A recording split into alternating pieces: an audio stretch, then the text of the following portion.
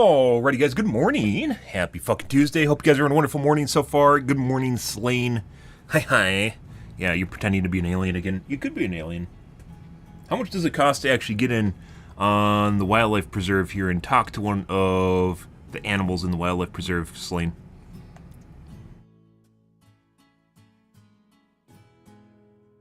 Snowing? Snowing here, yes, 2 days ago. Sunday. Snowing. Oh, did I not start my...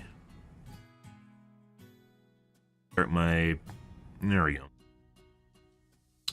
My Facebook stream. Facebook fucking weird. Yeah, like, the nuances, guys, between different streaming platforms are really annoying. Facebook, you have to make a new session every single time you start, just like YouTube. But on Facebook, you have to push the go live button. You can't just start streaming. You have to push the go live button. Why? I don't know. You'd assume, like, when you send a stream to the stream, you want to go live, right? Because you're doing it. But I guess Facebook doesn't think so. There's all this weird shit that, like, is just really easy to fix. Like, on Twitch is just default, and other platforms just, like, Kick has it down. Other platforms are just like, no, I'm not going to do that, no. Like, every time you go live, it doesn't make a new session either. So, like, you have to make the session, like, on YouTube, and you can't just go live over and over and over again. It doesn't work. You have to name each one, change... Well, actually, on YouTube, I think you can go live over and over again. Just there's a delay. On Facebook, you have to make a new session each and every time. Just apparently like Twitter, because that makes a lot of sense. Yes, to someone somewhere.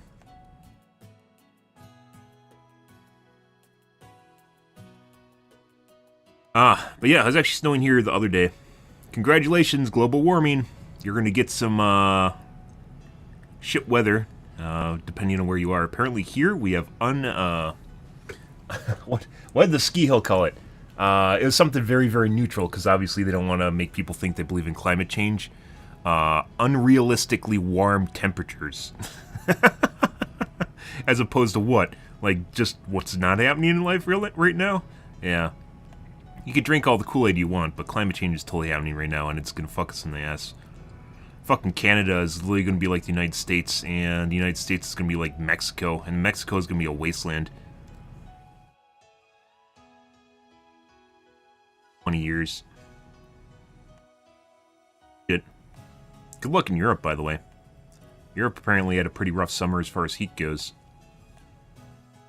Way over there, it's always kind of tepid. Is that the right word?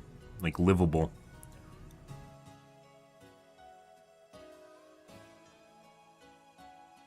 Yeah, I think tepid's like cold. Good. Well, I mean, I guess if you somehow live in a bubble in the Panhandle, sure. Except for the part where like they had 90-degree water. Was it 90 or 100-degree water? Like outside of one part of Florida? Yeah. They call it hot tub water.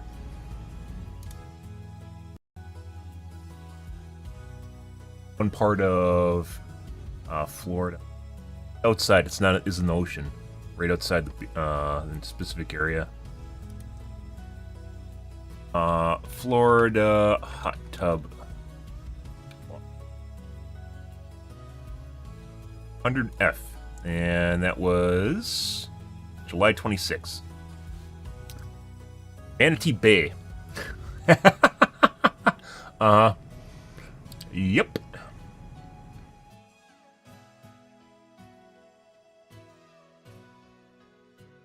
That happens. Oh, maybe you guys are immune down there. Good for you. We'll find out. You'll be somehow Nirvana, and everyone will flock to Florida to live there. Probably not, but actually, I don't know if people would even want to live there, even if it wasn't Nirvana. Like, it's just immune to climate change. Would you want to move to Florida? Florida's like one of those places you want to visit but not live in.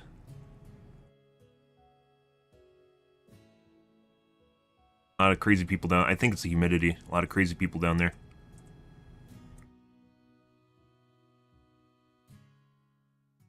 Ordered my new monitor, guys. I bit the bullet. I ordered a PG248 QP. It will be here later this week. Yeah, I guess that's just the way it's gonna go. I could have ordered on the day it came out, and I decided not to.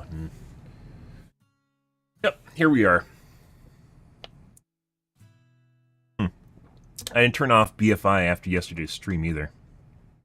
Still fucking on. BRB, not BFI. It is BFI. One of the things I've been looking forward to the most, I upgraded my CPU this year, I upgraded my GPU this year, but the one thing I really, really wanted was to replace my ass monitor, because I had this thing back when right at the end of when I played Overwatch, and even back then I knew it was kind of bad, and still is. And I played with it for a year, and I was waiting since January, since they announced the PG248 QP, waiting 11 months to buy it. Yeah. What about the SSD? Nope. Nope. I thought about it. I kept thinking about it, and I was like, maybe I should just buy it. Maybe I should just buy it. And I was like, nah. Nope. And then it's not on sale anymore. I was actually playing with the idea, because the only time, by the way, that I've ever ran out of hard drive space was literally when we were doing the single player shit in the last couple months, where I've basically had 250 gigabyte install of fucking Starfield. Yeah, 250 gigabytes with the game and the mods. That's the only time. Otherwise, there's more than enough space on my computer where you can uninstall and reinstall stuff, and it doesn't matter. You're just limited by your bandwidth, internet bandwidth, so it doesn't. And realistically, I'm not going to play 5 games every other day where it actually turns into a chore, so. I don't think most people do. They just like having stuff installed because it's things. It's stuff and things. You have a big Steam library and just not install any of it. I don't even have a big library. But yeah, no, I didn't. I bought Rife, by the way, Rife AI. I've been using it to watch, anime. Pretty interesting experience. There are artifacts with the normal algorithm, but they have, or not Rife AI, SVP. Basically interpolates your FPS and makes it higher, you know, the thing that people hate. But as it turns out, they've gotten a lot better in recent years, and I tried it out. And it actually is a pretty big deal. It's not specifically the normal one. There's like a normal algorithm for increasing FPS. It is the Rife AI, the AI algorithm that they have, and it almost has no artifacts and increases your FPS. The downside is it uses a shitload of GPU processing power. So, yeah, and I have a shitload of GPU processing power. I was watching it. It's just a completely different experience, and unlike anime itself, by the way, is animated about 2 to 4 FPS. You're like, no, it's 24 FPS. No, that's what the video is encoded at. Anime itself is generally animated at 2 to 4 FPS. Sometimes in really, really fancy animes, or when they're doing something really fancy, they'll animate it up to 24, maybe 16. There's certain cases in Naruto where they do that, and basically you can tell because the drawing gets really, really kind of low quality, I guess you could say, but they make up for it in terms of fluidity, and it makes a huge difference, by the way. But the thing is, good morning, James.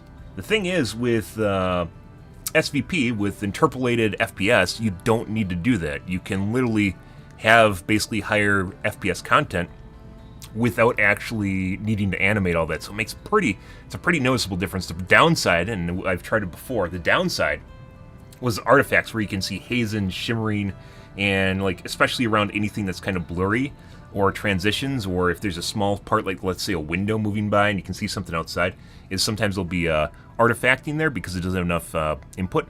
The AI does a very good job at cleaning it up, almost completely unnoticeable, and that's pretty cool. But I can only run it at 60 FPS. With 4090, I can only run it at 60 FPS, which uses about 60% of my GPU. Yeah, at 4090, pretty insane.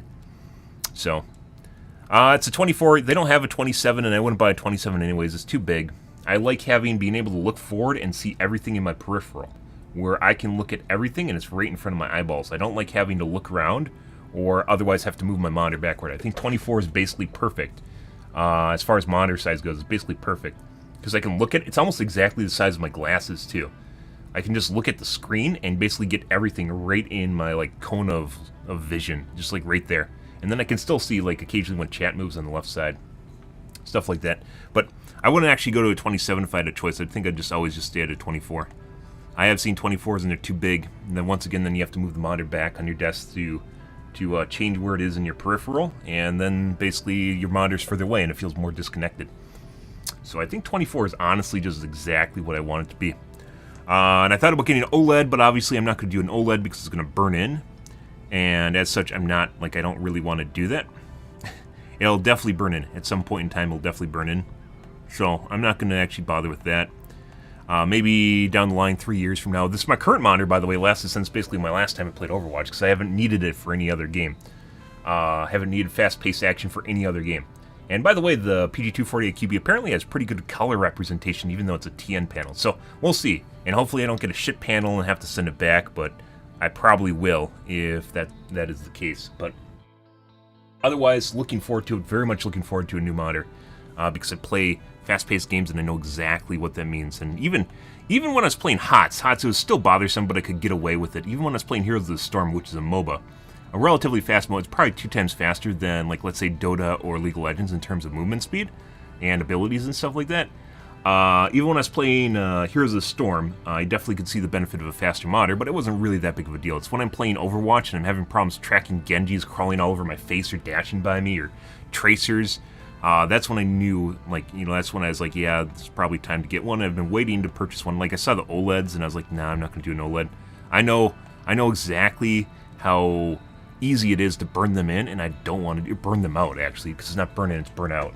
How easy it is to burn them out, and I don't want to do that. I don't want to have a $1,000 monitor and burn it out.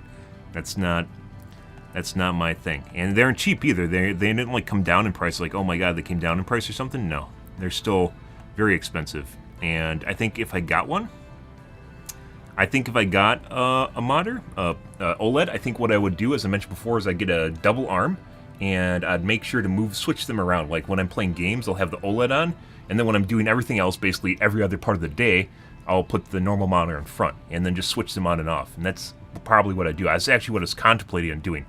Unfortunately, there's not really a monitor stand that does that really easily. All the ones have, like, you know, controls on them. They're made to just be locked in place, and that's it. They aren't really made to be moved around a lot. But that's 100% what I would do in order to minimize the amount of burn-in. And you'd probably still get burn-in from UE elements in, like, Overwatch, for instance, from the HUD that's on the screen. You still probably get it burn-in. Yeah, well, I mean, when you're, I don't know where screen looking at stuff from an angle matters on TVs, right? Where you have multiple places in a room in which you are watching something. When you have a computer desk and a monitor, that's not a thing.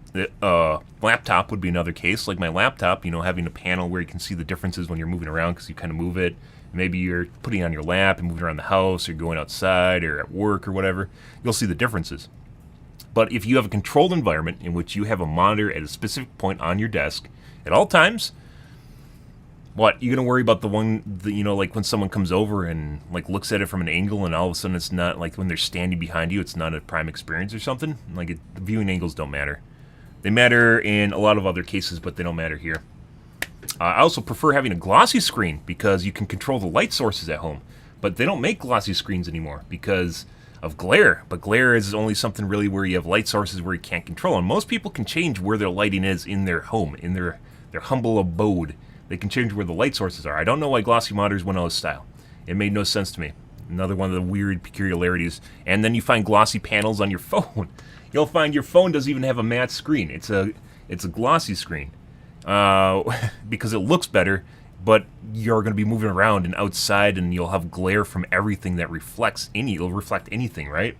And for some strange reason, they have glossy panels on phones and on laptops. More often so than a monitor that you literally put in position and you control the light sources so you don't have to worry about reflections. Very weird. I really wish they'd make monitors with glossy or have an optional glossy panel. I'd totally buy it. Hands down, totally buy it. Yeah, otherwise, I mean, obviously it's going to have worse colors than an IPS panel or whatever, but it is insanely fast. And we looked at the reviews for it. It is very fast. And the colors aren't even that horrible. So, I guess my current panel I've had for 4 years, I believe I bought this in 2019. I can even check. I'm pretty sure I bought it in 2019. So I've had it for 4 years, and it is pretty shit. So I'm not against having a monitor that lasts. And honestly, I probably could just resell it if the time comes. I resold my old one prior to getting this one. And it was actually a mistake. I think the one I got is a downgrade. It wasn't at the time. I'm pretty sure it got swapped with a different panel. And the panel's a downgrade. When did I order my last monitor? One of the nice things I like about Amazon is you can literally check your order history on everything. When did I order you? I also ordered some other odds and ends, like Wi-Fi outlets, so I can schedule stuff. 2019, in August. And I went through 4 panels before I got the one that I have currently. Good. 3 panels. And I should have kept the first one I got. And the last one, I'm pretty sure they changed the panel out on it. Because they're having issues with it. There's a lot of conformity issues and weird stuff going on with the panel. Should have changed out the... they changed it out with the older panel. They basically bait and swapped it. Because it's one of those things you can't really... it's one of those things you can't really... as an end user, you can't go and look inside the monitor and go, oh, this is XYZ panel, right? Unless the sticker's on it, and even then you have to rip it open. Yeah, it's not something you can verify as an end user. So, once the reviews came out and they got good praise, they just swapped it out, went through a run of them, and then they stopped selling it like 200 days later. Yeah. Absolutely absurd. Absolutely fucking absurd, guys. So I'm pretty sure my current monitor is still kind of not what it was even supposed to be at the time. More in Zeno. But yeah, getting a PG240 at QP later this week. We'll see when it shows up, and hopefully it doesn't get damaged in shipping. Looking forward to that. Like I said, it's probably one of the things I've looked forward to the most.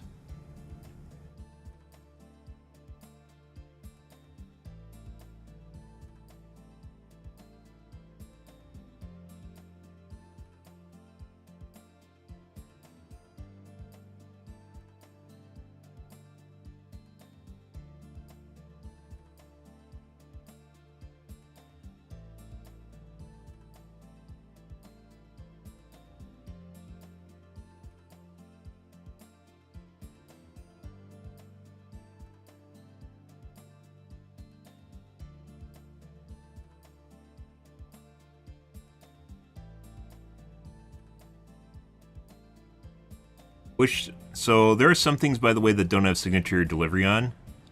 And you can actually go to like the post office or USPS or UPS or FedEx and actually have them hold the package so you can pick it up there. But they don't make it easy. Why?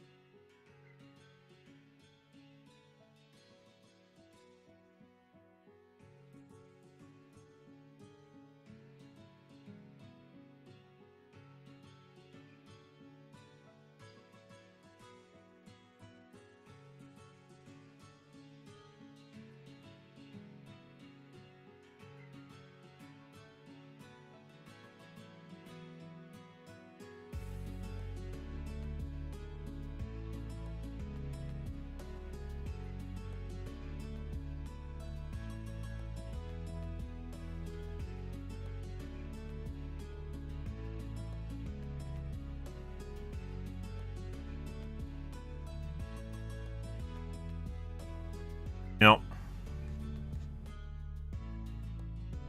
Good. Yeah? Well, it keeps you interested and you're enjoying it.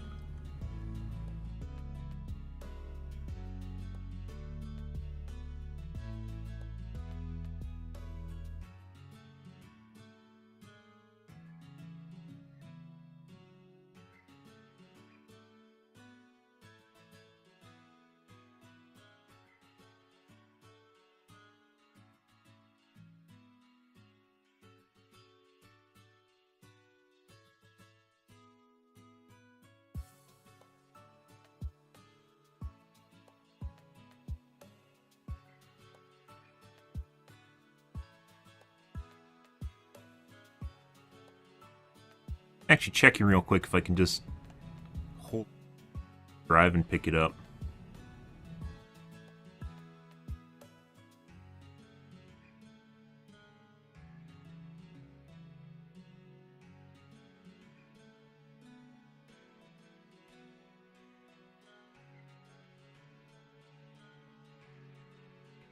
Pretty good. Oh, my coffee's, by the way.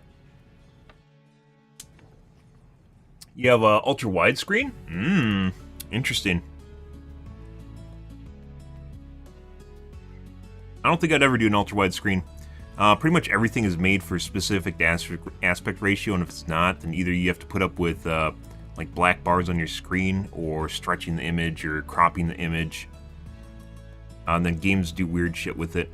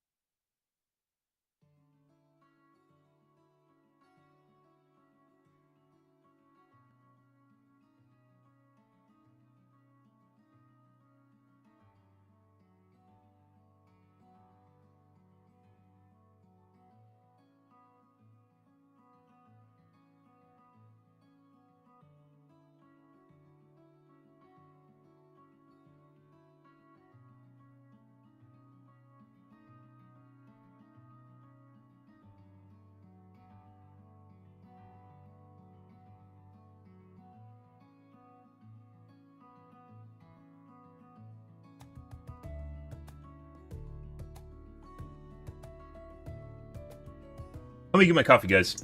I think I can. I mean, I can just hold... You can't just hold a package. Why can't you just hold a package? Why isn't that a thing?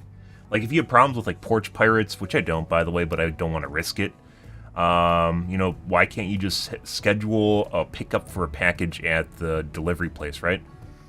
Is that big of a deal? Just adjust the graphic card settings. Yeah, well, that's not always the way games work. They're programmed, and sometimes things go weird when you're in an outside niche scenario compared to what everyone else is doing. Even though it should work, it just doesn't always work properly. You're back. Or it's unoptimal.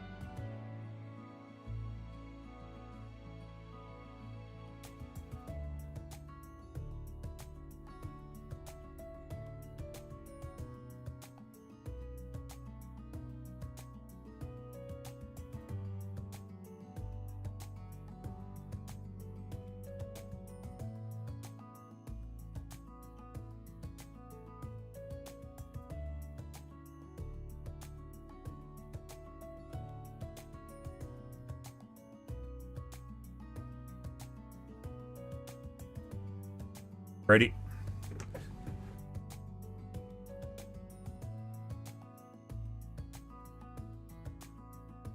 Good.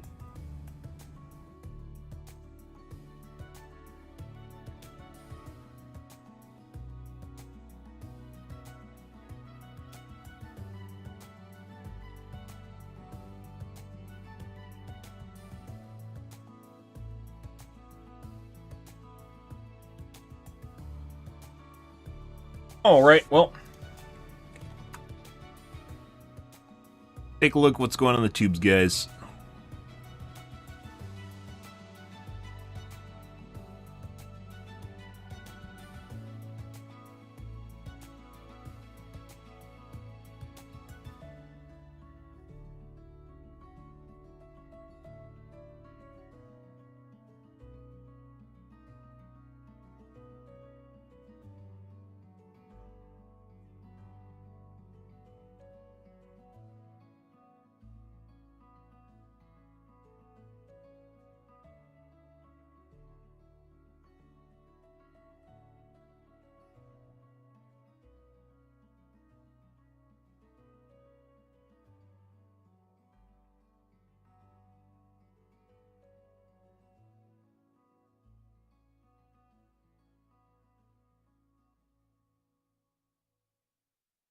Good, good, good.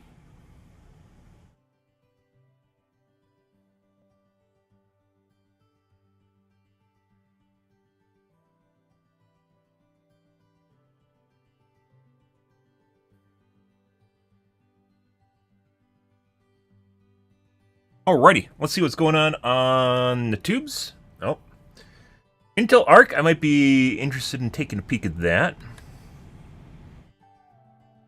Podcast, not really interested in seeing that. Intel are actually pretty good. I'll just a bunch of buying guides, by the way. Buying guides for the holiday season. Pretty much everyone's doing them. Not real, because it's good content, because a lot of people are looking for buying ideas.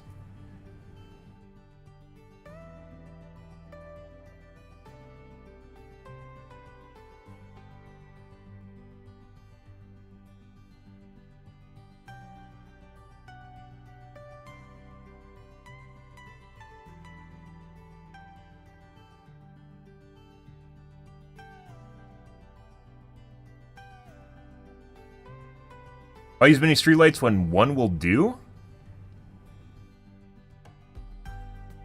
Because it's like literally the fucking Eye of Sauron. Literally the Eye of Sauron. I'm not allowed to climb this tower. I did ask, but not only does climbing this need proper training and safety equipment, it's also a protected historic site. The folks in charge are, understandably, a bit cautious. But while I can't go up there, the camera and you can. This is a moonlight tower here in Austin, Texas, and it's one of the last surviving municipal lighting towers anywhere. Because if you're lighting up a city to keep people safe at night, why have thousands of small lamps down every street? Extremely bright. Very bright. And annoying. Very high. Each tower was intended This is to fucking provide annoying. light equal to that of natural moonlight in an area 1,500 feet from the base of the tower. And that is light by which somebody could read the face of their feet. Is that the army? Of the tower. And that is light by... No. So there's also the, what was it called, the Guild of Engineers or whatever for the Army Corps, which does a lot of public works projects like locks, dams, dredging rivers. The U.S. Engineers Army Corps, I think it is, and I thought that's what the star is. The stars, I think, is just a Texas thing. So it's made to simulate moonlight, like a full moon, I guess. That'd actually be pretty cool. Read the face of their watch. These lighting systems were all throughout the Midwest. I thought it'd be super bright, but maybe not. The West. When these towers were installed in 1894, they used carbon arc lamps, the first practical electric lights. Those lamps were literally controlled electrical arcing, a constant spark shooting through the air between two carbon electrodes. These days, if you're seeing that kind of harsh white light at this scale, it's usually because there's a fault with something big and electrical, and there's a short in the system. This was the same effect, just deliberate. The catch is that the electrodes on carbon arc lamps are steadily vaporized, wearing down as they're worn away by the sparks, so they burn out quickly. And the city had to pay someone to climb every tower every day to replace the lamps. The City of Austin It's a to-do, just like the Milkman existed. Austin Energy started with the moonlight towers. Every night, a utility employee would go up through this elevator pulley system through the middle of the tower and go light these carbon arc lamps. So this pulley system, They there's manually little lit them. thing for the employee to stand in, and then you have workers on the ground who are hoisting him up. They're going up potentially 165 feet in the air. I don't know when hard hats came into play, but when you look at older pictures, right, our safety equipment is not as it is today. So then in the 1920s, they switched to incandescent Life was relatively bulbs, disposable. and in 1936, it was the mercury vapor lamps, and Oh today my we're God. using LED bulbs. And it's a Oh little my bit God. easier to get up there and exchange the parts. Wow, they aren't thinking about the automation. That was someone's job, guys. They replaced someone's job with LEDs and mercury vapor lights. What the fuck? There's like two people. There's like George and Thomas. They did this their entire lives, and they just went and replaced their job. Just like that. They automated it. Yeah, and the reason I point that out is because people are raising a big fuss about what AI is going to do and is doing, and they don't realize that stuff like this is automation has been around for a long time because it saves money, but at the expense of someone's job. So we're using cranes and bucket trucks to get up to make those changes. If ever there was a People just subject didn't care about of automation virtual before video, AI for it's some this reason. one. Most cities took their towers down as electric street lighting became possible. For some unknown reason, I will say, by the way, if you can somehow produce moonlight, evenly produce moonlight over a giant area that's about on par with the full moon, I would not be against that. The problem is usually when you're trying to produce a shitload of light over a great distance, it's going to be extremely bright up close and less bright further away, right? If you somehow can relatively evenly distribute what would be considered basically moonlight close to the base and far away, that would actually be really cool. But I kind of doubt if they're using like arc vapor. No, what was it? Arc lights. Yeah, it's not gonna be moonlight. Austin never got around to it. But they've not all been preserved. There's only about a dozen towers still standing. Not all of those are in the same locations they used to be. And in 1993, the city took them all apart, refurbished them, and put them back up again. As for what they look like when they're switched on, well, for that, we'll need to wait until after sunset. Carbon arc lamp. Austin is the only city in the United States that still has functioning moon towers. Before the moonlight towers were put up around town, it was dark. But people will actually put up with them. And so it really changed people's lives. I think it allowed them to keep businesses open after dark, which would increase commerce. People could enjoy themselves with friends. They actually don't look that bright. Get home safely. I wonder if they actually aren't functional anymore. I.e., the lights are there, but they don't really produce much light because people got pissed off about them. So they're like, what if we can keep this like a historical site? We're just going to tone it down so people know it's there, right, at night, but it's not really going to do much of anything. Because if you look at those aren't really doing much of anything. Towers were the only game in town for light after dark, you know, in parallel with the moon itself, of course. And these towers clearly work because, well, look at me, I've got a shadow. Maybe. Well, admittedly, I am standing right next to it. The name Moonlight Towers isn't just poetic. 31 You can tell, by the way, how bright it is based on, like, if you look over here at someone's house and you look at the driveway for comparison, right? You look at the driveway, so, like, just general lighting outside of someone's place. If you turn up what's going on here, guys, why it looks so bright is if you turn up the exposure on a camera a lot, you can get, like, late-night stuff. It makes the image look kind of crappy, which is why he looks kind of crappy. But you'll be able to see the light and kind of the effect of it. Maybe they work. Maybe they work better than I'm saying, but it kind of seems like they're... Towers were spread around what was then a much smaller and Look at this guy's driveway in the background here. lower city before skyscrapers came along. That meant that except for And they 100%, like, look how bright everything is outside on the smaller and drone. lower city. Like, look how bright everything is around them. This is not... Actually, it looks like it's still sunset, too. Oh! I wonder if they took these right at sunset to give the impression they're actually doing more than they are. I mean, not sure why you'd do that, but kind of interesting. Before skyscrapers came along. Like, look how lit up that the meant buildings that are in the except for background. some dark corners, most of the town would be lit up as if there was a full or maybe a half moon. Not that bright, but enough that you could see your way around. Hence, Moonlight Tower. It's artificial moonlight. Although turns out there's not much evidence for that name being used until the mid-20th century, when historical preservation became fashionable, and these towers became an icon of Austin. They were not called Moonlight Towers from the beginning. The Austin newspapers just called these the towers. There were no other towers.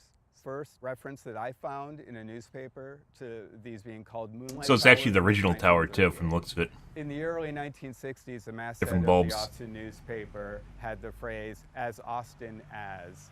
The phrase changed each day, where the newspaper was comparing itself to other icons in the city of Austin. And in July 1962, the masthead said, "as Austin as Moonlight Towers." They have become a symbol of Austin. And every holiday season, one of those moonlight towers in Zilker Park It's used to put up hundreds and hundreds of bulbs of lights. Ah. Look like a holiday tree, and you go and you spin She was gonna say around, Christmas and you tree. look She had up to and you correct get herself. dizzy, and you feel like Austin is just the best place to be. Ah. There are modern versions of these towers for places like giant parking lots. Sometimes it is Very just bright. better to stick a big light on a pole. In most cases, though, modern lighting is a much better choice because every street got wired up to the grid anyway. Although that does mean in the 21st century it's difficult to imagine what a city lit just by moonlight towers would feel like. These days there's too much other light around from every house, every building. On a night with low cloud, the sky glow from light pollution can be brighter than the old towers would be, at least brighter than they would be at a distance. These aren't street lighting anymore. They're historic artifacts, kept running because, well, because the people of Austin like them. Mm-hmm. Australia has very funny money. Yep. Go to other parts in the world, guys. They have some pretty cool looking money. Europe, everyone there has some fancy looking psychedelic bills. Yeah, people just went on a mushroom trip and decided to make some money. Like in I think it was Switzerland had something like that. Yeah, it just literally looks like they just had like a hallucinogenic trip and made money, which is actually pretty cool. In the U.S., everything's the greenish gray, right? The greenish gray dollar.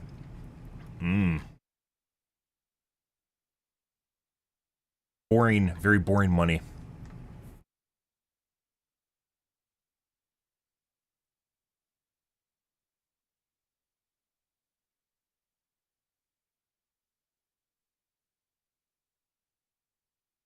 I got suspended for policy violations?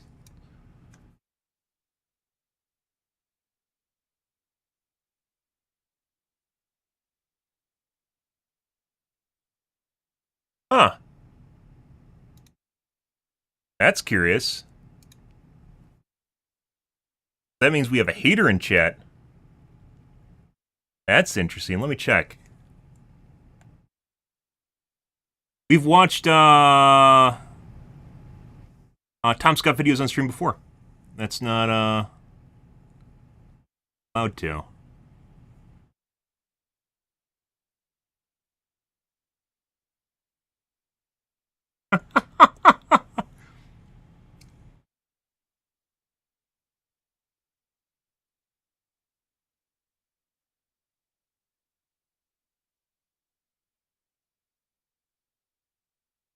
When copyright material is detected, your stream is disabled. After copyright material is no longer being streamed, streams are automatically re-enabled. Okay. I've definitely been able to stream before. Let's see if it actually turns back on. Otherwise, I'll probably have to restart.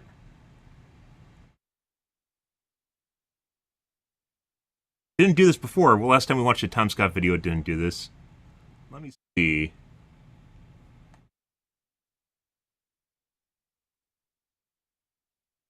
Your stream is no longer being blocked due to copyright issues. Okay. Let me check the dashboard now. Your stream is no longer being blocked due to copyright issues. Thanks, Tom Scott.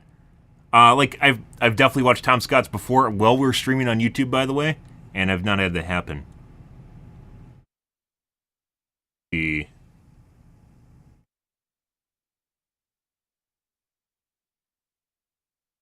That's actually interesting. So it actually like cuts your stream and then it re-enables your stream too, which is actually kind of cool that it picks it back up. Studio.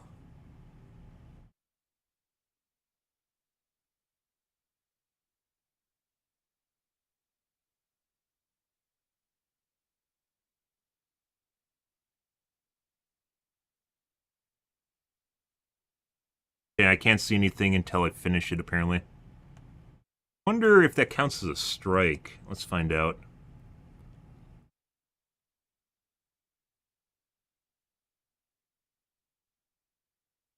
Huh. This is the only channel that I've had this happen on?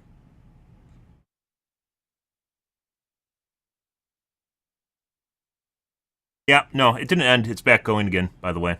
Just apparently temporarily stopped my stream while I was watching that and then re-enabled it. I wonder if it was during the whole thing or if it was at the end. See. First time I've had that happen, by the way.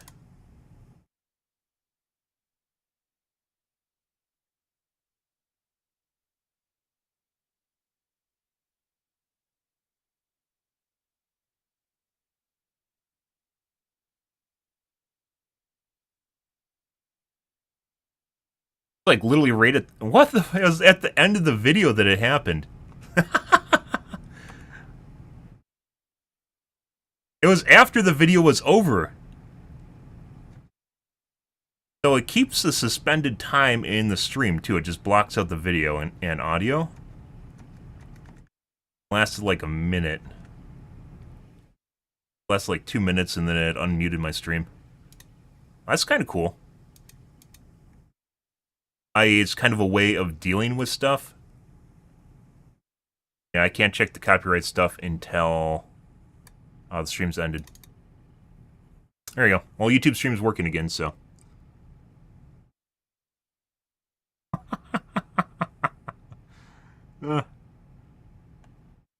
Cool.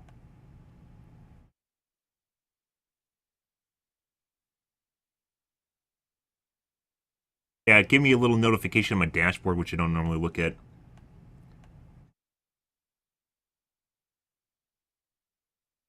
Yeah, how many screens do I have? I have 4. I have 2 on my main PC, and then I have 1 on my server, and then I have 1 on my laptop. I probably could even use another screen on my main PC just for shit on it. But generally, I use my left screen for my chat over here, for my chat and various other things that are going on.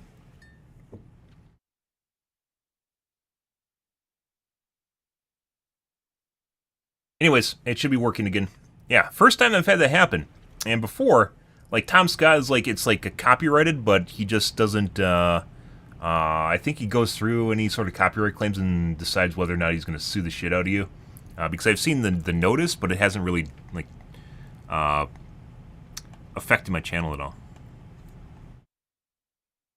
Oh, cool. Fun.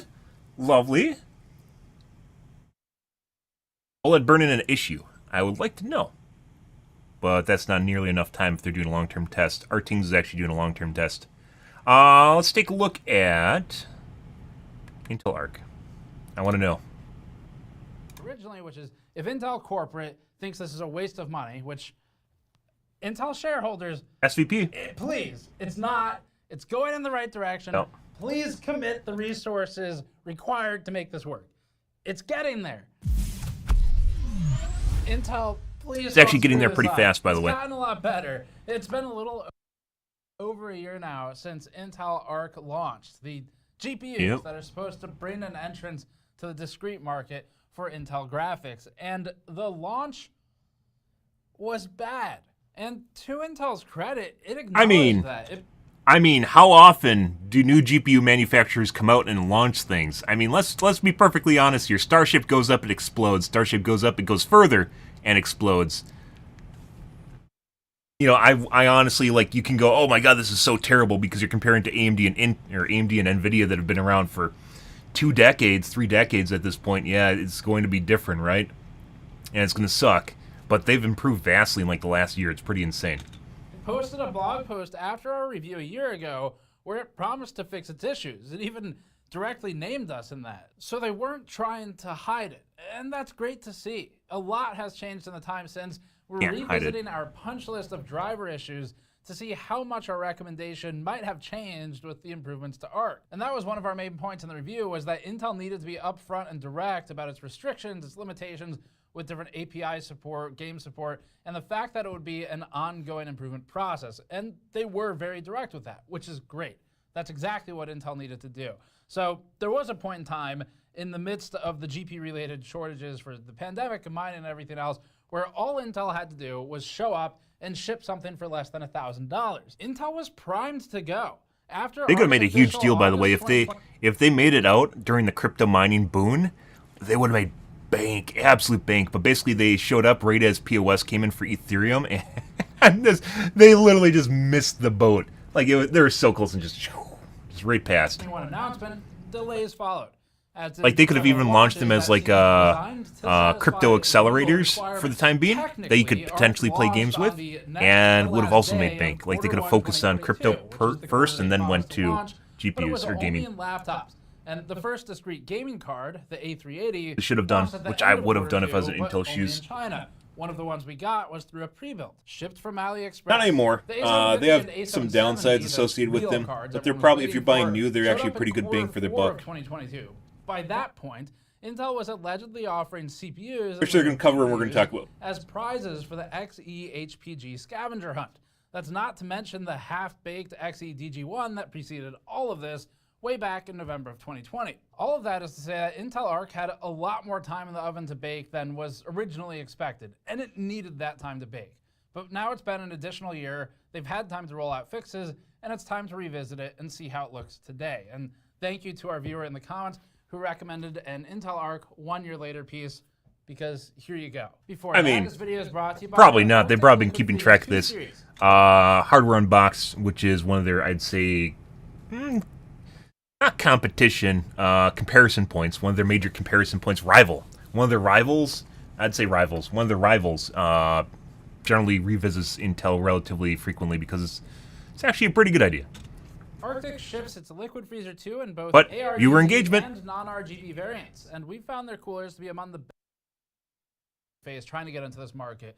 But the important ones are software and drivers. Making the hardware is difficult enough. Intel did pretty well there. They made hardware that when the software and the drivers and the games, when it all meshes together and works, the hardware actually runs pretty competitively.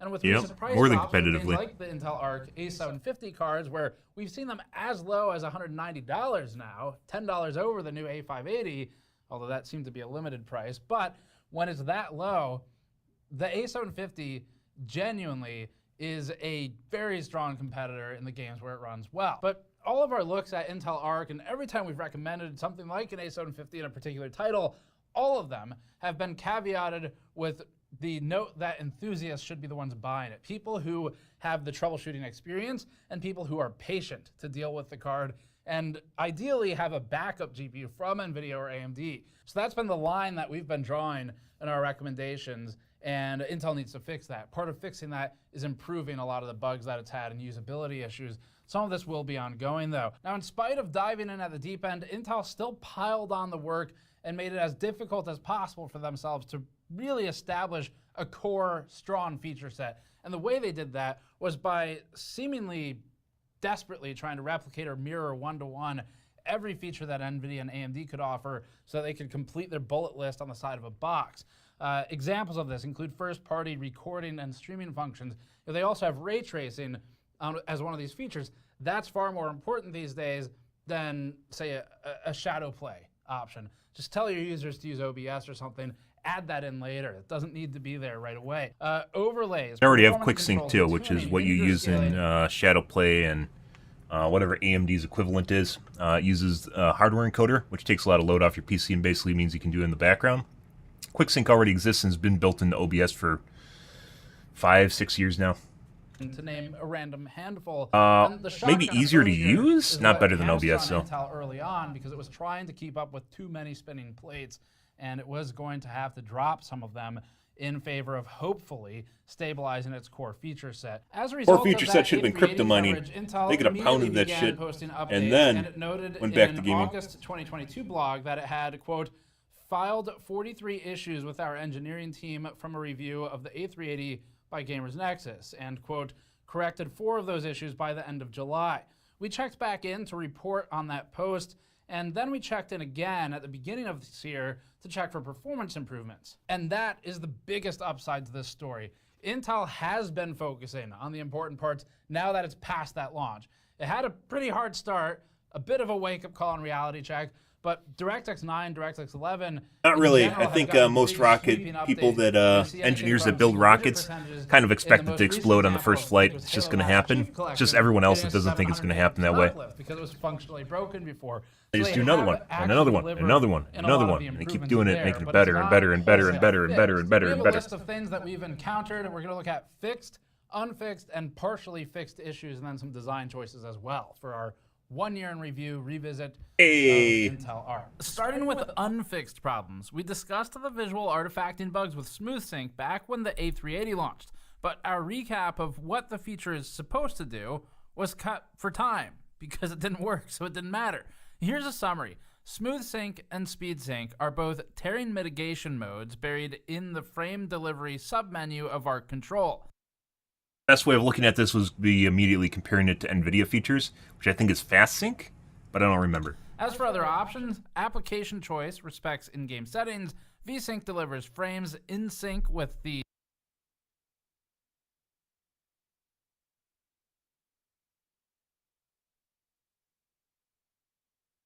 Apply smoothing. Oh, that's where it's like smears a frame, or smears the line.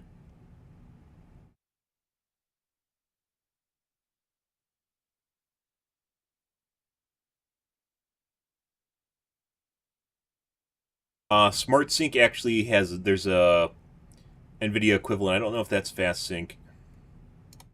display refresh rate, and Smart Sync, quote, automatically disables VSync when Makes you the skeptical. application's Did render we ever rate watch the video exceeds about the director that he proved? We'll have to watch that at some point. I don't think we're gonna do it tonight. Where he made a point that it would have been more difficult to fake the moon landings rather than actually going to the moon.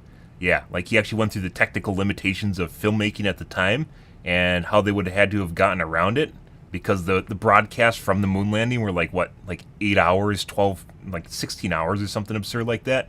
Yeah, like he actually went through each point of why it wouldn't have worked, and like it would have been easier to go to the moon than it would have been to try and fake it, as it turns out. refresh rate and disables VSync when the render rate falls below. Saturn the 5s display existed. refresh. Saturn 5s Other were than fucking a marvel. application choice, each of these driver level settings requires VSync to be turned off in game. Skylab went up, so even after the moon landings, they're still doing things with the Saturn V's prior to Congress deciding they wanted a fucking shuttle because they thought they're gonna have a fighter jet in space, which they weren't.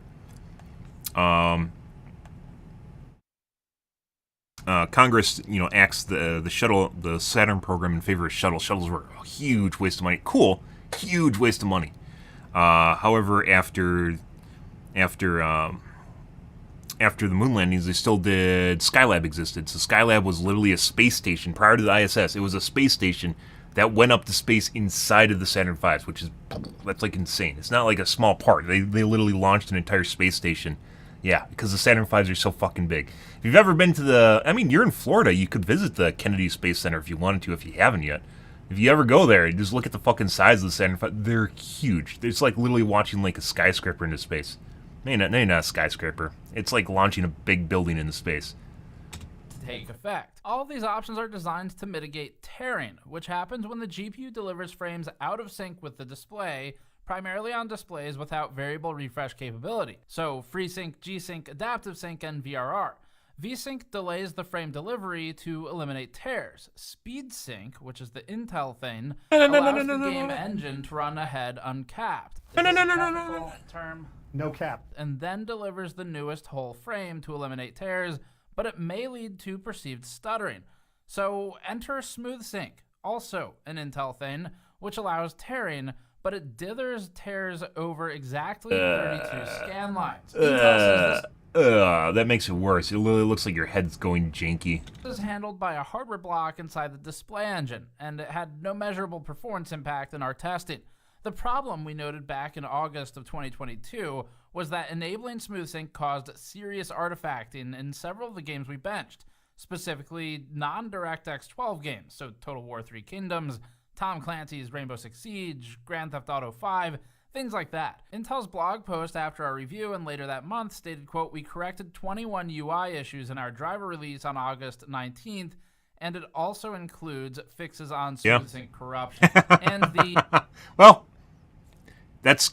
At least it got something across. At least you remembered going there as a kid, right? Yeah. Kids, when you're younger, you forget a lot of the shit that you do. It's like... The time period is like so compressed, it's just like all that shit just goes out of your brain. You just like lose most of it. Yeah. But yeah, freeze-dried ice cream. But the fucking Saturn V's are ginormous. I think they had one when I went over there. They had one outside when I went there. They had one outside, and you could walk down the length of it. Yeah, I don't know if it's still there, but it's a fucing marvel, guys. And it is a damn shame that Congress canceled the shuttle program. The Soyuz program, which is the Russian equivalent of not the shuttle, the Saturn V's. The Soyuz, which is the Russian equivalent of the Saturn V's, it kept going. And by the way, we talked about this before. They had their equivalent of of the shuttles, but combination of financial problems in Russia because the Iron Curtain fell, mixed with just being a bad idea, meant that they didn't use them. The Burez or whatever their names are, which almost look identical to shuttles. Yeah, they just kept going with their Saturn V's. They didn't really improve them that much, but they still make them and they still use them, and they're still really good at what they do, which is why we used them for like a decade while we were waiting for a replacement for the space shuttles. Yeah, while we were going up in Russian rockets because we didn't have an alternative. Yep, and then thank God Elon Musk came around, even if you fucking hate him. Now we're going to space in the Dragons, or whatever they're called, and now a spaceship, which is what blew up twice. And by the way, you should watch that even if you're like, I hate Elon Musk. I don't want to watch Elon Musk. Fuck that guy. You should still take the 15 minutes to watch something monumental happen. It's pretty rare nowadays, and there's a lot of people that hate on that shit, but it's a step. It's a step in the right direction. Good morning, Artie. Certain game titles under the fixed issues. Well, at least he didn't spend it on candy. That's a step in the right direction. Those aren't lies per se, but we tried SmoothSync again a couple months later, and the results made us suspicious. We confirmed those suspicions for this piece. SmoothSync is simply turned off for Rainbow Six Siege and GTA 5, and presumably any other games that had reported issues. It still works as expected in games that we originally saw it working in, like Strange Brigade, so at least one person will be happy, although they need to have an ARC GPU, so it might be closer to 0. But as far as we know, Intel never cops to the fact that its fix was to just turn SmoothSync off in a lot of these games. As for SpeedSync, it's just gone. There's no mention of it in the ARC control menu. So rest in peace, SpeedSync. It's definitely one way to fix a bug. You can't have bugs if you don't have features. Next topic is duplicate issues. So when ARC launched, not only would the ARC control app be installed as part of the driver not a bug, process, it's a feature, but the Intel Graphics Command Center would also automatically download afterwards. It's not true anymore, which maybe isn't. By the way, one of the things that I just dealt with this, by the way, one of the things that TechTubers really should address is the fucking bloatware that comes with your motherboards now. Like Armory Crate that is just enabled and installs itself onto your computer without your consent, without you being able to say no, don't do that. Like it used to offer an option, and with the latest BIOS, I just found out that just installed the garbage to my computer. Yeah, and then I had to go through with the debloat app with the uninstaller, because you can't just uninstall it, the uninstaller. Then I had to go through and disable the services that were running for my Asus, and then I had to go through and disable the task scheduler, and I'm probably going to still find out that Asus is going to start back up, and then I'll have to find out why it's doing it. Then I'll have to find out why it's doing it again. But I had a shitload of Asus services and garbage just running. It made my computer feel less responsive. Maybe that's a placebo, but it definitely felt that way, which is one of the reasons I found it in the first place. I was like, why is my computer running like shit? Yeah, and but Command I was playing fucking Starfield at the time, so that says something. Than ARC control does. Felt like an when input a compatible lag. display is connected, and it's still software that exists. Just now you pull it down through the Microsoft Store. Intel ARC control contains these settings all in separate submenus. There's variable refresh rate mode, and tearing mitigation modes. Intel's Graphics Command Center, which is separate software, contains this setting for adaptive sync. And on top of that, Windows contains this setting for variable refresh rate as well. None of these settings are linked to each other. I mean, that's the way NVIDIA is too, so. Was.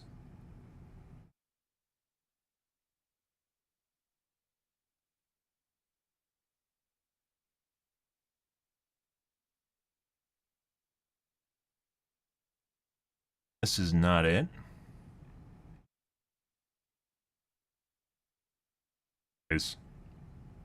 VRR is missing. It was here for a while. It's now missing.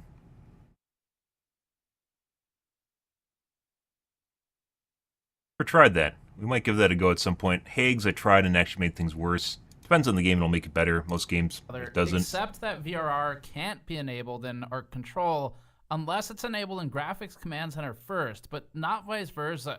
It's just confusing. Starlink is slow. I mean, it can be. It's still very much a brand new product with brand new technology and a brand new industry. So, yeah, it'll probably happen. There's a lot of people that have very positive results with it. Depends on where you are. Depends on how overloaded the node is that your friend's on too.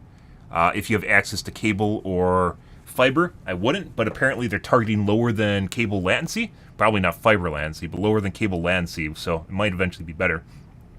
Whether or not it's that point right now, you know. Smart V6 I think Starlink's been available for like 2 years now. A year? It's a good thing. 2 years? The next one is Intel's Driver and Support Assistant Down tool, beta. which is forcibly installed alongside Arc Control. You can install just the bare driver, or you can install the driver and Arc Control and the Intel Driver Support Assistant, but you can't install just the driver and Arc Control. It's especially annoying for us since we'd like to avoid installing auto driver update bloatware on vital test benches. Even though it's part of the GPU driver install. I mean, Artie, I am going to go out of my way to say that you were in the Sahara and you had 8 megabit internet. Just take a moment to appreciate the fact that you have broadband, technically broadband, which is better than DSL was 20 years ago. You had broadband in the Sahara, which, you know, not a 4G or LTE tower for, you know, miles, and you had broadband.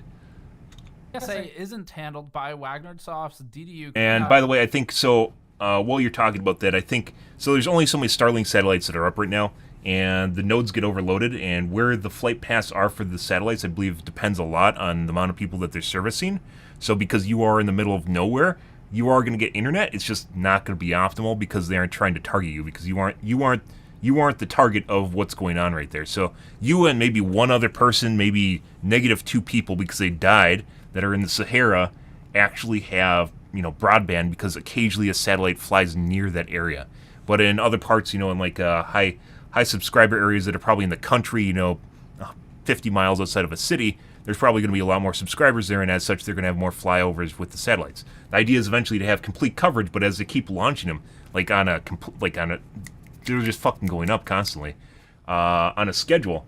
The amount of satellites flying over an area are going to change, and your ability to utilize it well is going to change too. So, yeah, I'm sorry you didn't get 50. Not that I can really prevent any of that, but I think that's honestly pretty fucking good. Like the fact that you get 8 megabit internet in the middle of literally nowhere in a desert. That's insane. Like Arc Control and Graphics Command Center are, because it's a random piece of non-GPU related software. DSA can be manually uninstalled immediately without consequences, so it's not critical. Next up is HDCP. When was that, by the way? Was it a year ago? Was it earlier this year? We needed to use an external capture system to record it in action, and it was a massive changing pain. Constantly? You probably could go back to the same location, and it'll be different now. Recording anything. AMD at least includes an option in its own control panel to explicitly disable HDCP, and although NVIDIA doesn't, we've successfully used the capture system with NVIDIA cards in the past. In order to capture Intel, we had to use the old-school, janky HDMI splitter workaround. HDCP is already annoying, and this is just a poor implementation. Up next, notifications. At launch, Intel blasted a ton of annoying notifications from System Tray that would pop up with notes of varying useful and uselessness.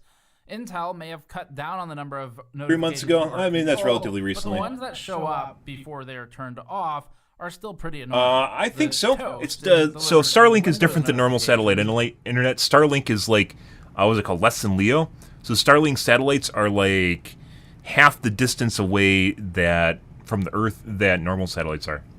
It might even be less than that. It's like a third the distance. It's pretty insane, which is one of the reasons it has such good latency, relatively speaking, because they're much closer to the ground. So. And the technology has improved vastly. I'm pretty sure you can find posts on that. I don't own Starlink, but I've looked at it at one point. And snow, I think, is another big one. But they completely changed. They're also heated. The dishes are heated, so if you put them outside, like they, when it snows, they'll like melt the snow off of them. It rather pops up from the app itself, and the notifications can't be interacted with or dismissed until they time out on their own. That's the annoying part. You have to sit there and stare at them until they go away. Also, the DPI scaling is screwed up on old 1280 by 1024 monitors. Intel varying useful. Did you say the X doesn't work? Those notifications, it rather pops up from the app itself, and the notifications can't be interacted with or dismissed until they time out on their own. Maybe there's different applications. You have to sit there and stare at them until they go away. Also, the DPI scaling is screwed up on old 1280 by 1024 monitors, but we're probably among the few people who still find them useful for some things, so no big loss there. Time to get into the problems that were at least partially fixed by Intel. This is a mix of fixed and unfixed, where it's sort of Schrodinger's driver bug. The bug is both present and not present, as long as you don't install the drivers. So the first one is monitor compatibility. This was one of the more serious issues, but it was on a restricted set of monitors. We had it happen on one newer monitor and one high-end 4K monitor, but it was from 2014. And that issue was that the Intel cards just wouldn't spit the display out to either of these two monitors. There was a subtle fix in the A770 review where we found that Intel was able to get output to those two specific displays under the conditions of being in Windows, but only after the driver was installed and loaded, which meant no output in BIOS or in safe mode. So that one's at least partially fixed, and if you're using an Intel Arc card and you have a black screen issue, probably it's a specific monitor plus card. Yeah, the satellite that you're connecting to must have been like kind of not close to you. On a couple displays anyway, so we're not sure how widespread. Normally, like you don't lose your signal. I think when I was reading, I was more interested in reading reviews on it. People are talking about it was rain. I think it was during a rainstorm. Like they lose like internet for like maybe a minute or two, and then they come back. But otherwise, generally they don't. Review. We saw the fans on our GPU spun Grain of salt. constantly, never turning off, even at idle. We've occasionally seen the fans spin down with updated drivers and firmware, but the heat generated and the power drawn by the A770 LE at idle remains high enough to keep the fans spinning the majority of the time, so we're not counting this as a full fix. Now we'll talk about some design choices. As a general rule, games don't run as well on Arc when using DX9 or DX11. That's in comparison to other vendors on DX9 and 11, and to Arc cards using DX12 or Vulkan. As Tap said, it's just going to be a labor of love for forever, making DX11 titles get better and better and better, and DX9 as well. DirectX 12 and Vulkan are both thin APIs that shift a lot of the responsibility for memory management and optimization to applications like game engines. So it gets, as they say, closer to the metal. This strips down a lot of the DX11 and DX9 driver side requirements, where a lot or almost all of that core responsibility was on NVIDIA, AMD, and to the extent that it was present at the time, Intel, to build the driver stack. So DX11 and DX9 create more work for GPU vendors, which is a problem for a restricted team that's coming in late like Intel. And NVIDIA and AMD had a big head start here, with NVIDIA in particular having a very strong DX11 driver setup. So Intel is stuck trying to catch up in this one, even as those APIs continue to get phased out. This has contributed to Arc's subpar record for day one game support, especially for DirectX 11 games. If Intel were to slow down or halt software support for Arc, game compatibility would likely rapidly go downhill. Also, Intel says, quote, for DX9, Intel uses a DX9 on 12 mapping layer. That means that Arc DX9 performance depends on the ongoing development and optimization of this layer. We think Intel made the right choice by focusing its driver efforts on the newer APIs, ones that are easier for it to support and ones that are becoming more widespread and at this point are fairly ubiquitous. It does, however, mean that Arc isn't a reliable platform for playing older games or games built on older APIs that happen to be new games. And certainly these are still coming out. So unfortunately, given the mid to budget range price of the A-series cards and the mid-range performance of those cards, this could be a make or break point for people who do want to play older games and value them, or are just playing games as they come out that are still DX11. Baldur's Gate is an easy and relevant recent example. I wish I could stream Baldur's Gate, guys. Was significantly worse than Vulkan. The good side there is that it shipped with two APIs, and one of them is the closer to the metal one, Vulkan. So you're able to work around that issue. And whenever you have two options, as long as the game's not bugged out, you should be using DX12 or Vulkan for Intel Arc. This next one wasn't an issue, but a design choice. Arc needs rebar. It works without rebar enabled, but performance can be massively worse depending on the application. Did I say something? We talked about that in the review. This behavior is inherent to the memory controller used by Intel. Intel's memory controller doesn't perform well with small transactions. It prefers large transactions enabled by resizable bar. Again, that's a design choice. It's too complicated. Probably the extent of turn-based games that people are willing to put up with is XCOM. XCOM is relatively simple as far as turn-based games go, but for most people, turn-based games are too complicated and kind of boring. I like them. I think they're fun. I like a lot of different games. But most people just like as a general audience, they just can't take it. They can't handle it. And it's just like I was playing Cities, and the amount of people watching, well, not amount of people watching, the amount of interaction while I was playing Skylines much lower. And Skylines is a simulator game, right? And it's more meticulous and strategy and tactical, and maybe in terms of city building and planning, logistics, less engaging for a lot of people. Whereas you play something like Overwatch and it gets everyone to hot and bothered, and the kids come in and scream at me for reporting cheaters. And the kids come in and scream at me for reporting cheaters. I do like turn-based games. I do. I like 4X games too. Civ? No one watches Civ. There's tons of people that play Civ. No one watches. Like, if you go on Twitch, it's a dead category. Like, people just don't watch it. They don't. It's not a really watchable game. And as far as like entertainment goes, where you're screaming, it's not really like one of those games either. I love Civ. I love Sins of a Solar Empire, which is an RTS version of a 4X game. Skylines was pretty good. Yeah, we aren't going to go back to it till they're going to take a couple patches, a couple swings at it before I go back to that game, purely because of there's still bugs when you get to higher population cities. You run into bugs, whereas before it was basically unplayable even at lower pops. But yeah, it's not a general game. Baldur's Gate 3, even then, like, I'm not super into turn-based stories, but I will play them, and turn-based games, but I will play them. And in the case of Baldur's Gate, it apparently has a really good story, but once again, you have to go through the turn-based game to get to that point. I remember back in the day I was playing Dragon Age on stream. Way back in the day, I played Dragon Age on stream, and like literally it just killed my stream. It was like just no one watching at all. That was a long time ago. Like Dragon Age 2, I think it was. It was a long time ago. I tried to do it for like a couple streams. There's just nothing there.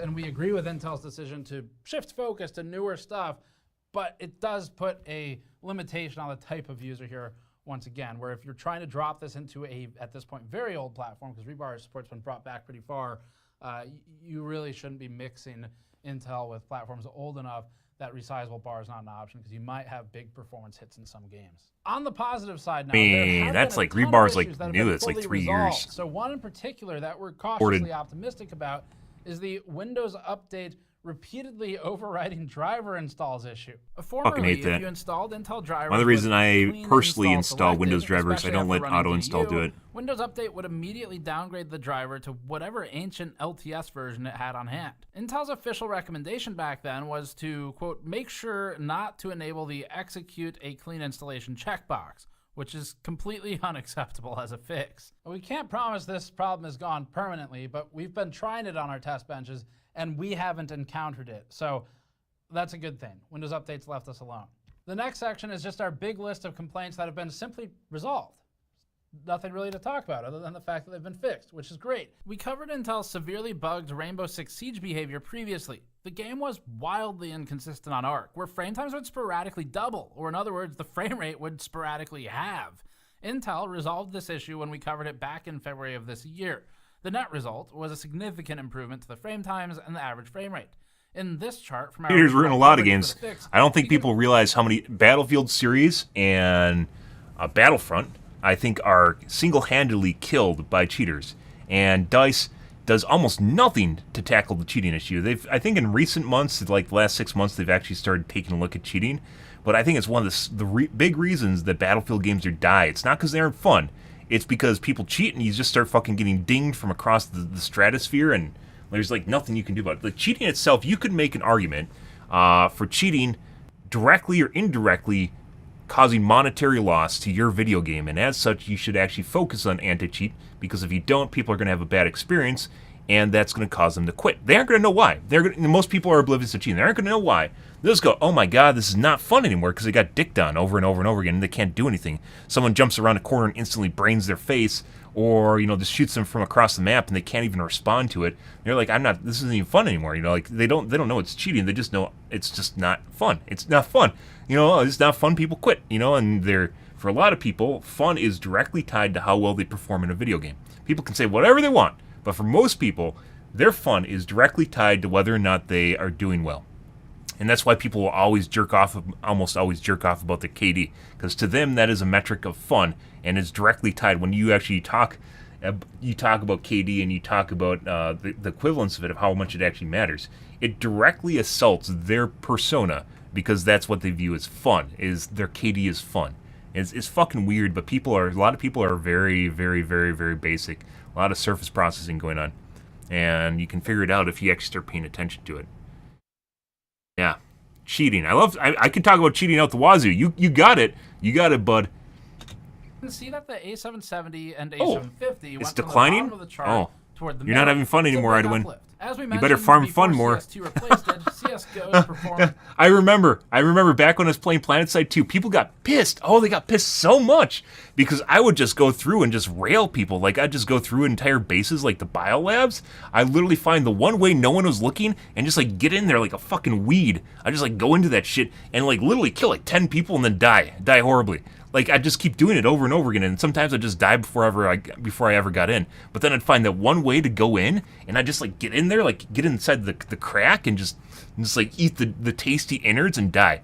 And there's like these fuckers that like literally sit in a corner, just holding down their gun, and going, shooting everyone that walks in front of them. And they're like, oh my god, this guy's KD's so bad. Well, I'm just fucking doing something completely different. Yeah, because to them sitting there in literally a corner acting like a turret was more fun than what I was doing. And I found it very engaging to find that one little crack and just weasel in there and just fucking eat the insides out. Just eat that shit. And it pissed them off so much. Oh, that was so good. It was really buggy. They found so and many that ways was to also bitch resolved. about it too. The frame Oh, times I were some love of it. the worst consistency we'd seen in a long time. And Intel fixed that early this year. We tested it back then, and since that time, the game has been replaced, but at least the groundwork for the fix remains in the drivers. One of the big ones was Arc Control's existence only as an overlay. This was incredibly frustrating. Arc Control would act as if it were a Steam overlay, but on the desktop, making it impossible to interact with the rest of the desktop. This overlay behavior persisted even when it was the only application open. Rather than being a window, you'd have to Alt-Tab out of it to access other applications, including Notepad. This was a big UX oversight. Intel has fixed this behavior and greatly improved the usability as a result, so we're happy to see this improvement. Another one was a fix to the Arc Control Center, where a series of actions that included opening the Arc overlay in a low-res application like 1080p on a high-res display like 4K, and then exiting and then opening the application overlay on the native resolution desktop would break Arc Control Center. It was kind of a specific set of steps to get there, but the end result was breaking the application. This specific problem has been fixed. We previously complained heavily about non-dismissible notifications.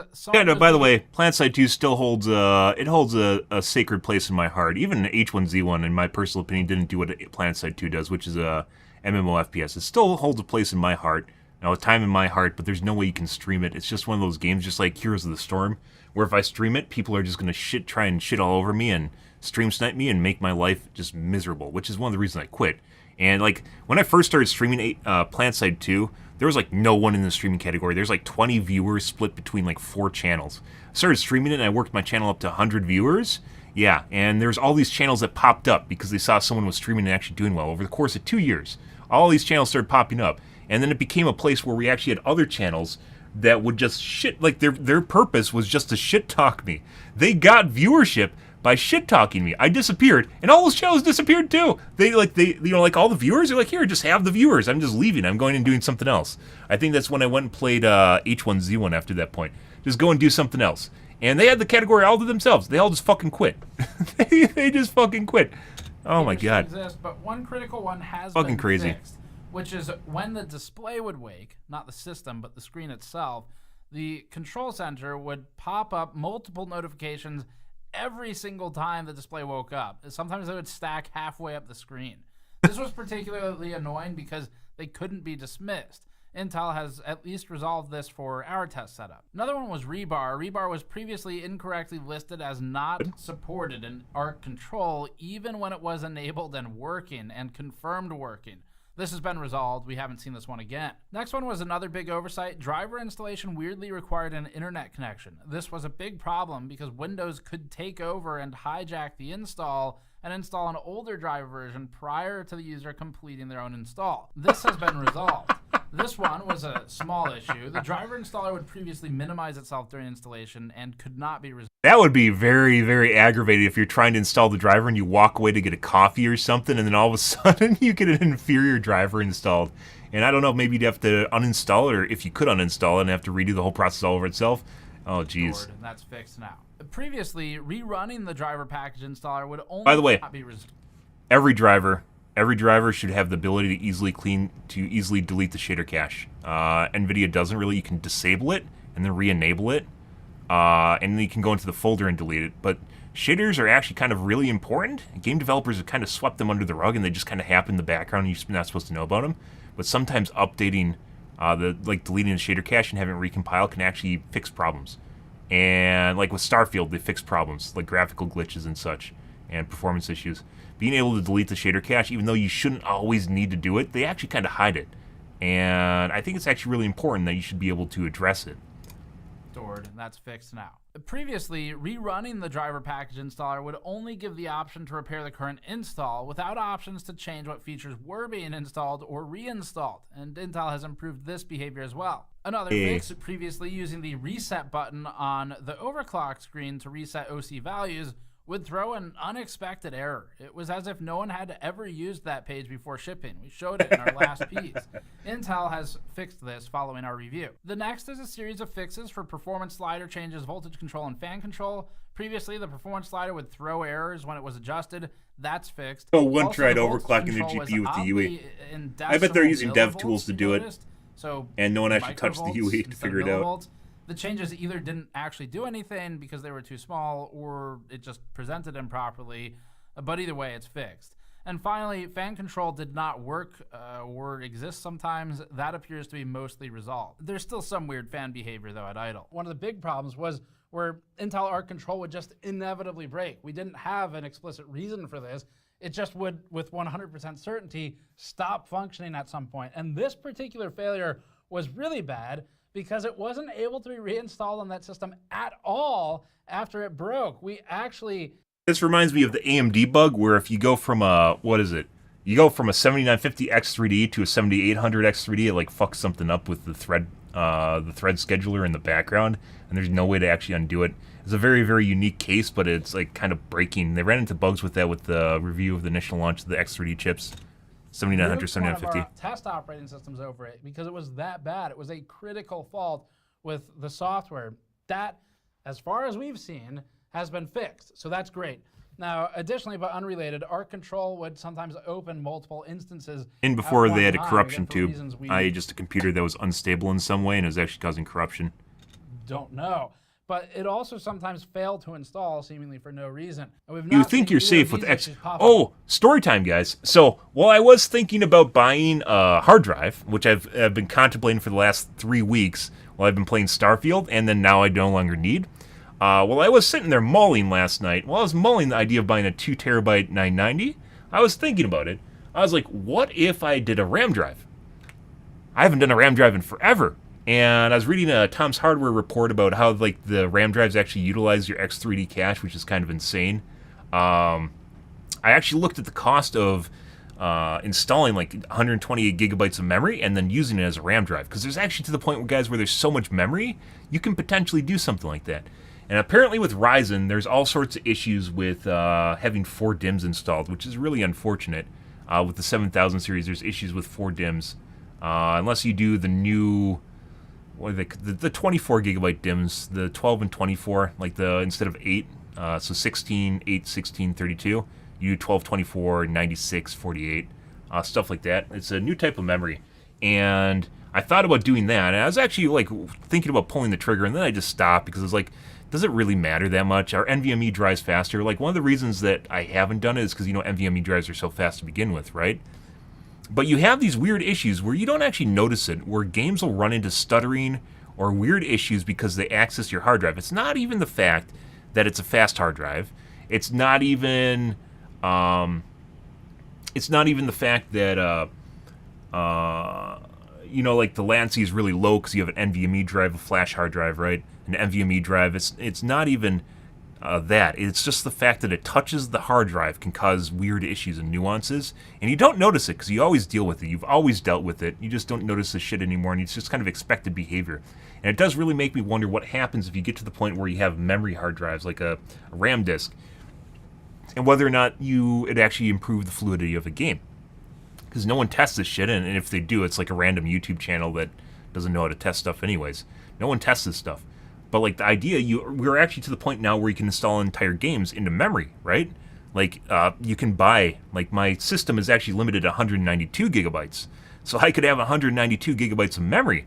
That's more than enough to have not only games installed to it, but then also having leftover for 32 gigs of memory, right? Or 16 or whatever you want, right? Yeah. So I was actually thinking about getting a 96 gigabyte. I ended up at 96 because you'd end up with basically two 48 gigabyte modules, because apparently, once again, Ryzen has a lot of problems with 4 sticks of memory. Tech tubers don't really cover it, but it's still an issue where people are talking about this if you look at a bunch of threads. Yeah, and Intel also has issues, but it's not as bad. So you end up in a scenario where it's still not completely fixed. And like I was mulling the idea, and I was like, what if I buy this and it just doesn't work? Do I even want to fuck around with this?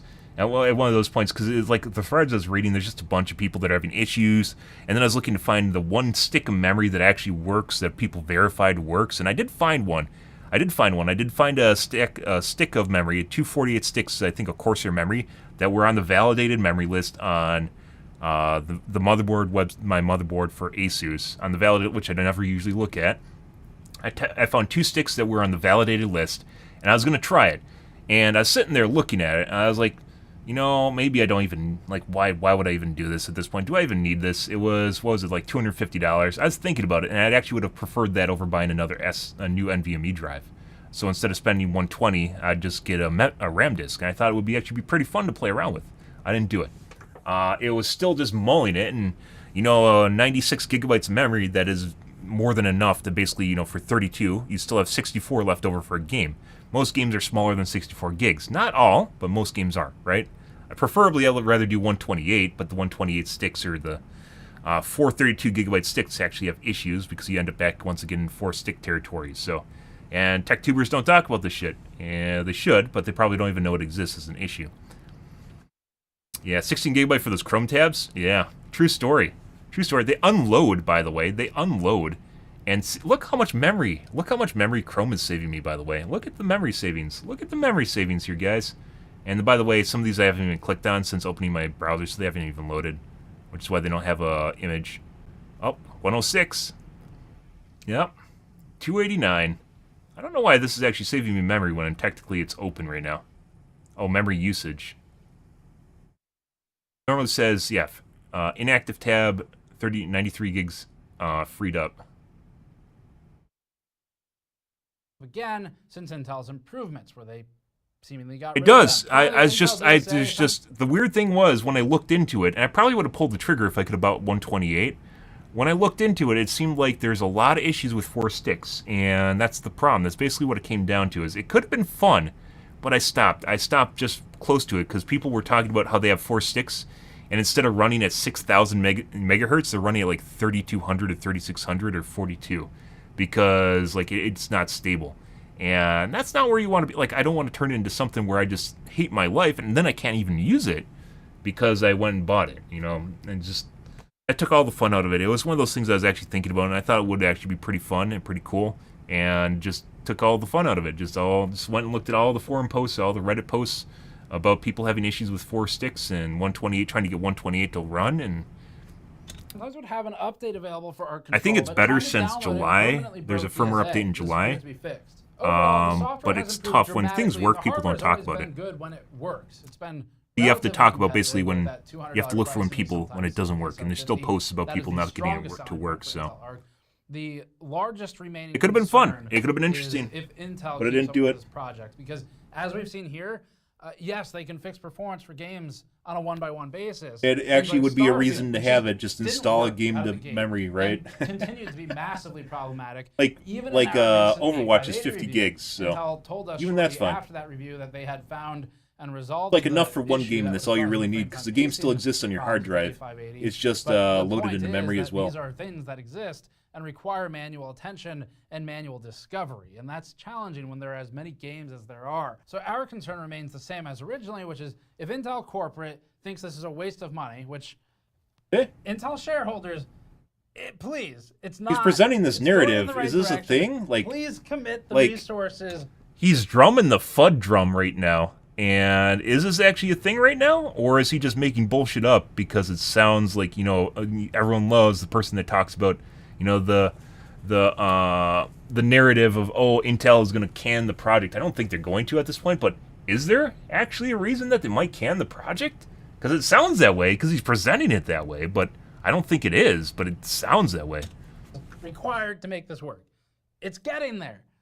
But Like, if at some point is there a reason he's saying that? someone in the money management group or whatever for Intel, someone high up at Intel kills all of this, then people who own ARC cards now will have a a 3DFX. good chance of being effectively doomed when new games come out. They'll have a especially if they're on Voodoo PS11. 5. And a lot of the games coming out still are. We're also Voodoo concerned 5, about guys, Intel if you, being- by the way, read up on Voodoo 5 or you've watched some of, like, the documentaries on it, Voodoo it was something. Imagine where it would have been today. It was a video card company that was killed by, like, ego and hubris and them trying to do a bunch of dumb shit that eventually bit them in the ass. Like lack of, business sense killed Voodoo. It wasn't 3DFX. It wasn't the product was horrible. It was, they tried to, like, make their own firm, like, fab.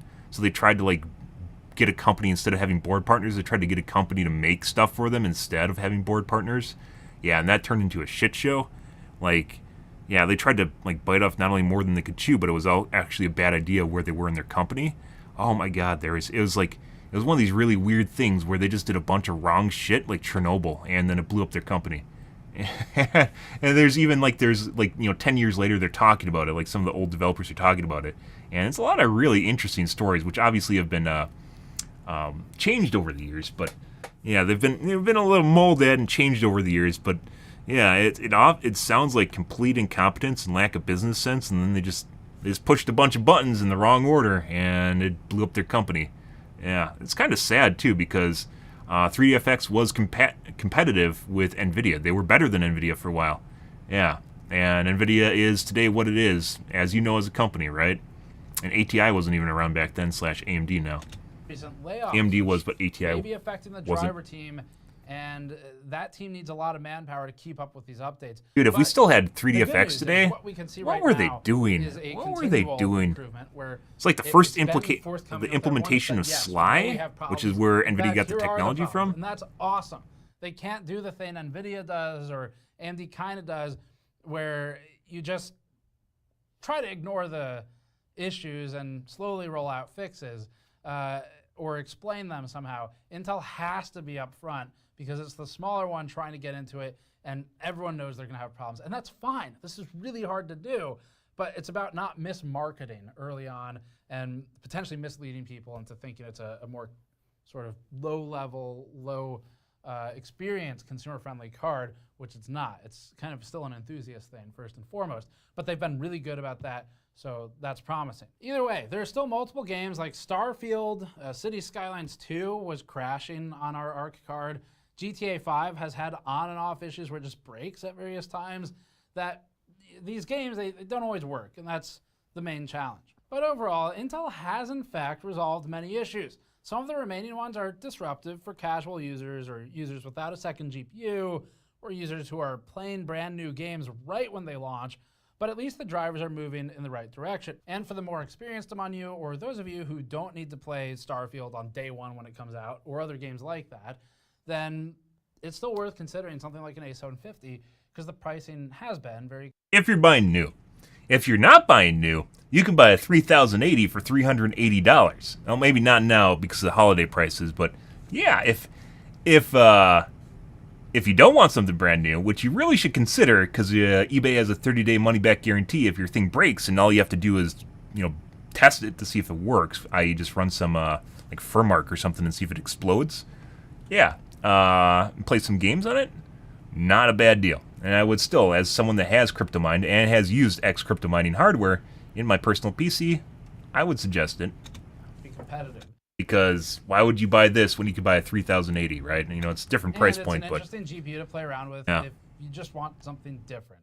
But used card market, need to not tech tubers be really relying need to on address that more often. It is the elephant in the room, that's and still a challenge, something but that's our revisit. a lot of 1 people year consider. Review, a lot of improvements overall, and still some of the core issues remain. We'll see where it goes from here. Thanks for watching. Subscribe for more. Go to store.gamersnexus.net to support our in-depth reporting, or go to gamersnexus.net if you want to check out. No. Okay. Anyways,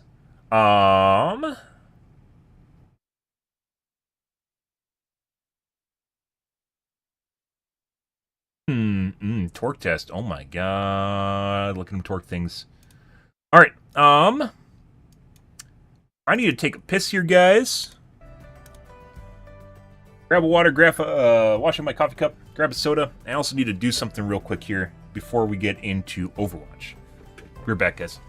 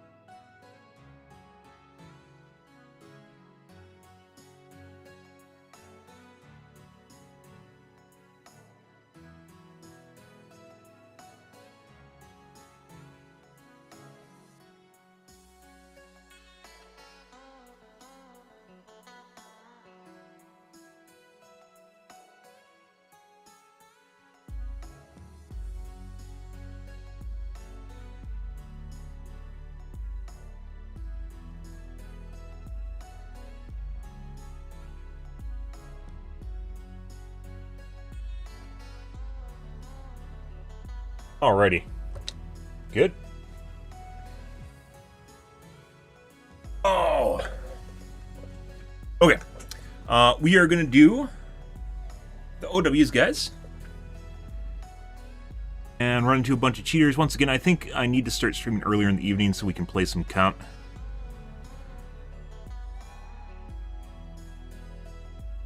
Get my new monitor later this week.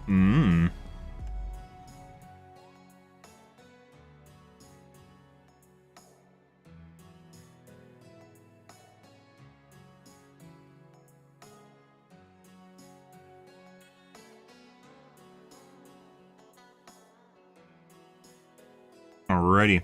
So many cheaters we have tonight. We had a lot. Cheating really, kind of takes off right after about 5 in the morning. It's about 5 to 8 in the morning is just the sweet spot where there's just a bunch of garbage online.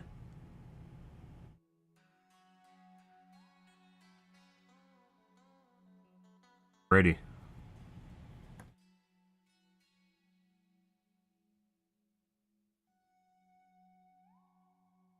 Will the new monitor even make a difference? I think it will. Will it make me better? Probably not, though.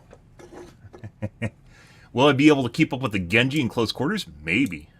That'll be interesting. And more interesting than anything is it has a reflex analyzer built in. That's something I've been really looking forward to. Keep track of bullshit when it goes bad. Yes.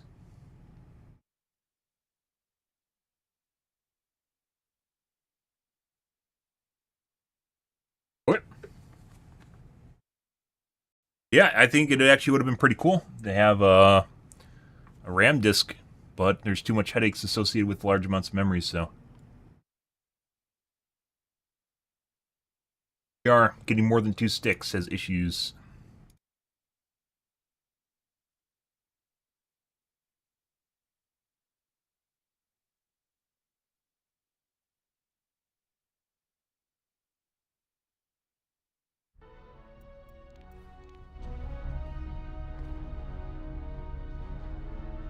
Turn on BFI. Ready. Oh, I have a hand cam too, don't I? Stop. No. No. No. Right when I said that.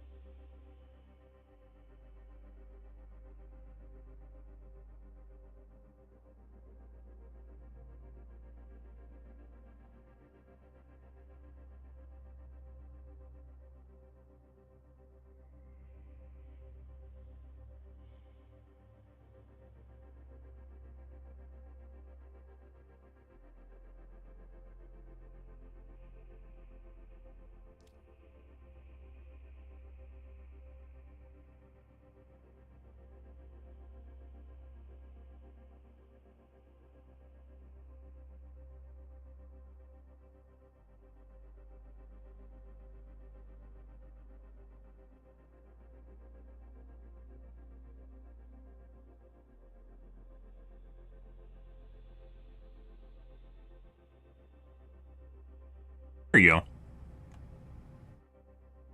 My God, what you guys have been waiting for.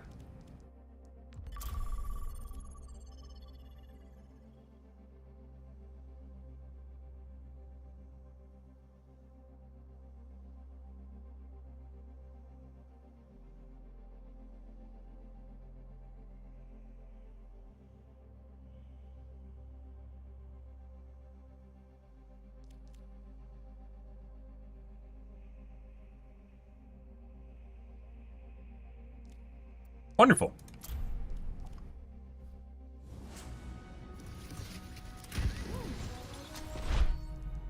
Strike from above.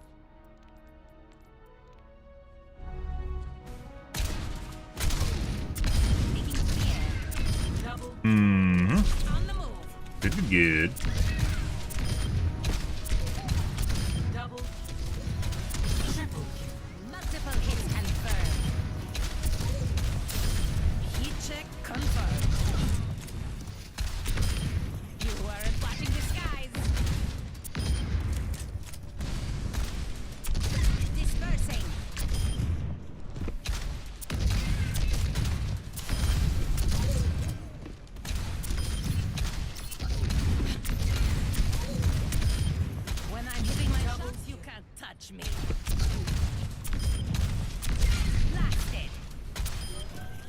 going down.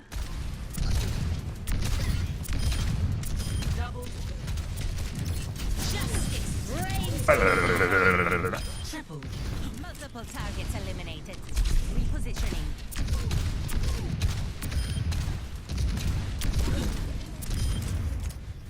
I've been wondering before, guys, like, based on using my monitor, it sometimes feels like the game goes to shit after I play for a long period of time. Something I've considered is my monitor might actually, like, overheat. That's kind of a weird thing to say, but, like, monitors can overheat, and they can go to shit. Usually G-Sync monitors, the new, for instance, PG248 QP, actually has a fan on it to prevent it from overheating. And some of the other G-Sync monitors actually have fans on them. Well, this isn't a G-Sync monitor, just components in the back that can actually get hot.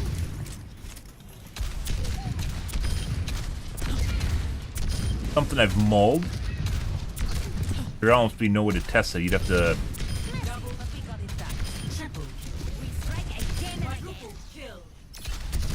maybe just run like a strobe effect on the monitor for a prolonged period of time and see how hot it gets, and then look at it in slow motion. Oh, you test that. Terminated. I don't think so. Touch the sky. This is my cue, guys, because you were talking to me.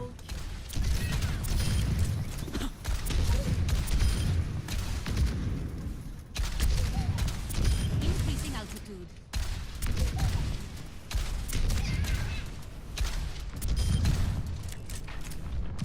Move.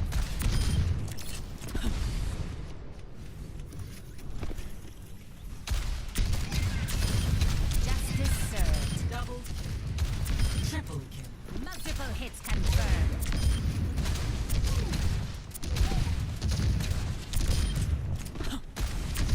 Blasted.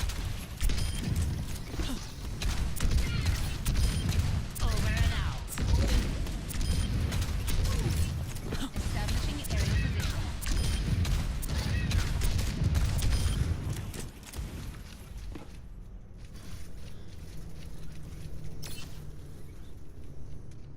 Pretty good. I don't think so. Taken down.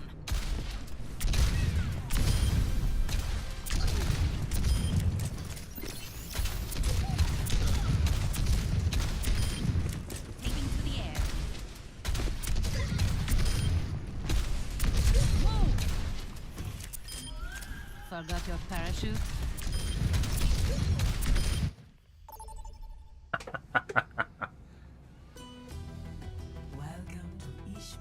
Alrighty. First game of the night. What are we gonna get, guys? Let's find out.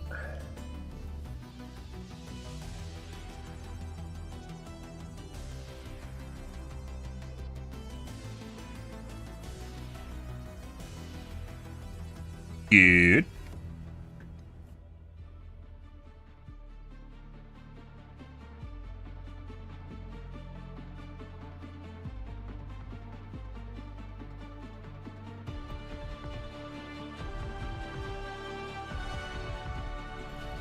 Strike from above. Pre-flight checklist complete. Took away the bell sounds for some reason from Farah. Don't know why.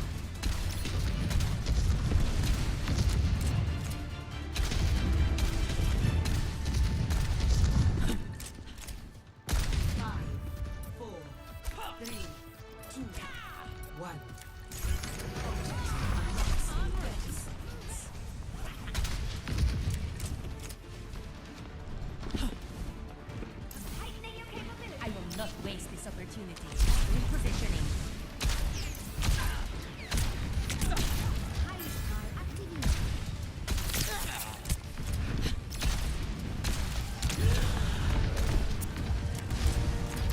Repulsion. Taking to the air. Dispersing.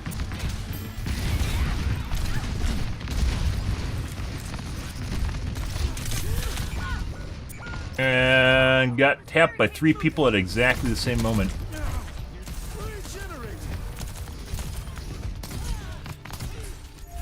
Anna, the McCree, and the Baptiste. Infiltrating out and do it now.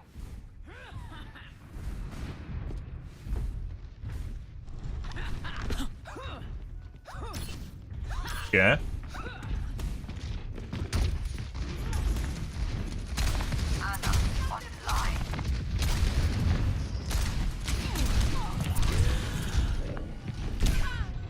And a headshot. Pretty sure the McCree's cheating.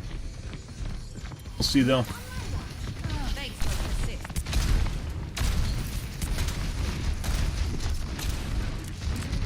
Trying to fuck with Dingle Tech right now.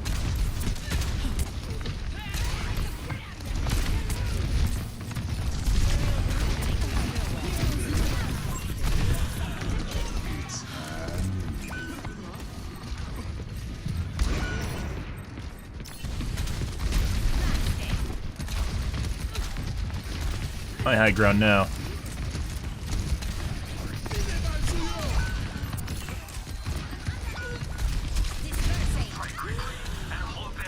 And the Hanzo's behind me. Good. Skies await. Taking off.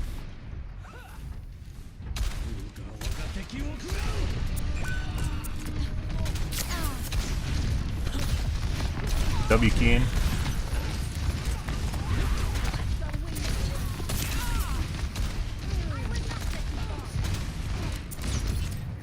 Hers are pre-made. They're literally all on my dick right now. Whenever I'm avoid. Oh. That's why he's dingling back so far. Let's check.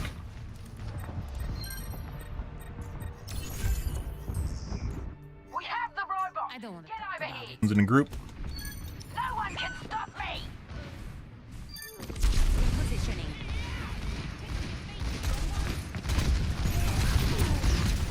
The enemy has claimed the robot. Camo robot.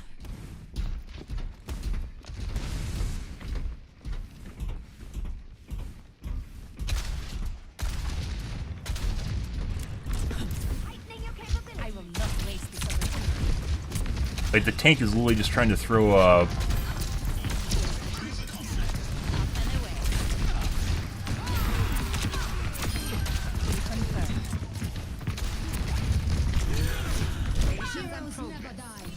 good.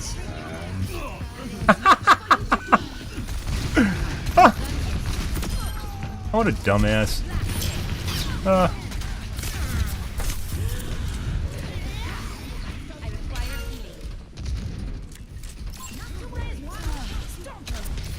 He was just waiting there for a pick on me, which is why I didn't reveal myself. A lot of these guys are very, very accurate. In the sight, this guy's stuck to me. We're going to take a look at him at the end here. The McCree at least misses. Very, very aggressive, though.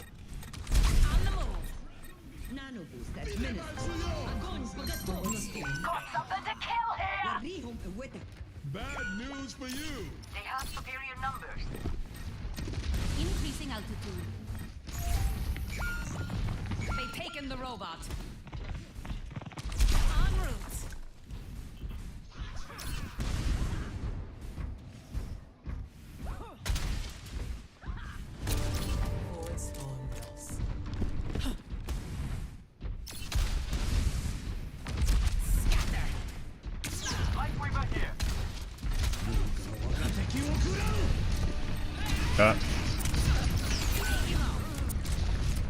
Alright.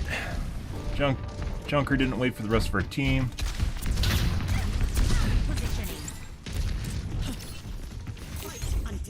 They're pushing the I guess we're gonna ignore the tank. right together.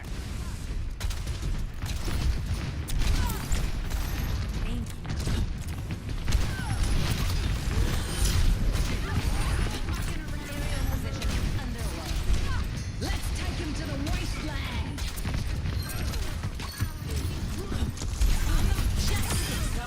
From above.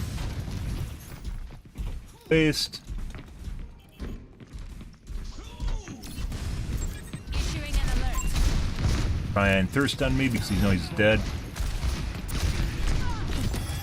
I knew I could count on you. That's why he started doubling back. It's because he's trying to kill me. Dead. Which we denied him that by just backing and letting the Genji do work on him. Killed him with attrition.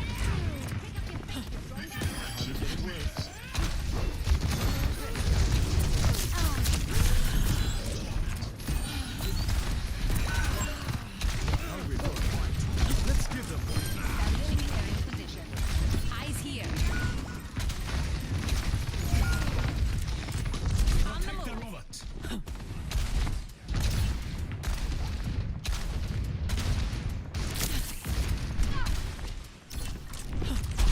Repositioning.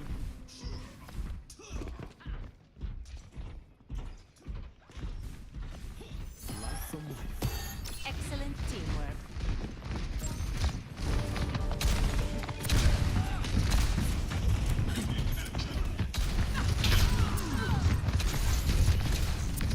Escorting the robots. He goes through spurts where he just misses all of his fucking shots and then he hits every shot. Passive out. Especially in rows. One way of getting around accuracy penalties. On the move. Stop them. Work around that at least, so. No. So he just like misses like 2 and then he 2 to 3 taps.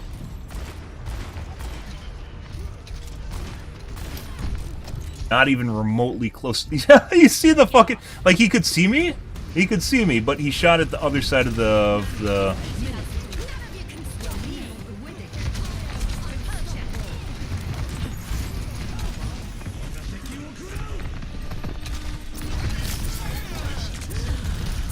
fucking BAP again. You know, BAP's 100% cheating. Pretty sure the McCree's cheating too.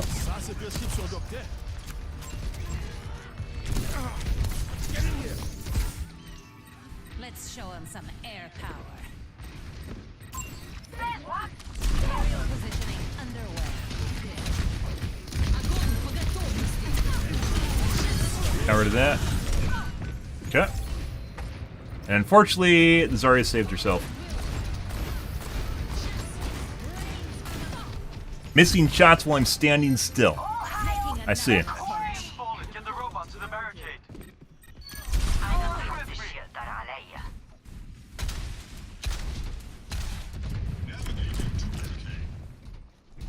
39-6, we can do better. Up and away. Getting a lot of suppression this game though. Oh. He just wanted a cheeky kill on me just now. Good for him.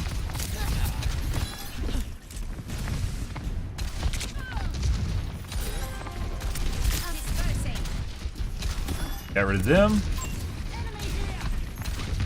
Up top again.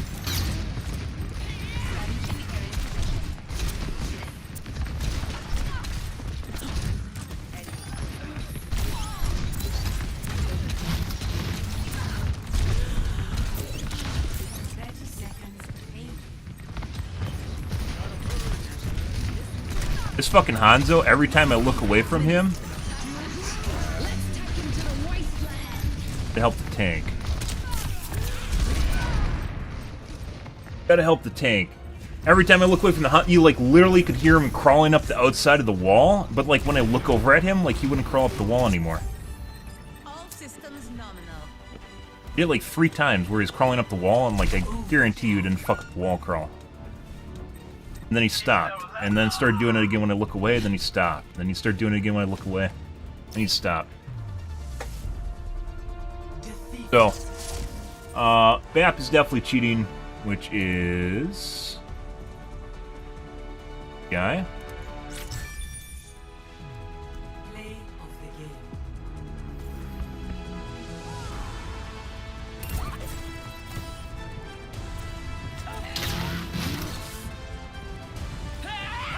Pick up your fate, you drunk. You can see anything cheeky. We might take a look at the Hanzo. It's mainly the...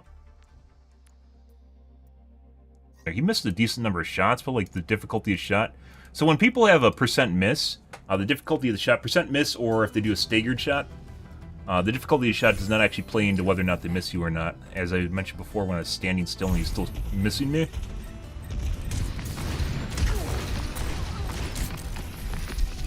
Line of sight. Flicking past people.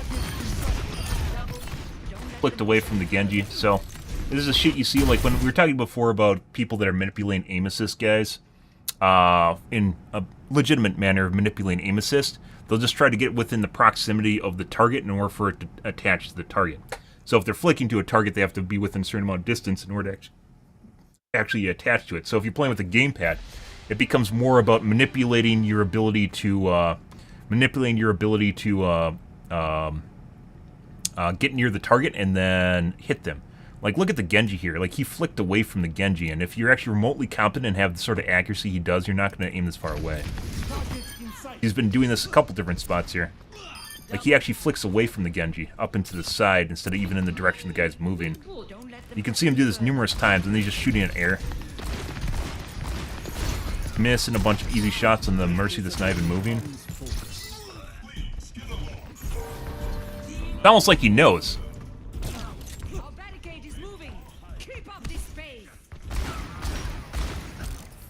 Like, the difficulty of the shot, once again, has absolutely nothing to do with whether or not he hits the target or not. The Mercy just basically standing still, missing the target on her. He did that earlier when his ulting just missed me. He was, like, flicking away from it.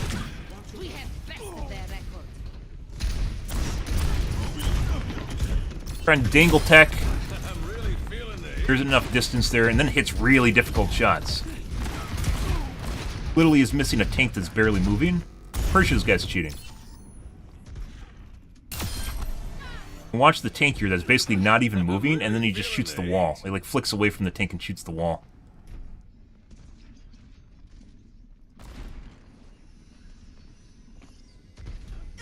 Late shot.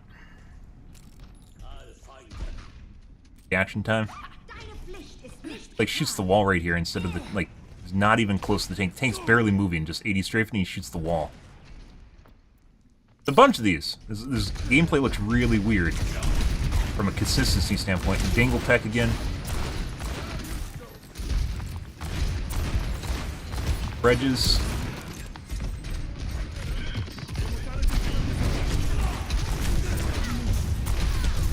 No Regis too. This might be a guy with a high ping or something. They watching me through the wall. Maybe.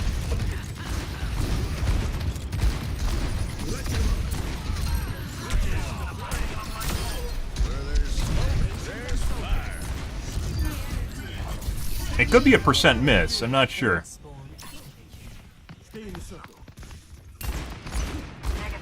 Like, look at this. This is not remotely normal. And once again, it reminds me of when people manipulate aim assists, where I basically come up with this, like how people function psychologically. Like, look at this guy. He doesn't need to flick anywhere, and instead he flicks away from, is this Anna here? It's the wall. He flicks over there. Tries, that's actually a flick. It's like they're flicking away from the target, and then he flicks to the side again.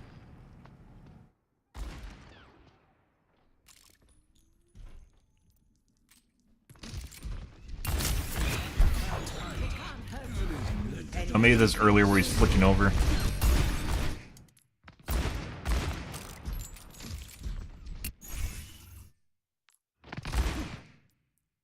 Right here. This is what I noticed. I thought he flicked away, but he didn't. He actually flicked away and still hit the target. So you'll see sometimes people overflick. This is not how flicks work, by the way. They'll overflick, which could also be pixelbot, or not a pixelbot. What is it called?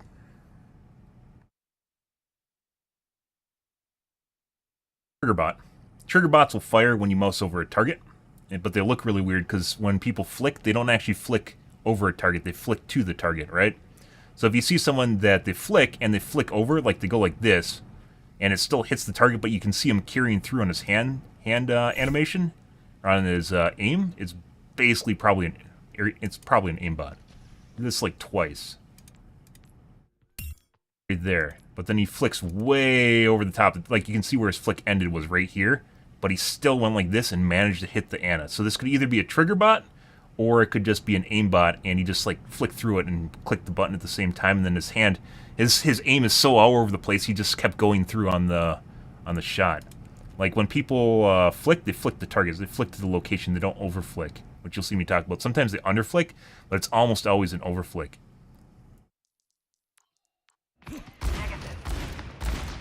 Bunch of misses.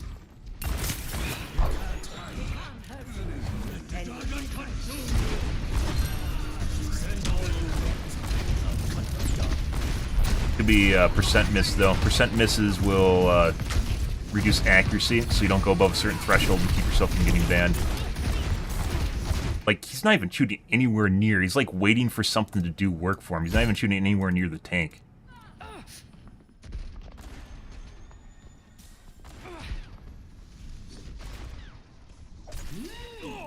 Like I said, it's like aim assist, where they just hold down the trigger and they expected the aim assist to do the work.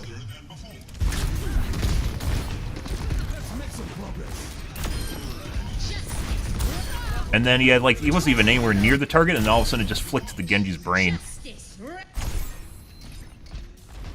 Like he's like shooting to the side like he was doing with the tank, and then all of a sudden he got a headshot on the Genji out of nowhere.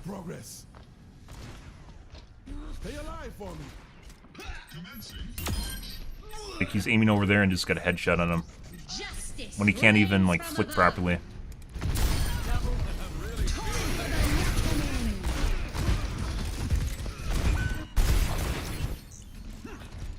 Let's make some progress. I'm really feeling the heat. Time for the reckoning. Tried to shoot the Mercy through the wall.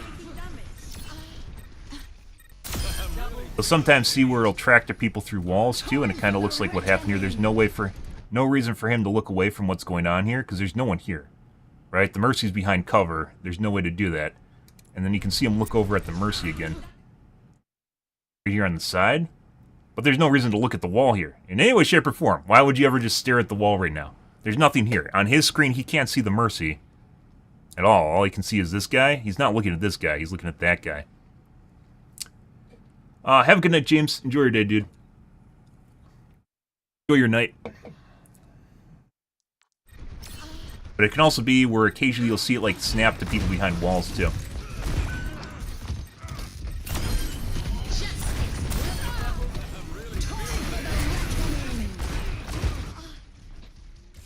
Mercy.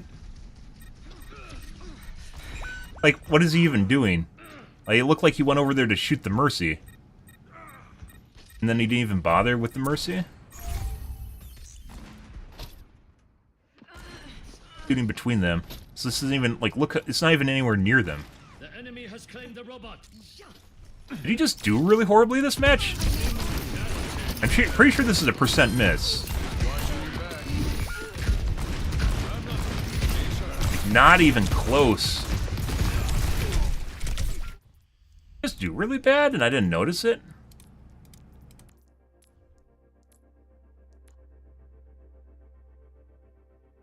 Oh, look, he topped the damage on their team. So, like, you see all this really weird shit, right? And you're like, oh, this guy, maybe this guy just didn't even do good. Maybe I just overestimated what he was doing in the match because I didn't look at the scoreboard at the end. No, this guy right here got 10,000. He topped the scoreboards at the end of that match, but can't aim anywhere near people. This guy's 100% cheating. It's like a huge contrast between like what he's actually doing and how he's aiming in the game compared to like what he's actually accomplishing with what you're looking at right there. Let's take a look at his stats. Not this will influence whether or not I report him a null, but here. Private. Okay.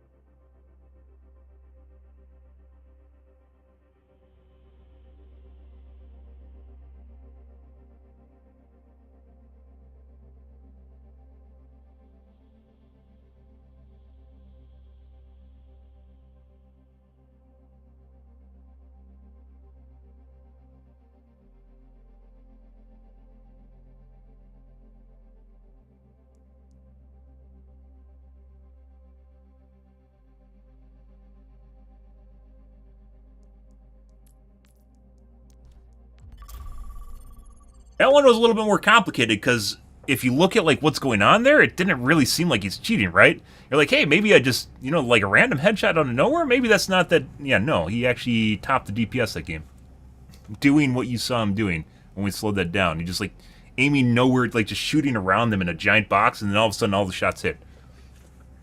Either a percent miss or a percent miss mixed with not a roll. Rate. What do you call that?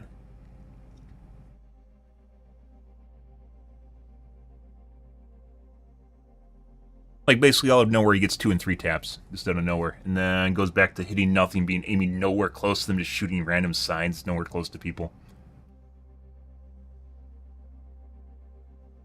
Crazy shit.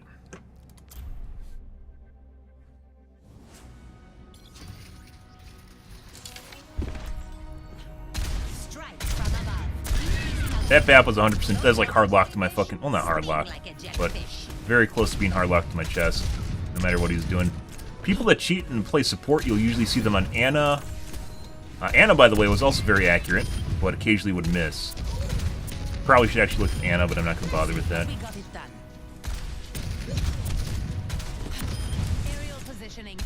When they cheat and play support, they'll either play BAP or Ana, which can actually be extremely effective.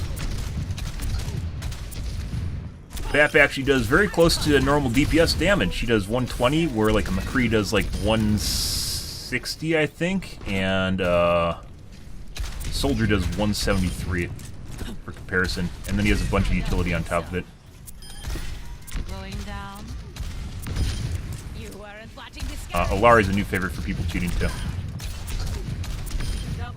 Establishing aerial position. Glad they made it so she doesn't have a ginormous hitbox on her laser anymore. That was dumb. I don't know why that ever made it into the game. It's like built-in aim assist for her character. Not that she does like... It would be different if like she does less damage, like let's say a Moira or something, right? To make up for the fact she has built-in aim assist, but she doesn't. She just did a shitload of damage.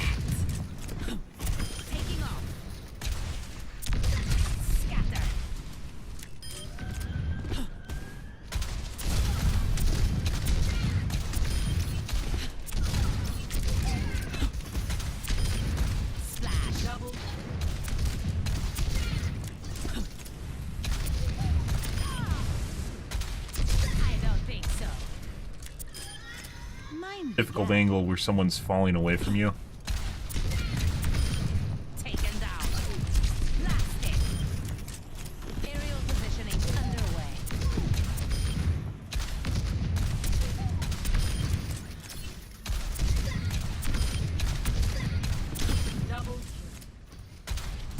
Actually goes down a lot on Farrah, by the way, when you get suppressed.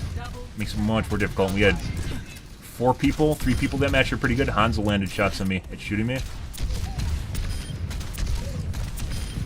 And we're cheating. Possibly 3. Where's your jetpack?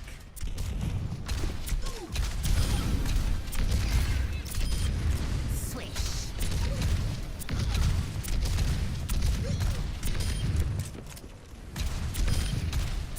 I don't think so. Going down.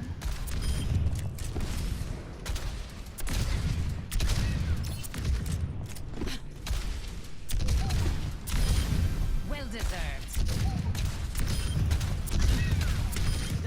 It'd be nice if you could actually just turn all the robots hostile to you, by the way.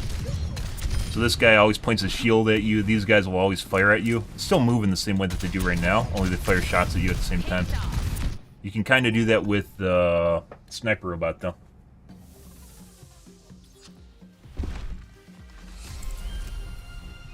We're bussing, guys.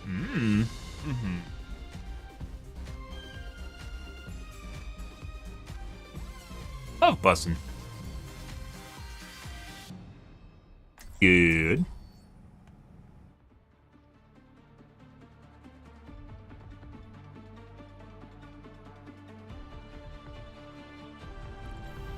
Strike from above.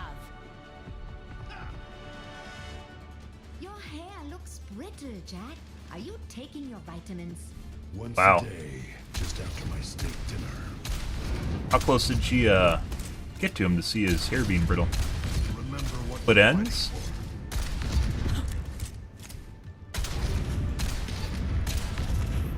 Greetings. 4, 3, 2, affirmative. 1. Round 1. Action. Guys. Hold back. Do not let them through.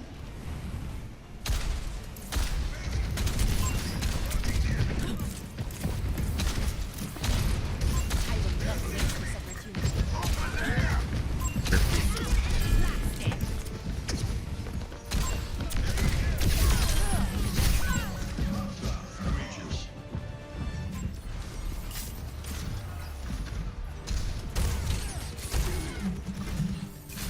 Apparently coming over to kill me? Positioning.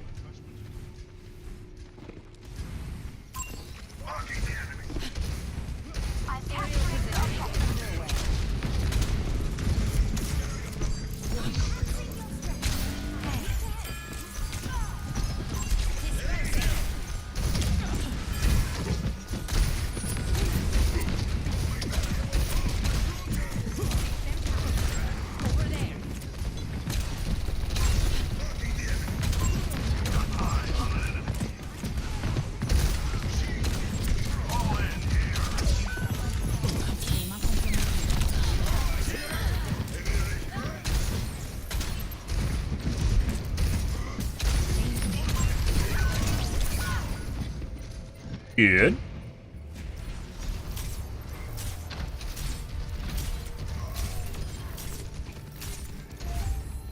Okay, my head's in the game. On the move.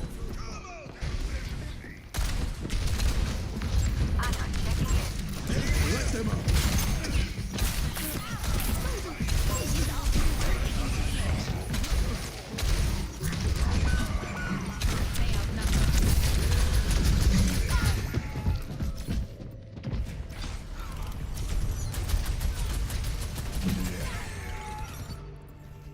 Let's show him some air power. Tactical visor ready for deployment.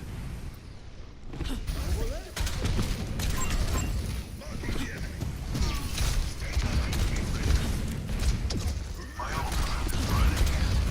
I'm on tactical visor activated. Okay. Taking off.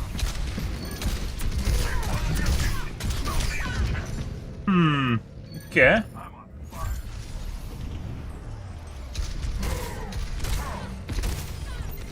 Our hog might be cheating. Good. Take it off.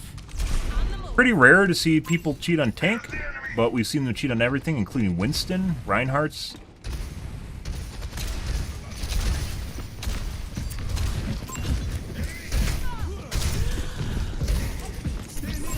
Not fucking miss. Oh my god, he jumped into me.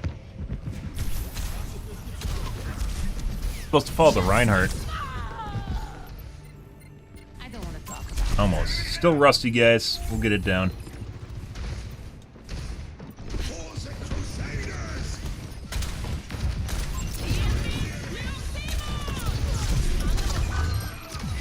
Okay. Bye.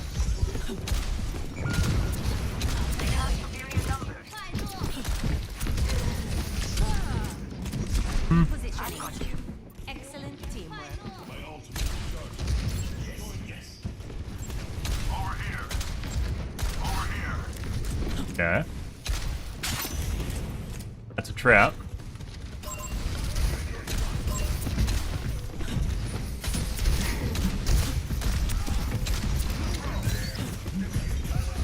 Remaining the objective. Increasing altitude. Sorry, man.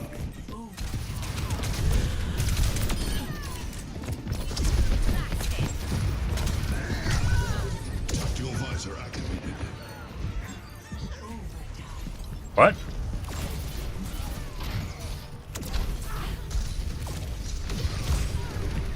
It was the fucking E. You gotta be kidding me. That does damage too and pushes you away. And it moves her. Fucking Alari, guys. Modern healer's obnoxious. Taking off. This must do like 30 damage. Just doing that to push me away and get away, and it killed me. That's 3 hits. Revive that. 4. Concussive out.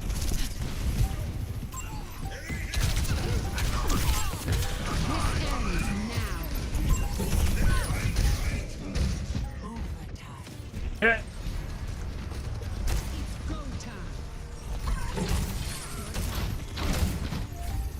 Repositioning. Oh. Should have eaten the Sojourn when I was over there, and I did. Best round lost. Good.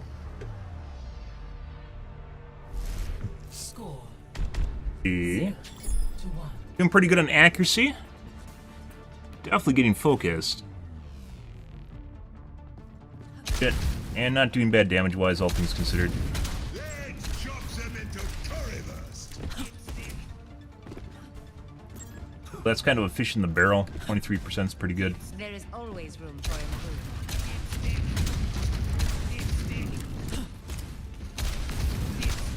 Yes. Yes. Affirmative. 1. Og is a god tier counter to Farah. He's not. I don't know why they aren't talking about the hit scan.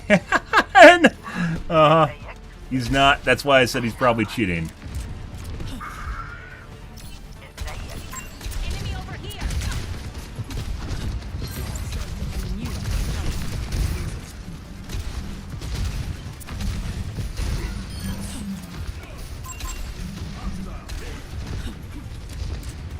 En route. Establishing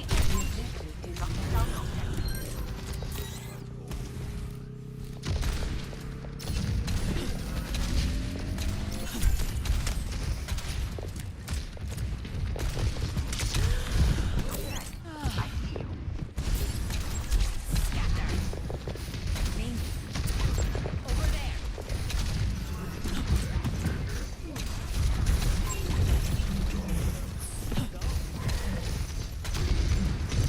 Aerial positioning underway.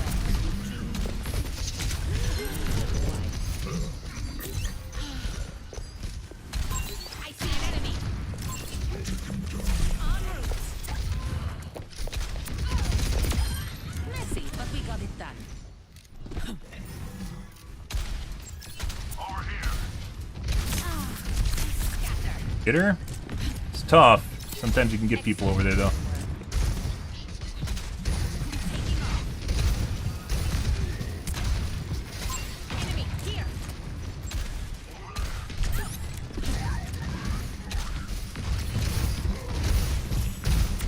Blasted.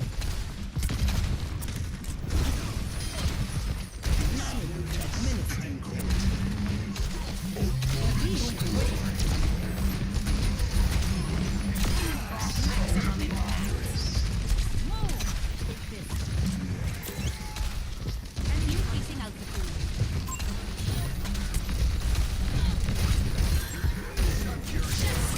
Rains from above.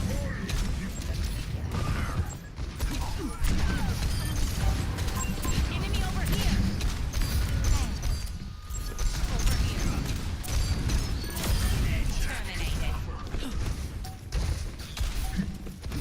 Aerial positioning underway. Tactical visor activated. Enemy here. Over here. Oh. Good.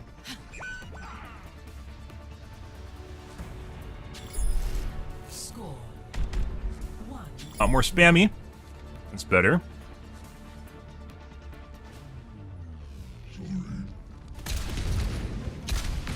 Affirmative.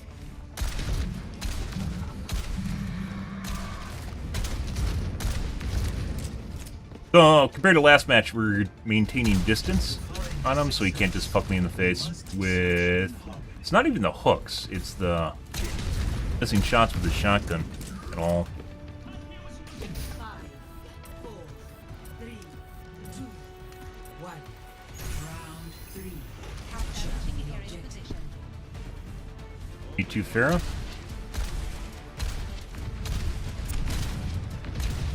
Sniper detected. I see an enemy.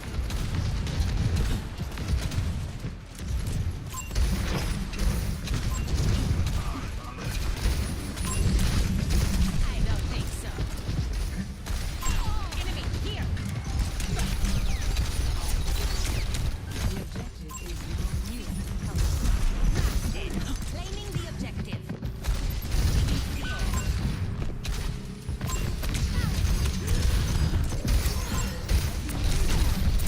I've got you covered.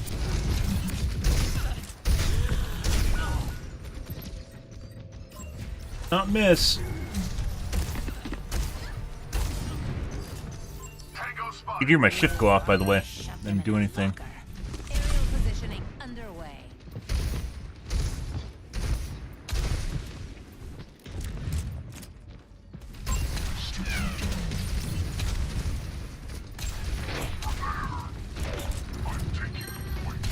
Enemy over here.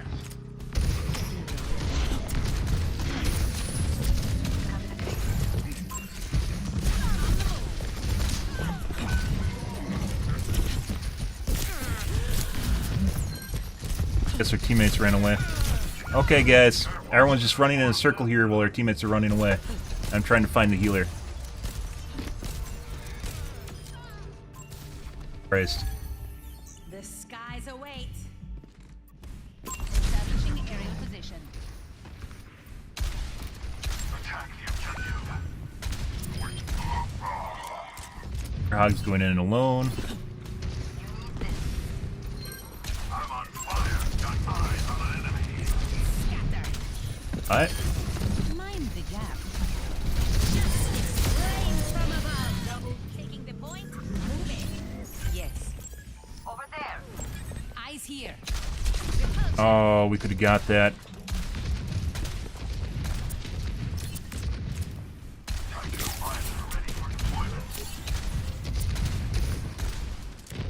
Up and away.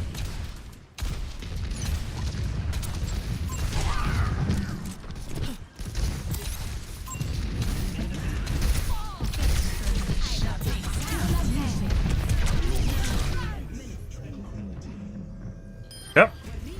No one can hide from my sight.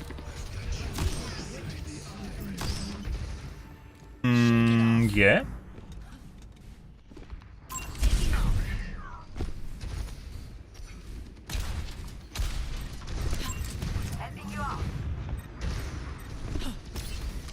On the move.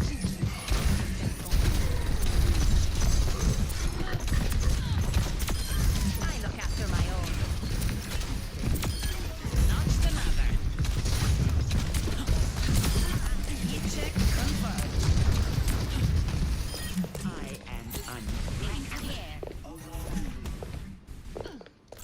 Heads up. They don't give these suits to just anyone. En route. Getting there, guys. Just taking a bit. Still rusty. Takes you longer than normal to warm up when you're rusty, too. On the move.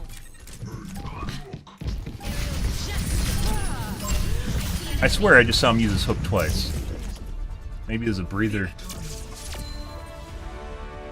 Either way, it stopped it from going on the point. So it couldn't start overtime. Lovely! Hey guys, it's me.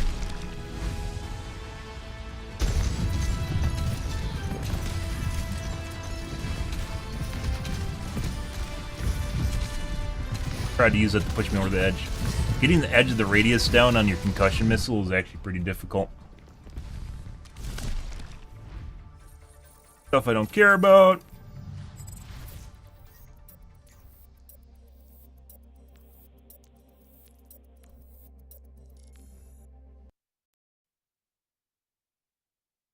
What?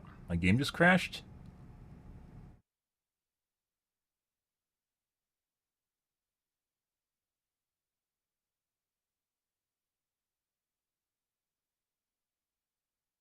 I don't think I've ever seen Overwatch crash, ever.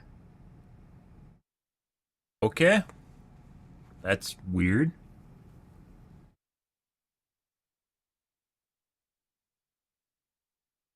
Huh. What? And I'm still in queue. That makes it even weirder.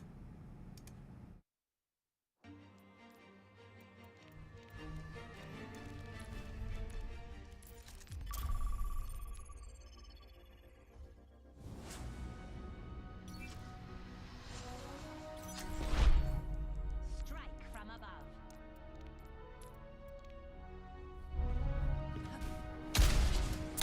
Poor, my aim's all janky now. My aim does not feel as good as it used to be. That could just be because I haven't played in a long time, and I'm rusty. Also doesn't feel like my aim is going where I'm aiming as well. It also feels more squirrely, best way to describe it.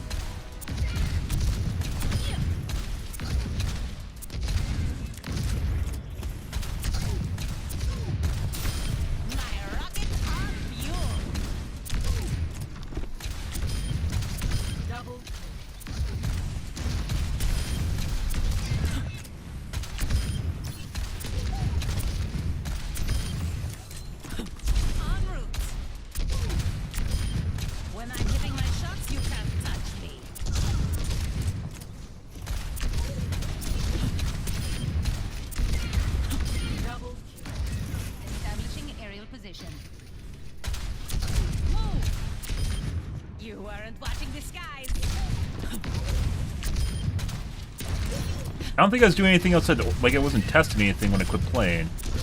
That can do it too, is if you do some sort of optimization, quote unquote, and you forget about it. Yeah, and it turns out you unoptimized your game. The best sort of tweaks are the ones that unoptimize your game. Good. Good.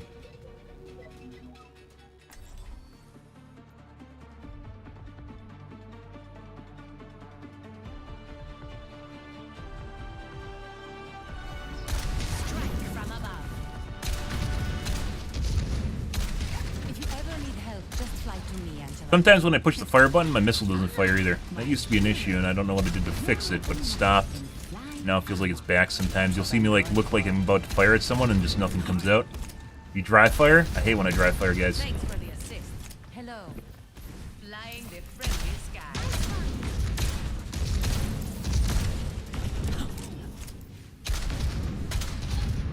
Oh, I'll have a reflex analyzer in a week or so.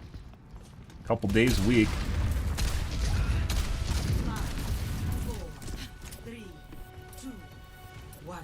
Attack commences. Capture objective A. I am empowered. Devastation. I don't think so. That.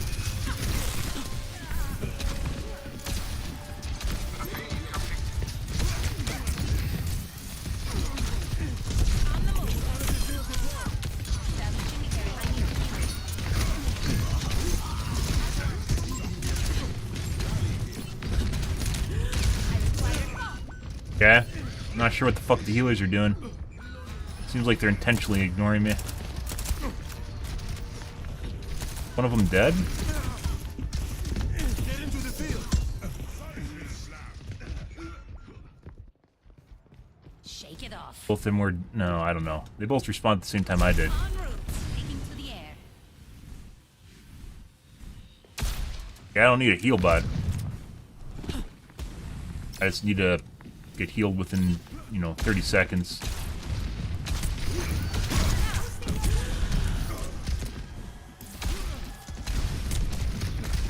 I always love sitting back here. I don't know why. Corner, they love the fucking corner. Oh, I just fucked up the Doom Pistol. Oh! If I aimed better, it would have been on him. Ah.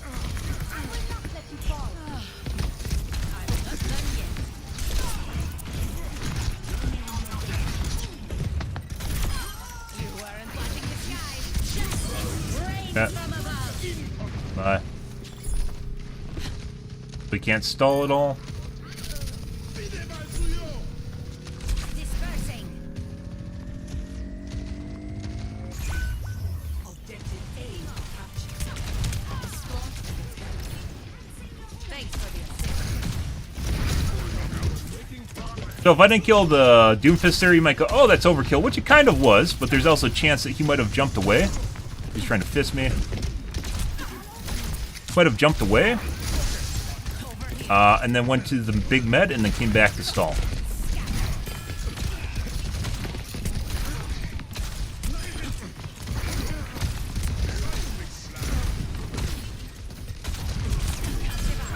Take them off the Doomfist.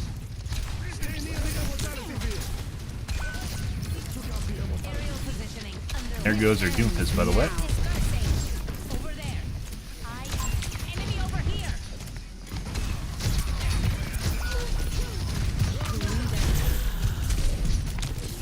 Missed. Excellent teamwork.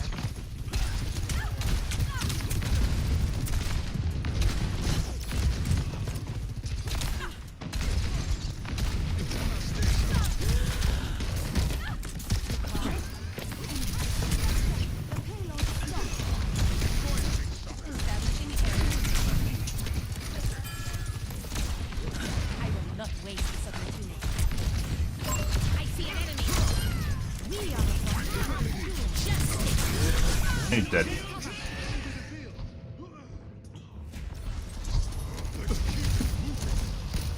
I'll take it. It's best case scenario is killing a tank even if I die, because you almost always die. I'm back. That's not good. You may have a BAP with an aimbot. Splash. Damage. When they do bouncy castle guys and they're fucking landing shots constantly no matter what, it's usually a pretty good sign. Thanks for the assist. Some dangle tech. I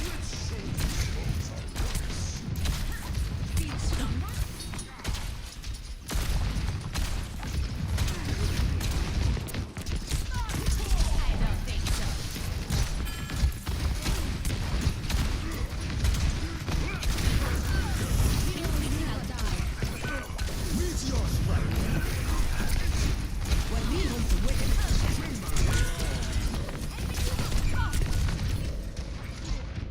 Good hit, but you have an invulnerability field.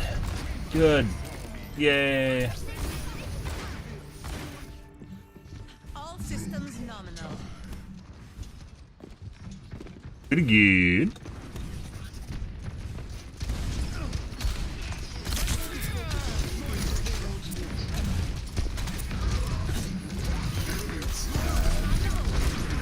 That. He fired early, by the way. Pretty sure to kill me. I knew I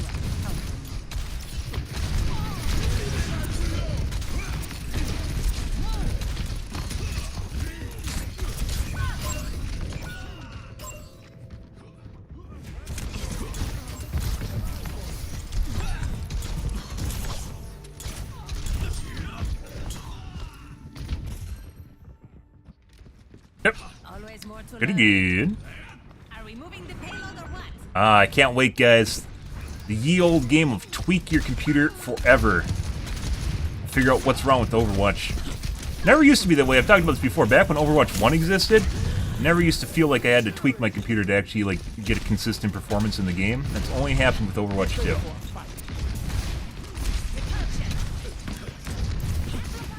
will not waste this opportunity. Area positioning underway.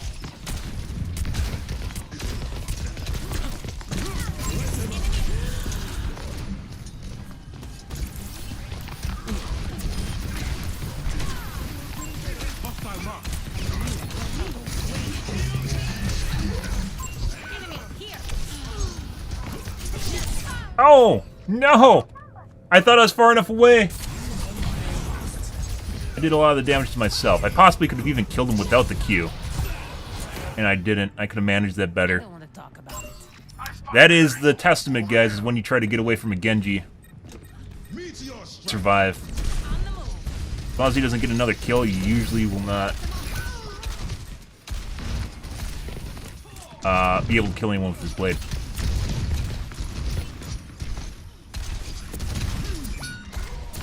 We're outnumbered. Be advised.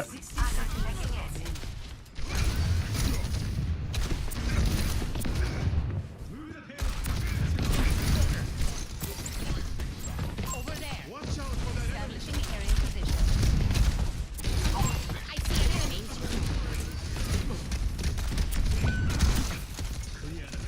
Christ.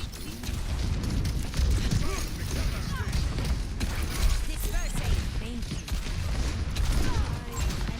30 seconds remaining.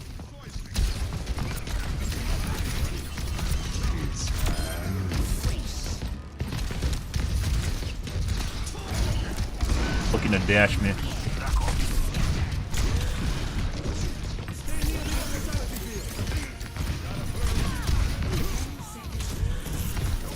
Andy's trying to crawl around my dick. We'll have to deal with it, McCree.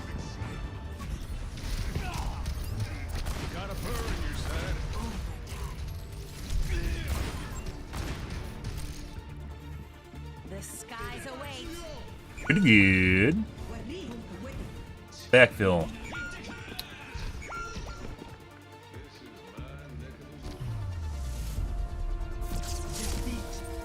We didn't actually do too bad, all things considered. No idea how our tank went, because it's a fill tank. I think we got 2 fill tanks this game.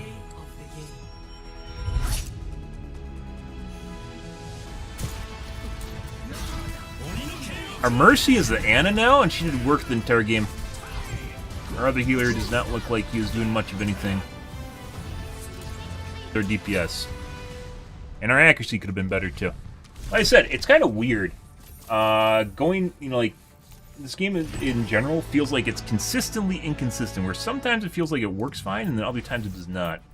And it feels like my aim is not on. We should be mid-40s, and possibly up to 20% on directs. What we used to be. That was months ago. 1.5, 2 months ago.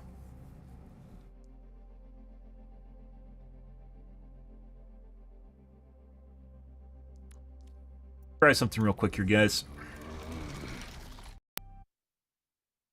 Take a piss anyways, so. Drinking the water. Staying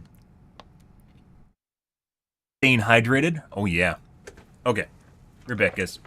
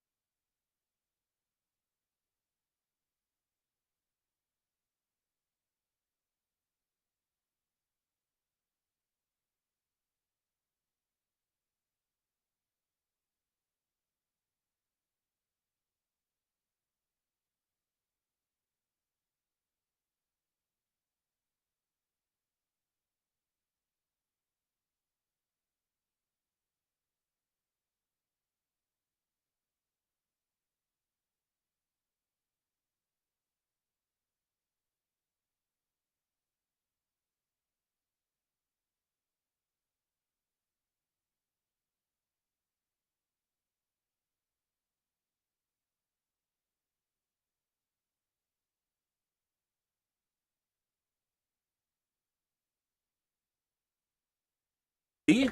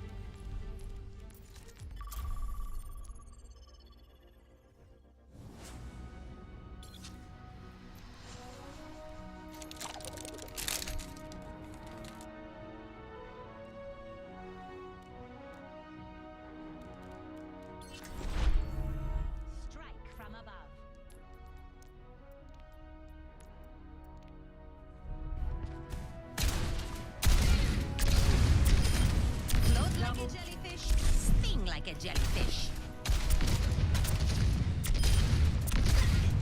Double kill.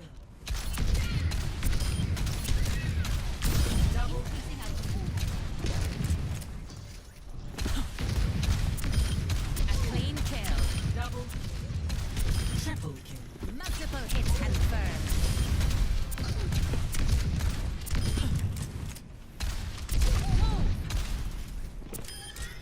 Forgot your parachute?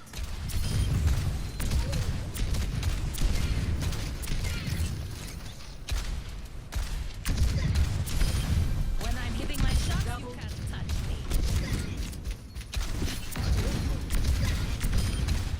Double into the air.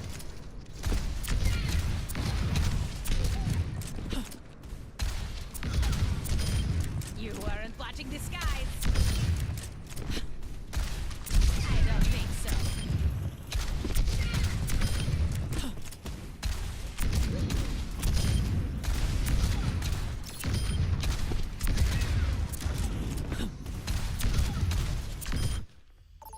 Good. Good.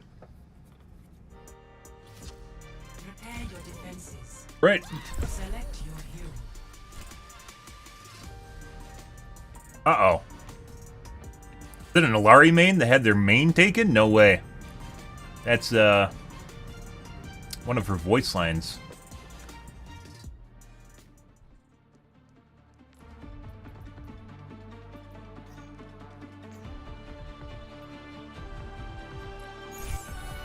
Strike from above. Not coincidence. No mercy. Greetings. On the move. I don't know. Game definitely goes through stints where you're on the same team. I don't know why. I've noticed that before when I played Junkertown. Awesome. I got stuck on like offense for like a week. Every time I rolled the map was on offense. Must be some sort of nuance of the MMR system that they don't really know exists, or maybe it's intentional. I don't know. Taking off. 4, 3, 2, 1. Attackers incoming. Defend objective A.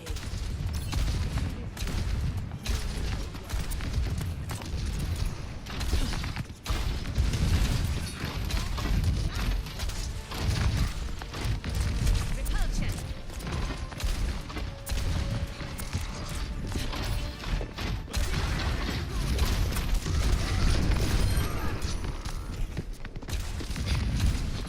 Aerial positioning underway.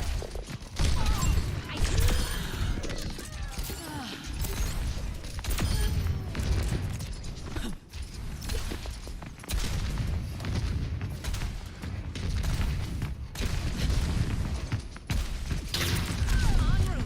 Working on your injury. Keep close.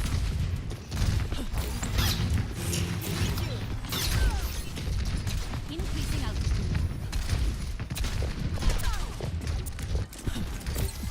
I knew it would come.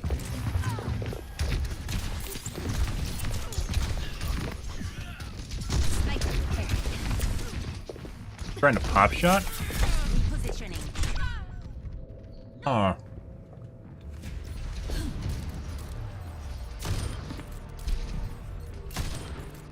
How the fuck did she get a headshot? It looked like she shot my wings. I don't even think my head was poking out. On the move. Healing pylon out. Huh. They outnumber us. Keep it tight.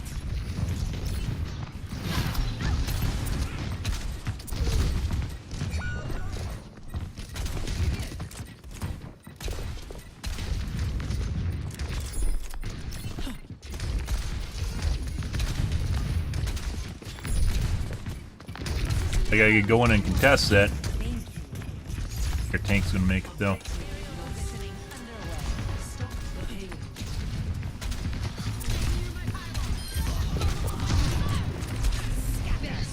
Stop the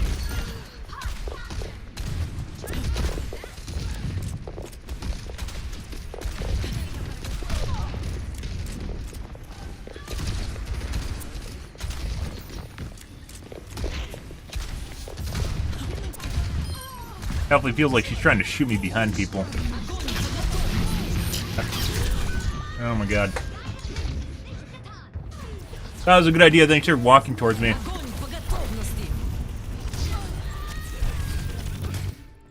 I think that was to try and do. I don't think that was intentional. I think that was to just try to kill me faster, like he's doing with his keys. Fortunate.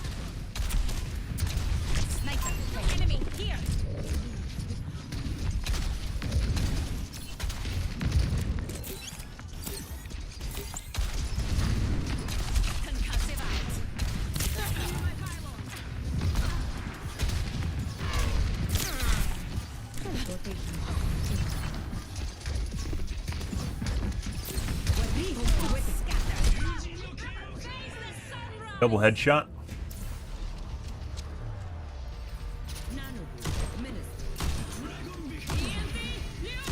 Spamming shots too. He's not even charging his rifle right. Good.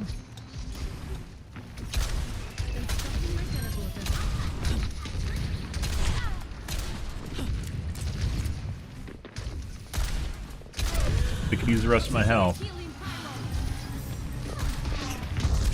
Specifically for this widow.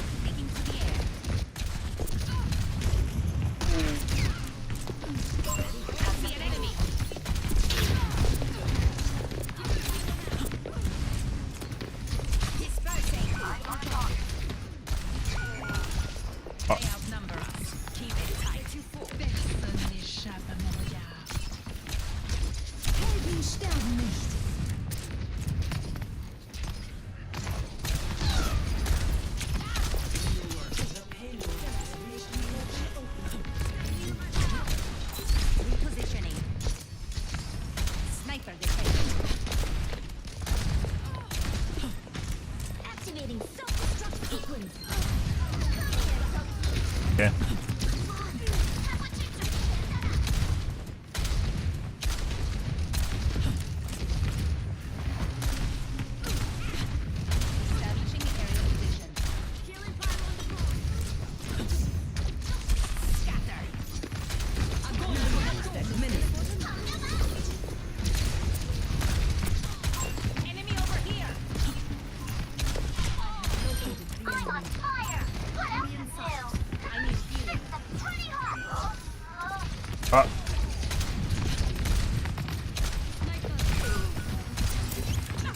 Not sure why our Symmetra walled there. Also not sure why our tank was so far into their spawn. We could kill their tank right now. He's alive. So.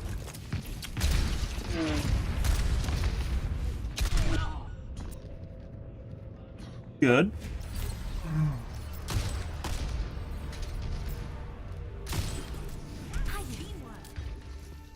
Let's show him some air power. 9-7 not looking good, guys.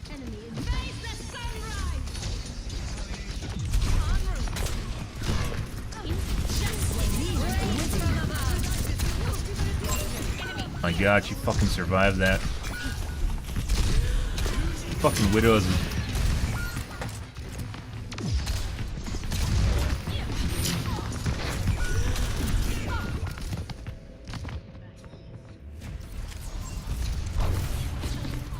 Literally just a pinhole on a weird angle and gets a headshot on me.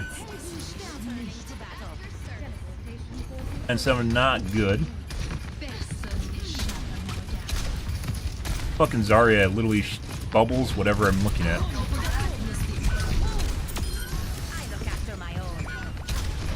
God, like I need a camper. I need a camper and I can't.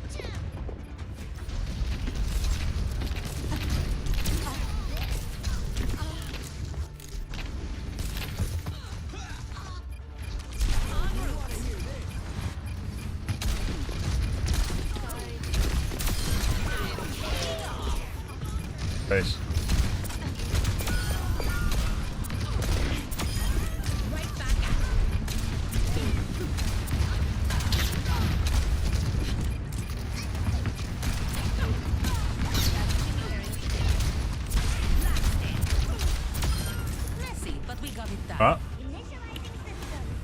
Better.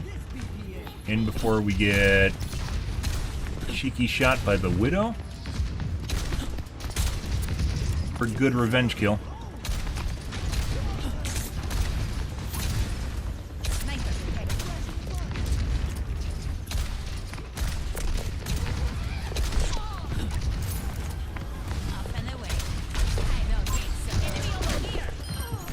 Ah.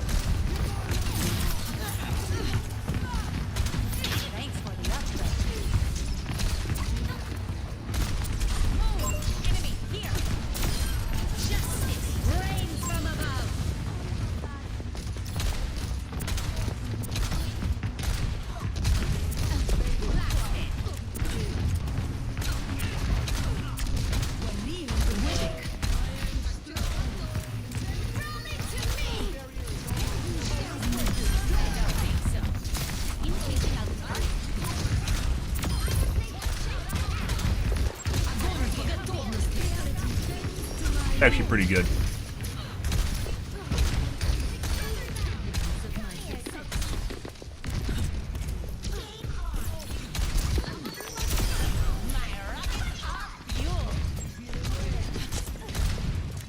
Hear the fucking gross clip clops.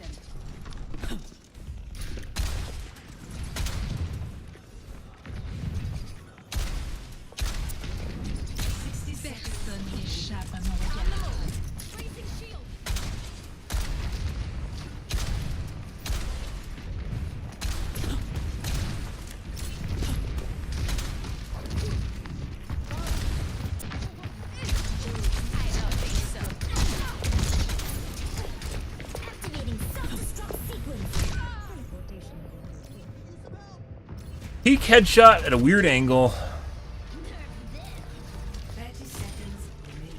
Yeah? Huh. Okay.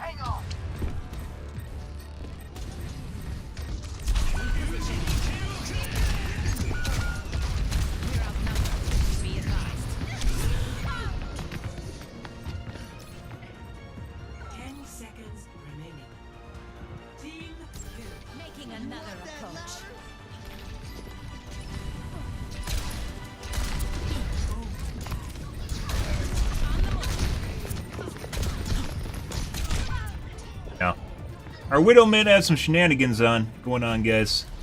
Not all the time, it's just periodically.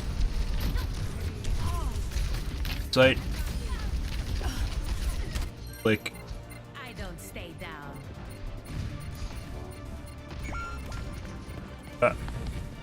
Might as well. Click can. Take a look at the Zarya as well. Specifically aim on Zarya.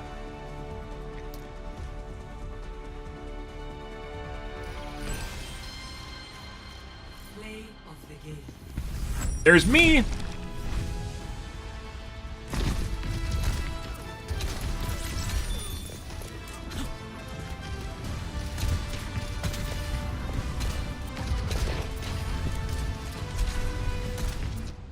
And we clutched it. Well, the Devo was playing roundabout with the tank. And killed the tank. Good for us. Let's take a peek real quick. Weird, like when he gets headshots too, it's nothing like it has anything to do with like an easy shot where I'm too in the air too long. That guy like literally just peeked when he's up top, just peeked around the corner and insta-banged me on the side of the cart. When I was in the middle, like I wasn't even flying either, I was on the ground next to everyone else. He just stopped moving and then insta-banged me around the corner. Take a peek. Which, arguably much more difficult shot than some of the other shots he's missing throughout the match.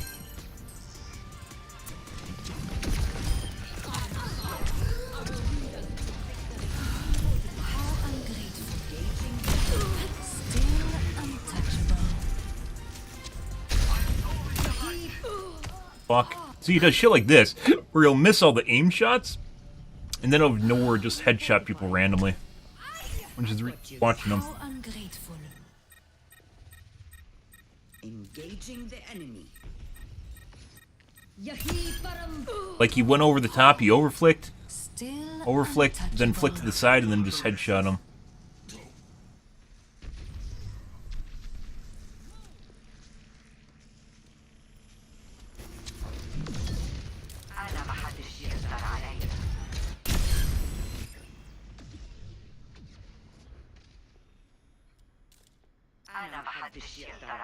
Aim at our Olari. Like he thought he was going to jump around the corner and the door wasn't there.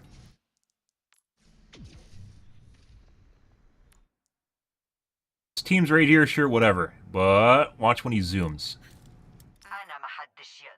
Right on the Olari, which is 607. Realizes what he's doing and unscopes again.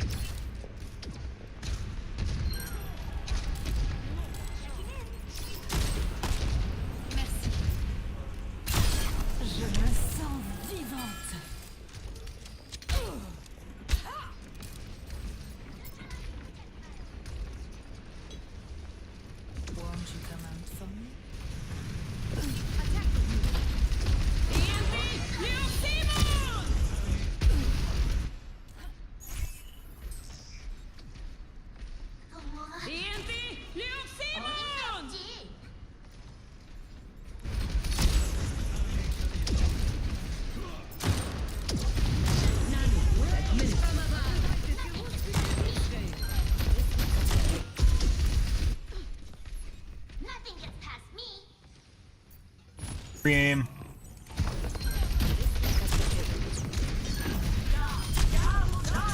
Look at this. Pretty sure this guy's cheating. Not at first when it was just a periodic shit. Pre-aim again before I even come around the corner. He's looking at my Z height. Like he was earlier, which you have no idea where it is depending on... Maybe a missile comes out, then you'll be able to judge Z height, right? Goes around the corner. And I'm coming out right here. His flicks don't look organic either. Right as I'm about to come around the corner.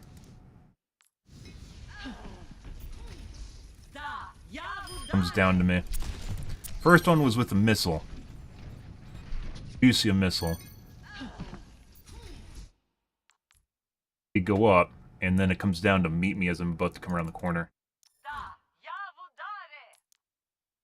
Prior to... He overflicks too and still hits shots.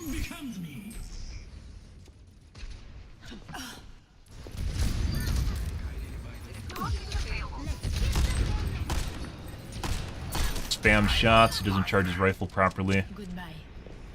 All that trigger discipline. Dario's very annoying the entire match, just bubbling anything that is looking at.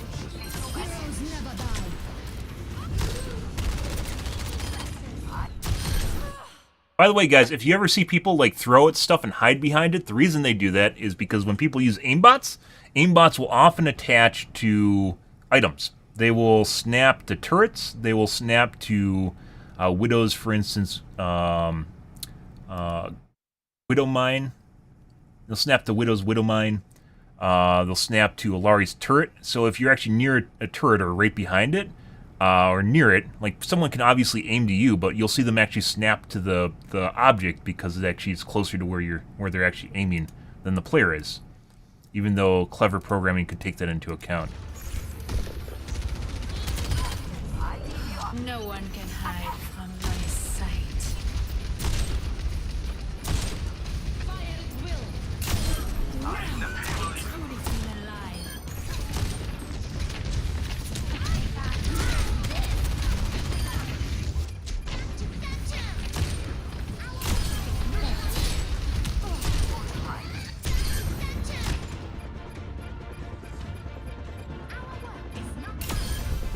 Like you can see that actually like overflicks and misses like where his aim actually is, and then it snaps to the head, like right there. Then he pulls the trigger and it immediately snaps the guy's brain.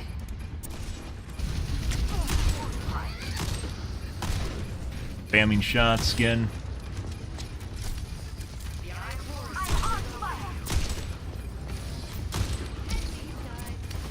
Accident, like he just shoots the teleporter.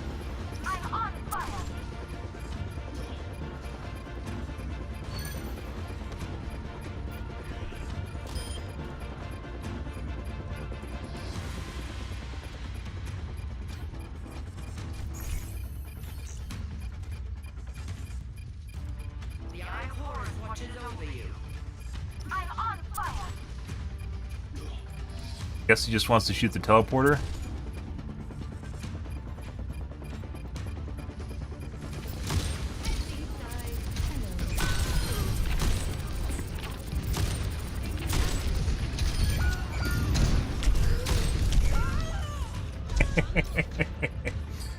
Yeah, not very good. But yeah, by the way, if people aren't very good, like they don't react to stuff very fast, you can sometimes bulldog them down just by getting in close quarters with them. Then they have to react instead of getting like nice, I guess you could call it degree of shots within like your screen or where you have to look around. If you get in within close quarters and they're forced to move their mouse a lot, sometimes they aren't very good, and they'll just like they can't even aim close enough to you for their aimbot to do work.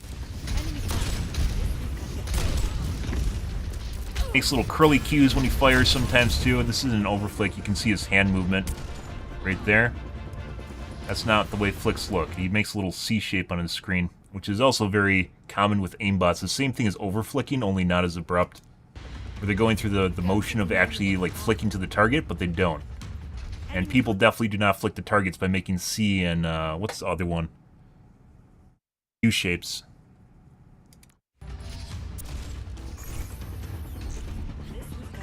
Still managed to hit perfectly. He goes like this. Yeah. Struggling to get it on target. Close enough for the aimbot to actually work. Jamming shots again, overextended.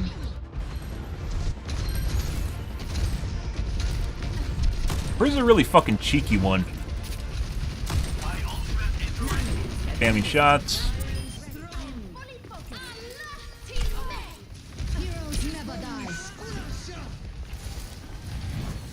Like, we had really good pressure, and then he does this shit.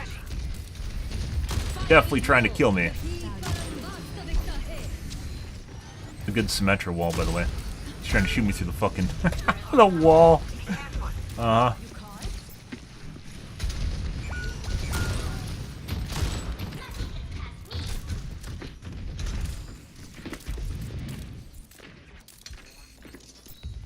You didn't like my present? That could have just been line of sight.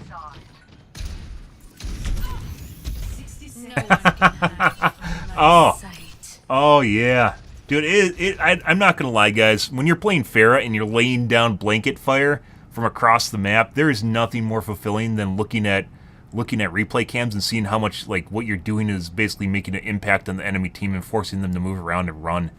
Like those fucking missiles. Like this guy like slowly peeks out. I know he's in the general area. Slowly peeks out, and a missile is like literally on the way before he even gets around the corner. Because I predicted where he was and where he might be peeking out from.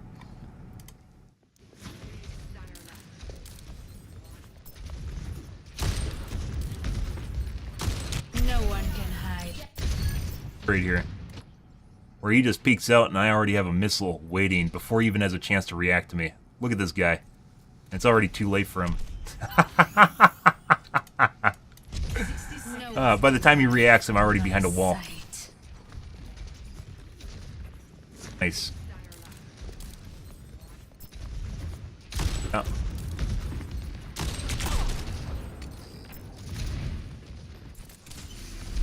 It's not... This is where he does the really fucking cheeky shit. Looked away from me.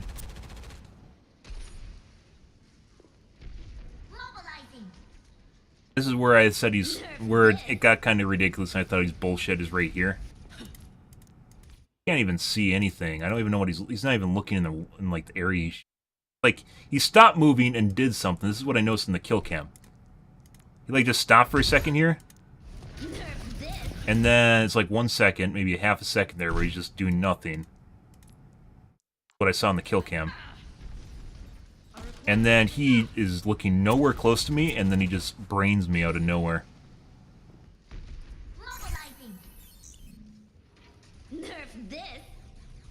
During a diva bomb too. Right here. Nothing, not aiming anywhere close. Headshot. Aims down past me, then headshot. On the battlefield.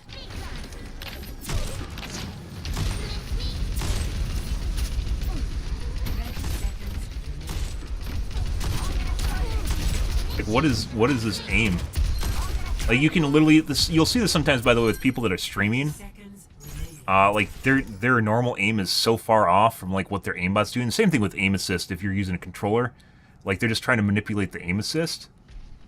Like, this guy is, like, he's, like, aiming at this guy, and then he, like, flicks away.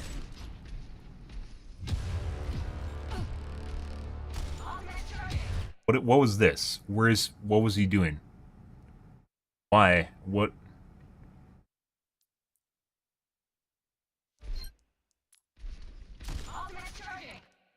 Okay. Yeah. He overflicks. There's a lot of overflicks on him too. It's not just UNC's.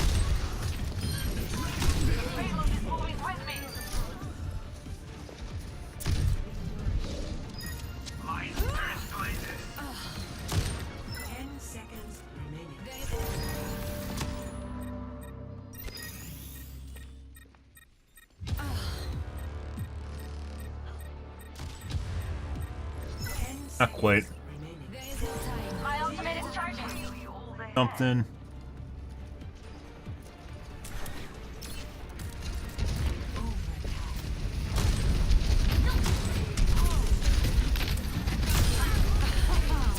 I think he has a mid-lock distance too. Spam shots.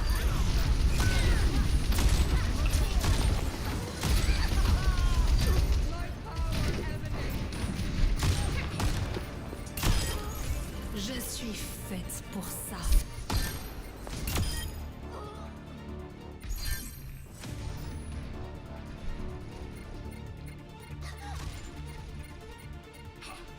My soul is a light. Je suis faite pour ça. No one can hide from my sight. Had to try. There's no way we were getting that, but I had to try. Alright, that's this guy.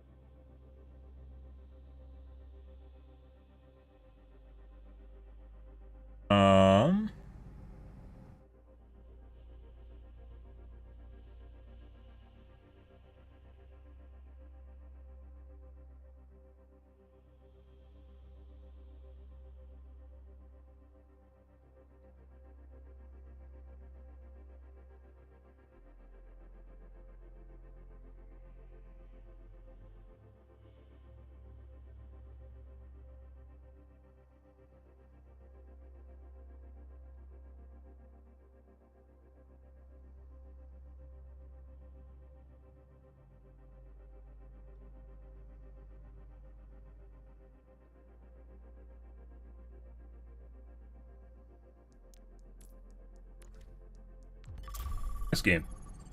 We could look at the Zarya. I think the Zarya is just mainly fucking annoying. She's just a big dick, and we had to deal with. I don't think there's anything going on there.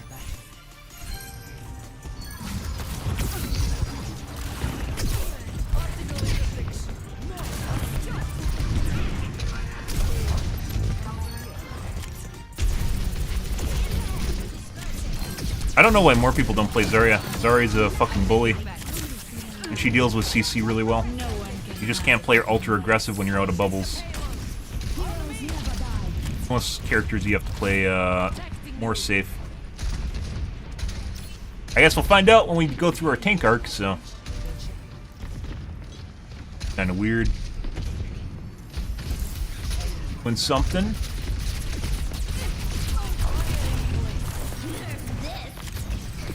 There's her diva doing random shit for some reason. After they took the point. Shits and giggles. Also not sure why more people don't play tank. Definitely matters a lot. Whoa, whoa, whoa, whoa, whoa, whoa, whoa. What was this? Okay, you did see it.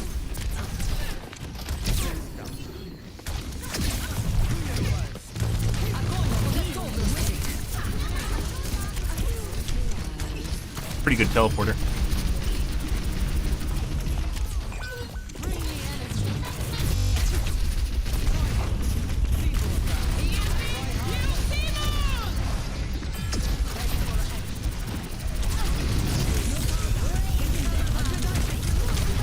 He was so close to dying, under 50 HP for like 3 seconds.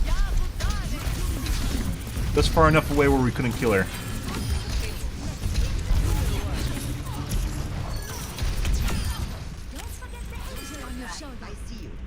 My ultimate is charging. I'm even stronger. Heroes never die. No one arrives on my side.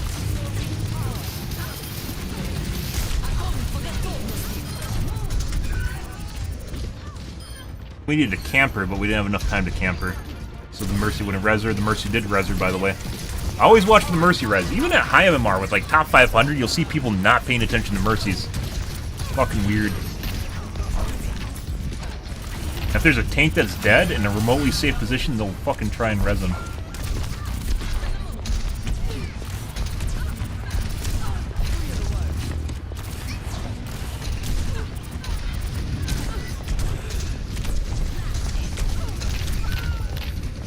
Save the tank too.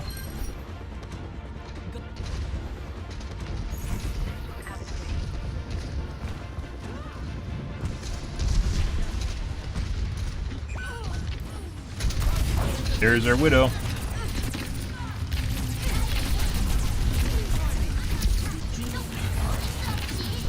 Once again, it's still pretty amazing that more games haven't actually switched to AI anti-cheat or some variant of it. COD says what they want about heuristical anti-cheat is bullshit. Same thing with Valve. It's 100% bullshit. Basically doing everything I'm doing, only doing it better. Yeah, I don't think there's anything going on with the Zarya. She's just very annoying, very aggressive, very oppressive, as a tank should be.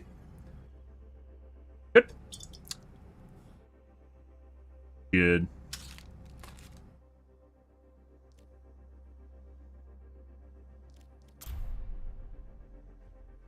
Game.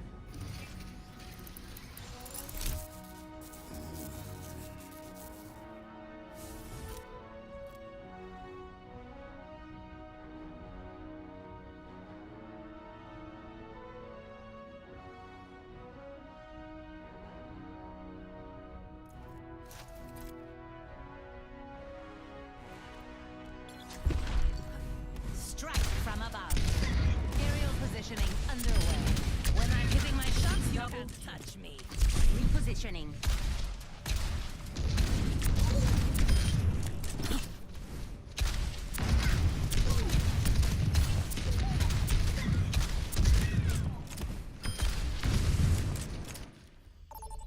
Nice game. Prepare to attack. Select your hero.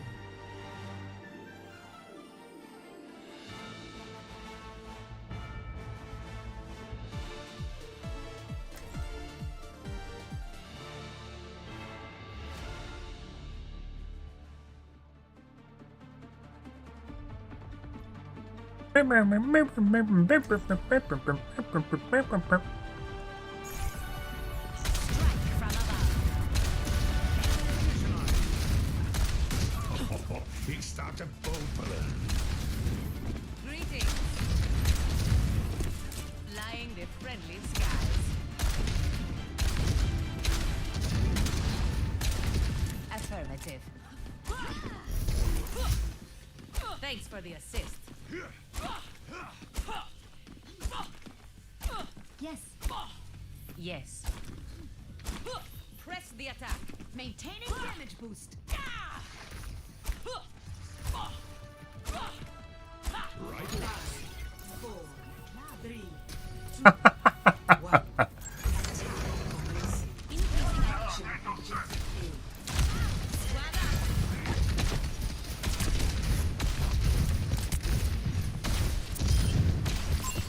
See an enemy. I don't think so. I am the tower.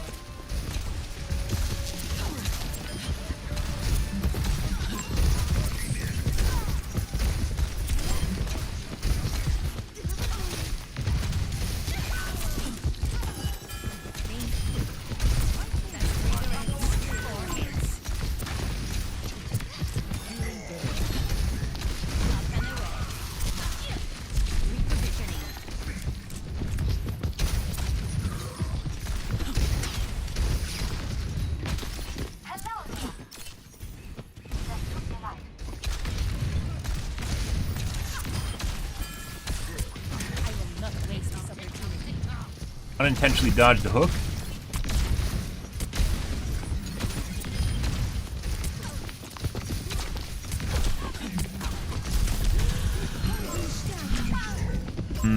Yep.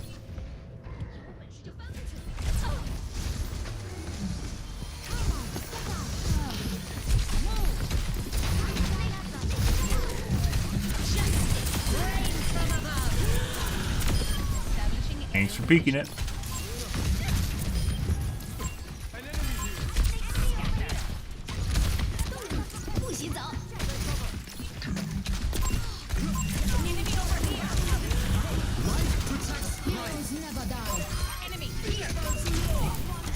Oh my god!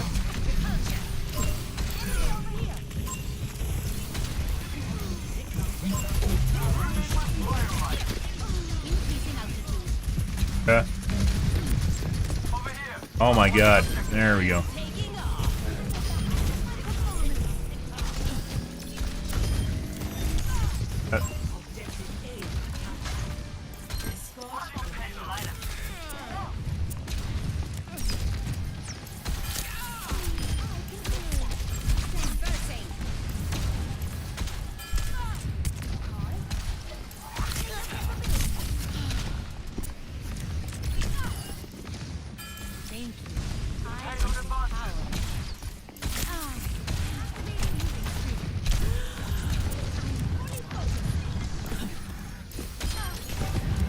Good.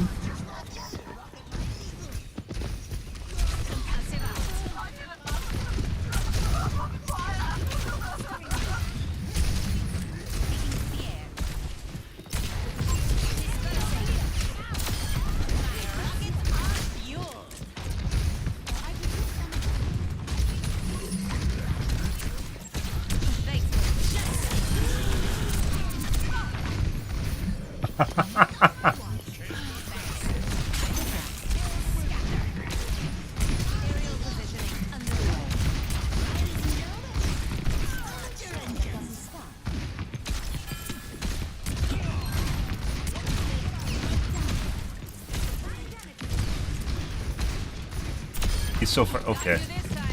I was about to give up on that because he's so far detached from everyone else, there's no point in actually chasing him.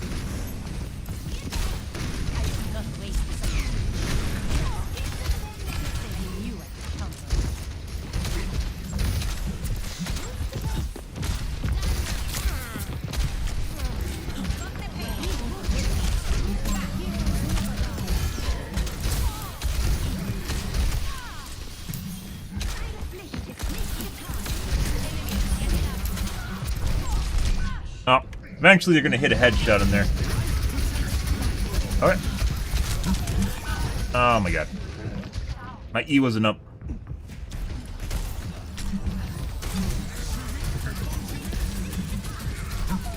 I should have backed up. I thought my E was up and I was going to be a cheeky fuck and just E out of there. I hit it and nothing happened.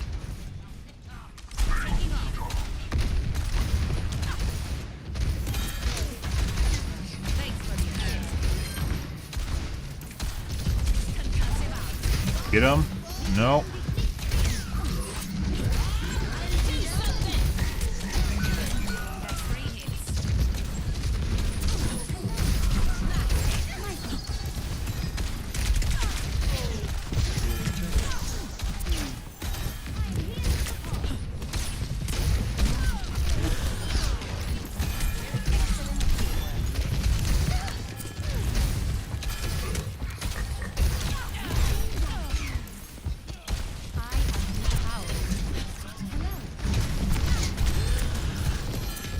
Very accurate now. It's both the Ashe and the McCree.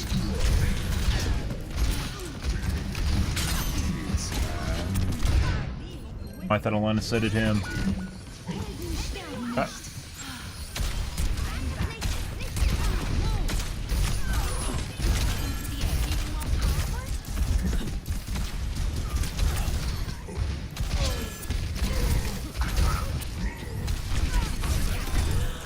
Both of them are constantly hitting headshots at me. Because we're getting behind cover so they aren't one-tapping me. A lot of them. They can look, basically they get one shot on me and I get behind cover so I can get healed up. Oh my god, bad tree. Alright, so they can't one-tap me.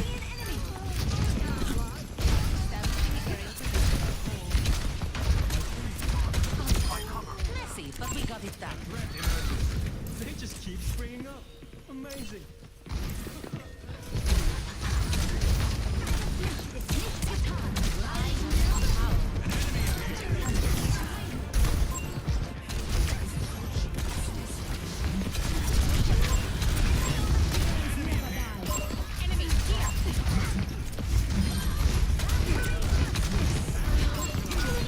My god, Mercy.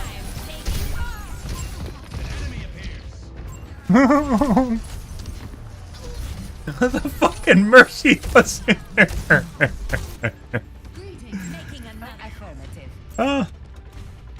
Oh, that's good. Thanks for the assist. I mean, he was at like 40%.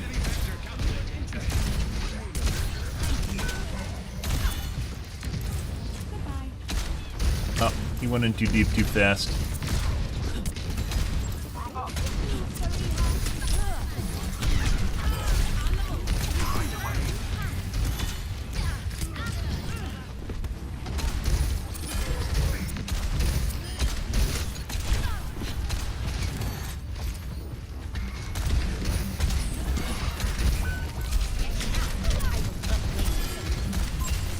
Stuck on a trap.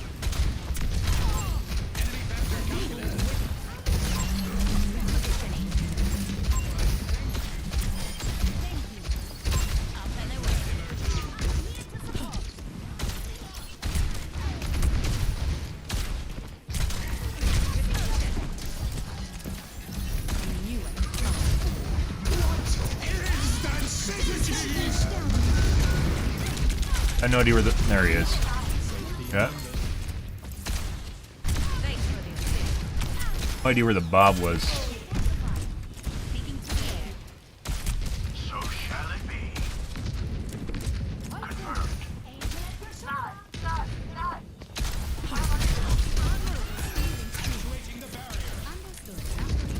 Actually go for,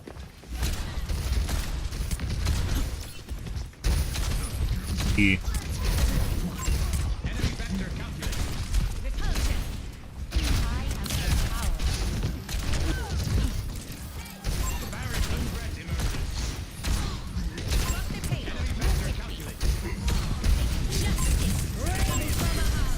There you go. Eh. Looks like Mercy had to bail. But we killed the tank. The whole reason for that, which we should be able to sail in there now, hopefully. Enemy vector calculated.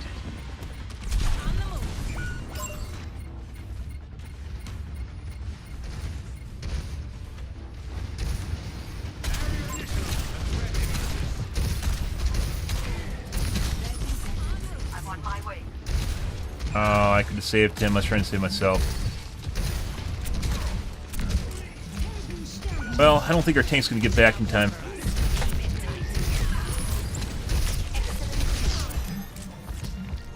Okay.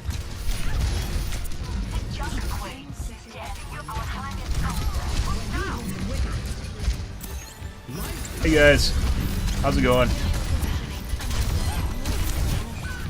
I got overtime! I actually started overtime and killed one on the way in. Oh, that's good. Holy shit. Love the heals, Mercy. And suicidal pistol.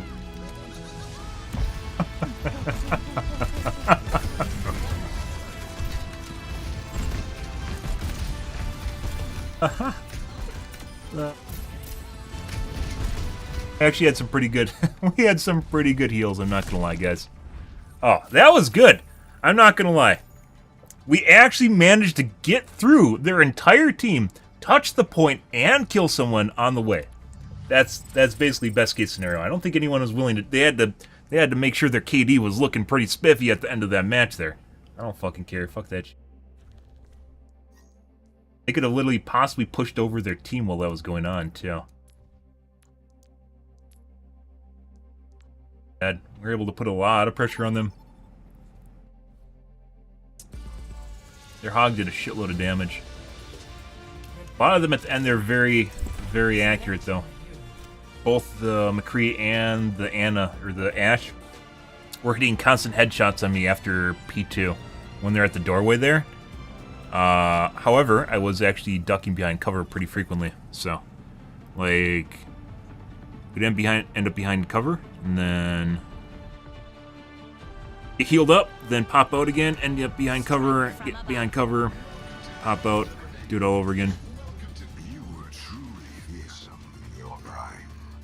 I wanted respect, not fear. Flying the friendly skies. Yes. Sorry, but I need to jet. So you're going with Cole? Joining Overwatch? Isn't that what you want? Repeat voice lines, by the way, are still really fucking annoying. Begin with. I only hear a voice line like once a week. That you, after that, grind that shit in, it's kind of, you know, nice at first, but you don't need to keep hearing it. Positioning underway. Remember when Overwatch 2 came out and it was like every fucking game that said the same shit?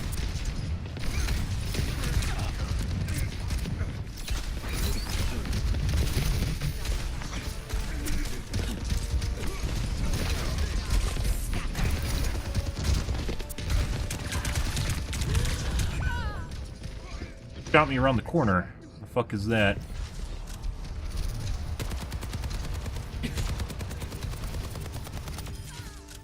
Okay.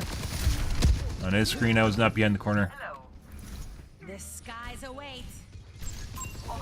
Very weird. Taking off. Are we moving the payload or what? Be a desync, ping desync thing.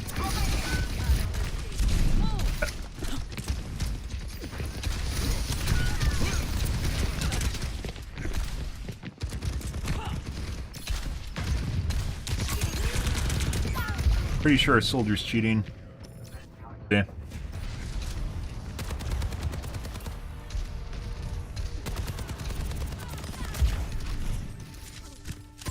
Good. I know what the prolonged spawns are too. Like you see where it just like sits there at like the camera. Like we should be spawning already and we aren't.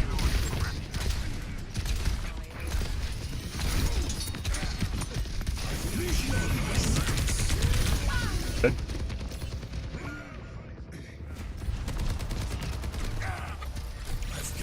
Chilling on the trigger button, shooting there. Ooh, I'm gonna shove them in a locker.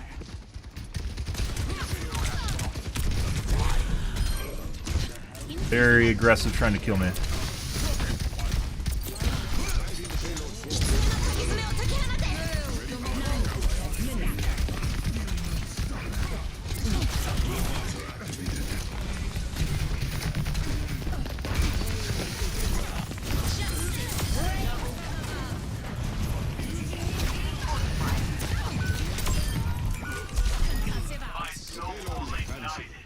As it should. Establishing aerial position. Was there any doubt?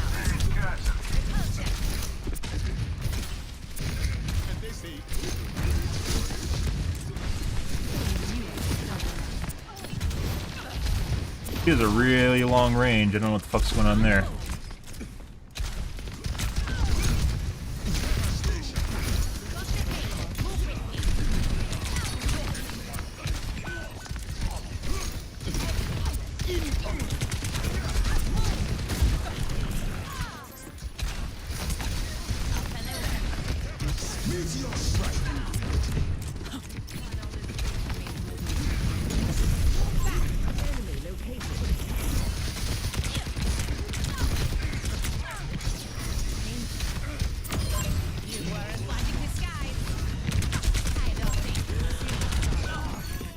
Guy's incredibly sticky. Pretty sure this guy's cheating. Has min lock, distance, and snap. Pre-aim through the wall just now. You can see where it detaches and then it locks onto you and sticks to you pretty hard. Shake it off.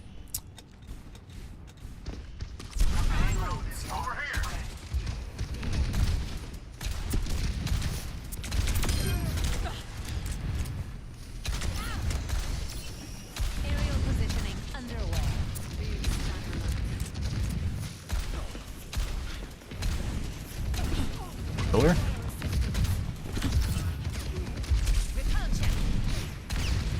Yeah.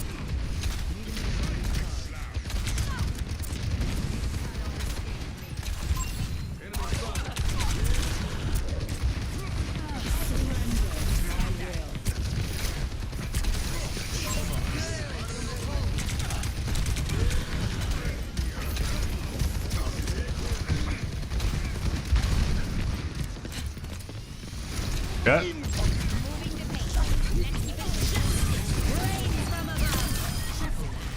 Good distraction, Doomfist. Yeah, that was a good entry. Use the Doomfist to take initiative there, guys. Pretty good. Yes. The payload has reached the They're all distracted and worried about the Doomfist, when Doomfist doesn't really even do that much damage. Now this guy's looking for revenge. Our fucking soldier friend is very cocky.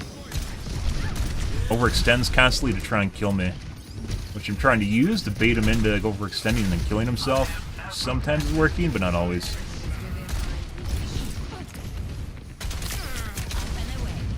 It's... Yeah. It's fucking... It's like normally, soldiers with aimbots, like you can immediately see him snap to the other guy. Soldiers with aimbots, like there aren't headshots in there. It's mainly just on your chest, and this guy is like venturing into your head, which does even more damage.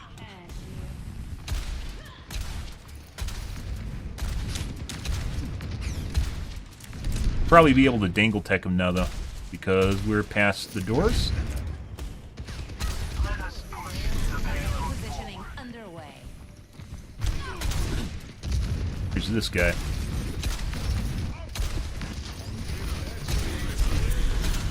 Also very accurate.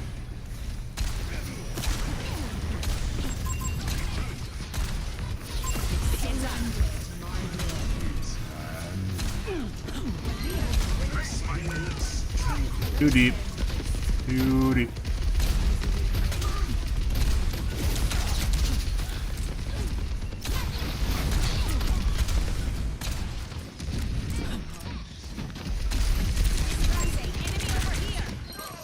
Good.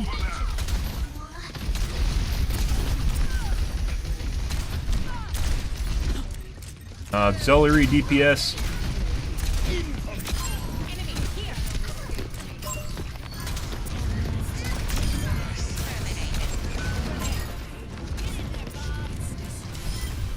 Nice. Very nice. Good. Holy fucking shitballs. Ash is killing everyone too? Dude, this is totally where he lifted off and then we just blew up their team while he was distracted. Yeah. Oh, that was beautiful. They're all worried about the Doomfist, and he was like fucking tossing their salad in the middle of that. That was actually beautiful. That was a beautiful team play, guys. We'll give him a thumbs up for that one. There you go, random guy. You get one in that. Right, and then we have our cheater friend, which is the soldier.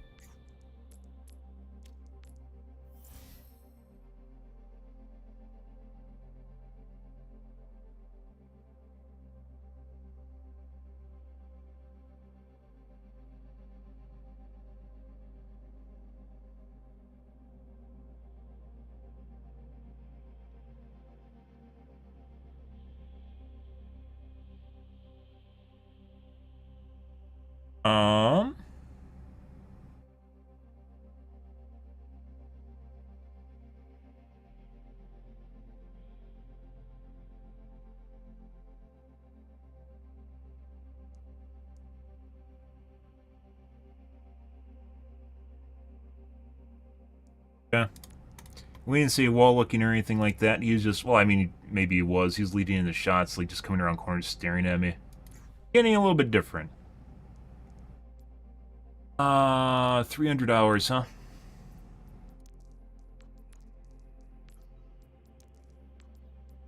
Ah, Season 2. Was a gold. He was a golden diamond. Origin story, guys. Season 2 is when he got sick of being bad. Good for him. Bought the account, one of the two.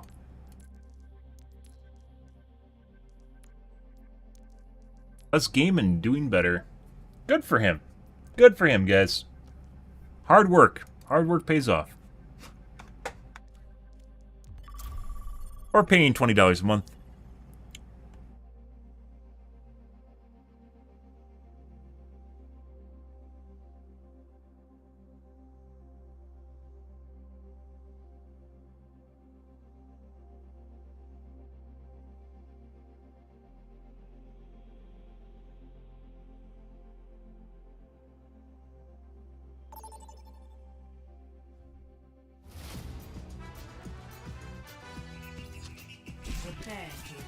Excellent.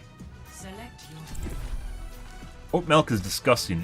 Oat milk to me tastes like what happens when you leave milk out and goes bad. Like it starts going bad. Like it's warm and it's like the warm taste, even though it's obviously not temperature warm. Kind of like the creamy, warm, going bad taste of milk. Milk doesn't just instantly turn, by the way. It has like a period where it starts turning. Goes bad. And if you don't watch dates, that can sneak up on you, so you don't really know what's going on. Sometimes it doesn't even taste bad. Slowly goes bad. Hello. Flying the friendly skies. Good. Think you can keep up? Affirmative.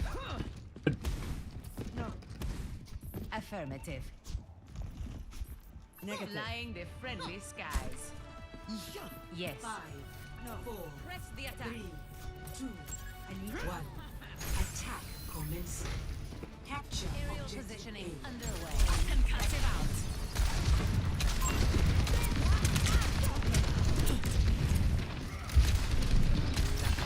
Fortunately, they weren't in front right away.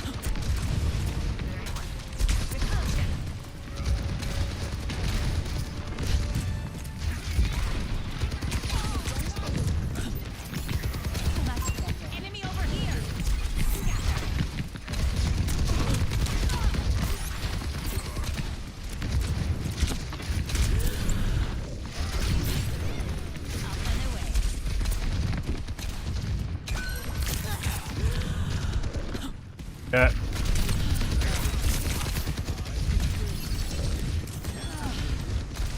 Repulsion. Excellent teamwork.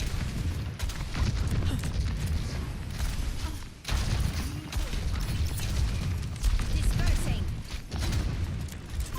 Enemy spotted. Heading them back. Oh, there he goes.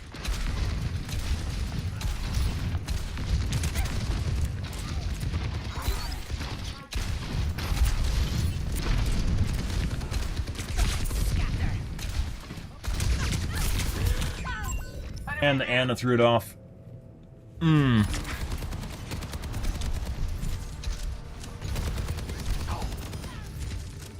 That's kind of weird. It looks like every time he fires a shot, it stutters. There's gun shudders. It's like literally doing like a vibrating thing. Like it corrects after every shot or every 2 shots.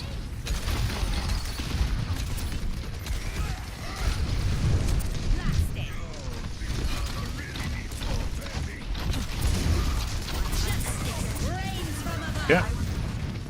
Unfortunately, you didn't overextend.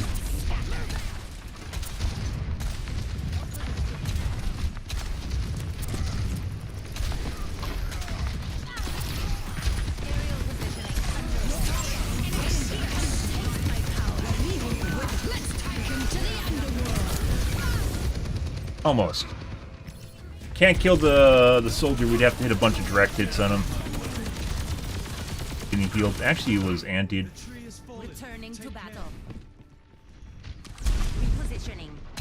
Kind of sad we live in a day and age where there's so many where like anti does a shitload of work. Like where Overwatch used to be. No, Overwatch. World of Warcraft used to be. And everyone had to have a Mortal Strike in order to deal with the healing in arenas, like back in Burning Crusade. One and a shot once again. It's too much. Just tried to pre-fire me with grenade as I came around the corner. Let's show him some air power. Increasing altitude.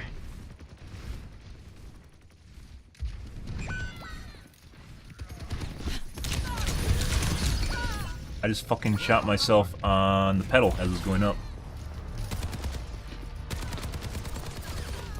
Pretty sure the soldier's cheating. Like I said, it like vibrates when he's shooting, which is the aim correcting basically after every shot. Good. Looks like vibrating, it's one way to construe it. Trying to do the same thing again.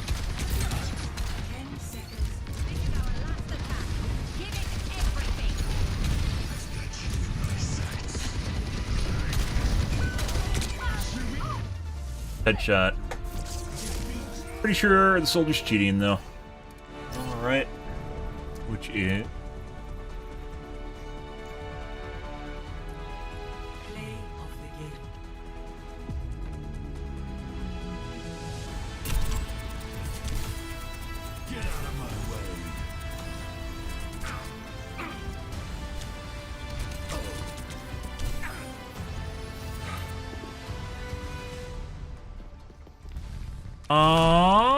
Okay.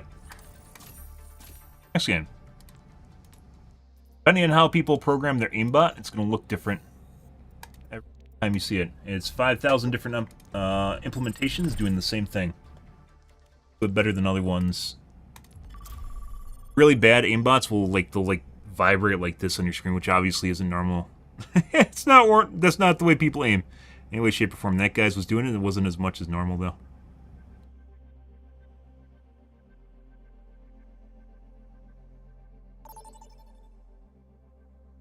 Next game. Getting a lot of fast cues now. One could almost say we could play comp right now.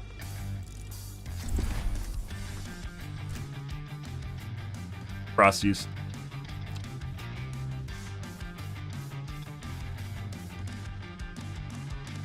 Frosty. Always broken. How do we... have to think.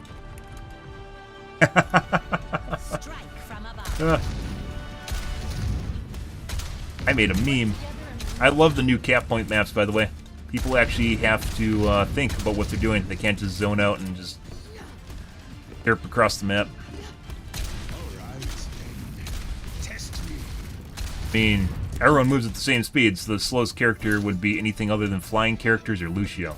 So, anything with the movement ability, the fast movement ability, that would actually matter.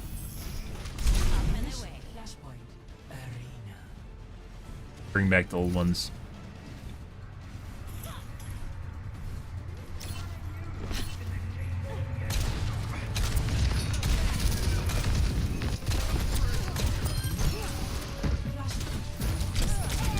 That sucks.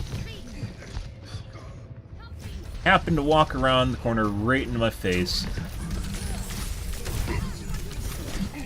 Good. All systems nominal. Aerial positioning underway.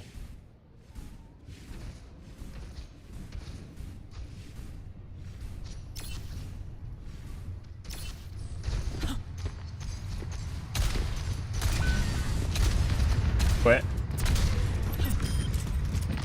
Repositioning. Move up here. Step one. Over here. On my way.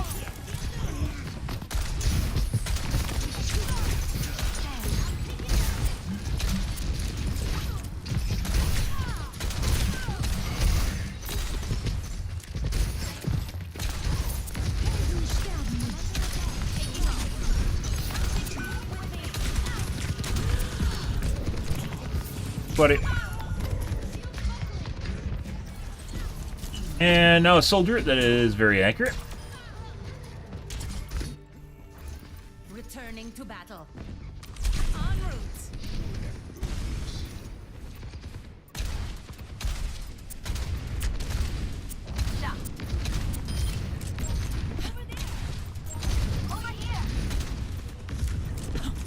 Okay.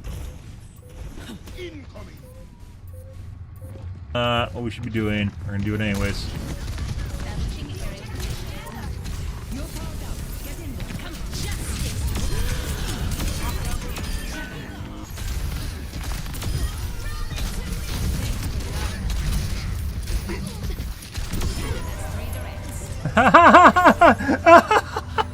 And tilted.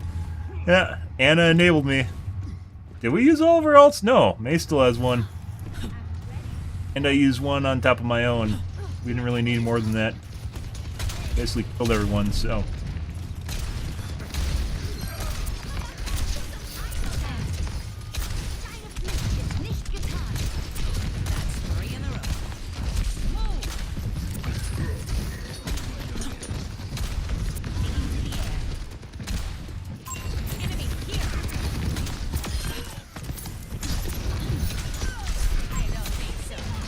Try and res. That Zen did that so she could res. Because they know who's the breadwinner right now.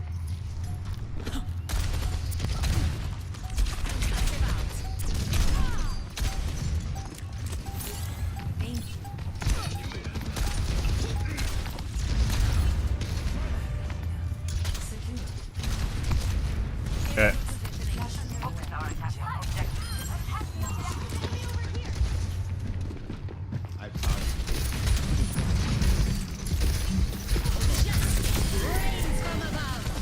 Justice rains from the floor. Over here. Convert on an objective. Flashpoint unlocks in 10 seconds.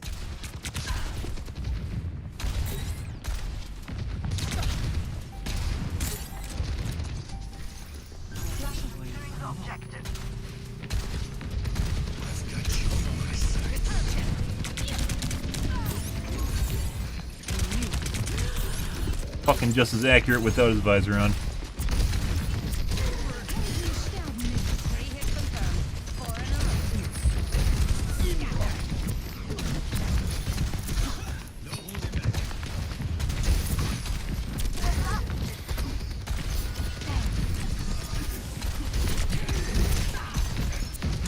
Getting uncorked.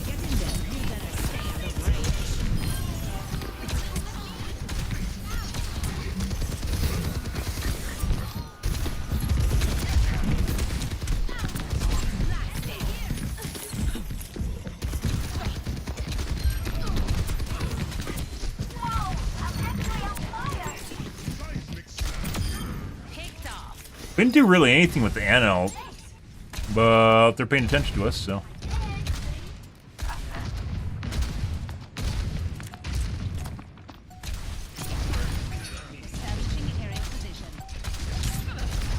I'm on fire. Come on, try me.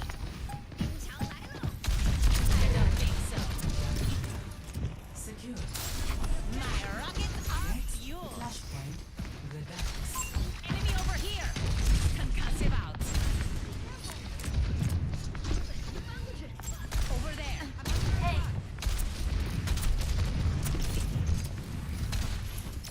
That's 3 hits. Dispersing. Enemy here. Flashpoint unlocks in 10 seconds. Enemy here. Oh no. Oh, bad reload. Oh my god.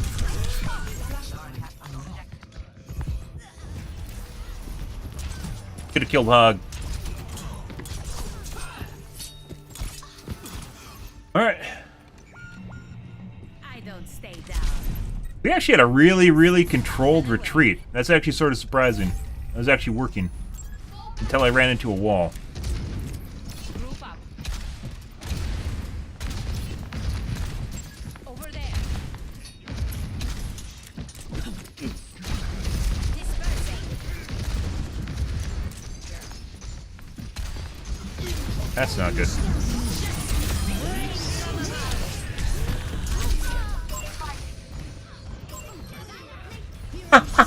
And then the fucking Mercy! I could have killed the Genji! I could have killed the Genji if I actually fired at the wall and just like... Making another. Well, that would have been a shit show. Like, whether or not I don't know. That's tough calls sometimes, guys, where like you're gonna eat damage and you know you're gonna eat damage whether or not you actually try to go for the kill on top of it. Yeah.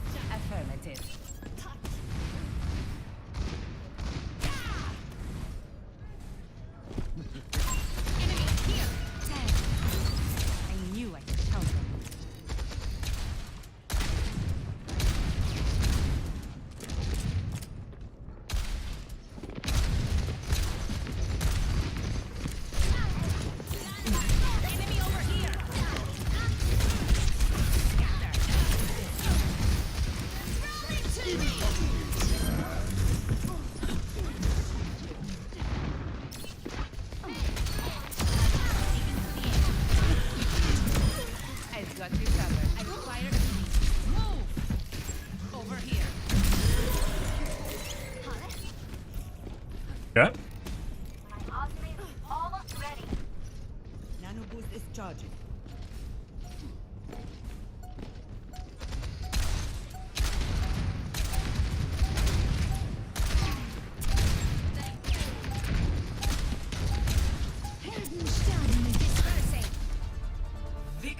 Nice. That Genji got very accurate on the Ashe at the end there, but you know, whatever. It was like a minute worth of gameplay.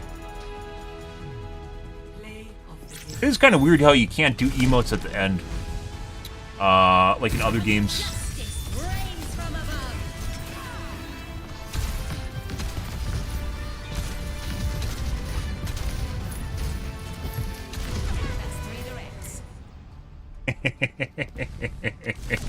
Also, we have pretty good heals. There you go. Good.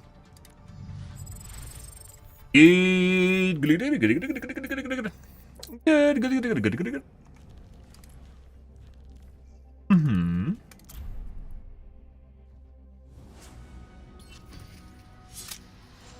A lot of water. Kinda need to take a piss, but not really. Good. It's currently 8 degrees outside since everyone loves talking about the weather. I don't think so. Forgot your parachute?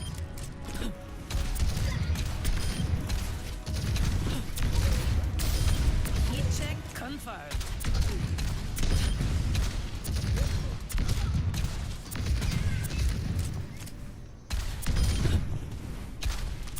Blasted. Establishing aerial position. Double. When I'm hitting my shots, you can't touch me. I like the shield bots. Forces you to aim around the target. Hit them. Like I said, I think this would be better if the bots actually, like those guys are firing, just fired at you constantly. Like slow, continuous fire. While still moving in their predetermined path. Like there's a button you can push to do that. Obviously there's a lot of things they can do to make the training range better. But it forces you to raise your awareness of people around you. Dangers that are present all the time in Overwatch.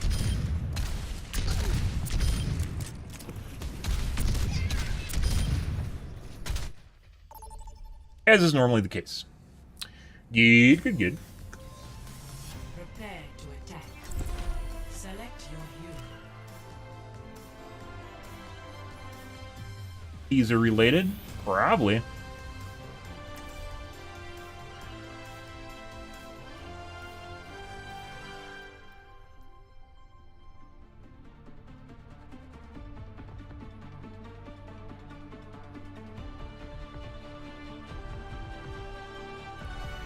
Strike from above. Things were a lot simpler when I was robbing banks with the Deadlock gang. You called? Thanks for the assist. I've learned a lot from my experiences. Flying the friendly skies. Pre-flight checklist complete.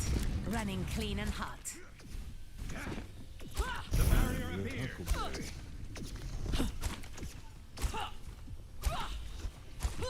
Affirmative. Still boosting you. Thanks. 5, 4, 3, 2, Oh. 1. Attack commencing. Capture objective A.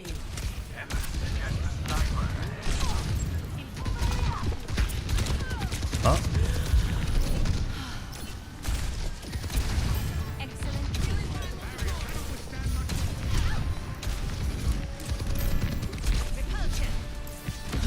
Go.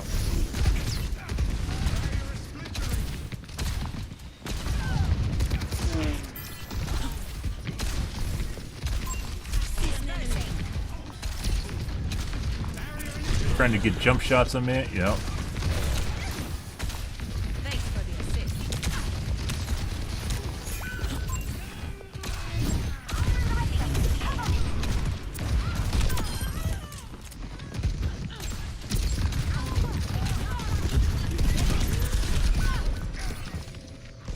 And Soldier came back. Soldier is very accurate. Well, he's just standing still doing something.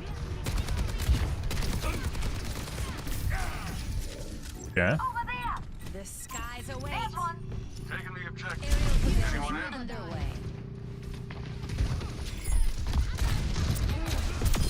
I've got you covered. I see an enemy. I'm really feeling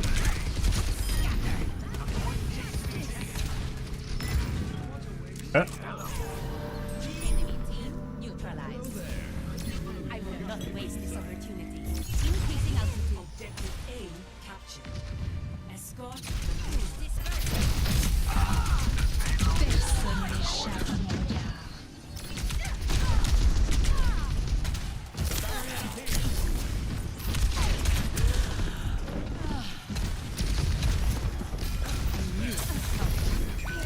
Anna's overextending to try and shoot me. Pretty sure the soldier's cheating. And the T's are together, as I mentioned earlier. And also very accurate. Always more to learn.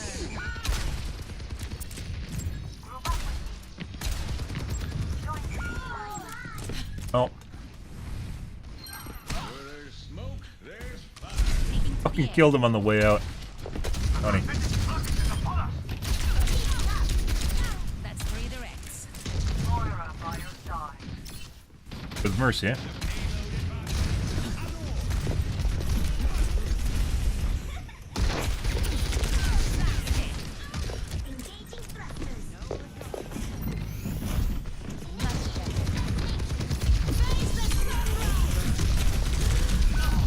Didn't go off the edge. I expected her to chase me down, and she didn't with her jets.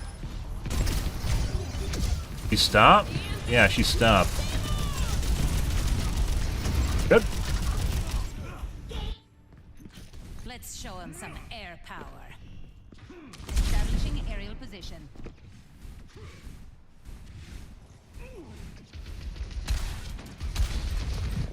Sniper.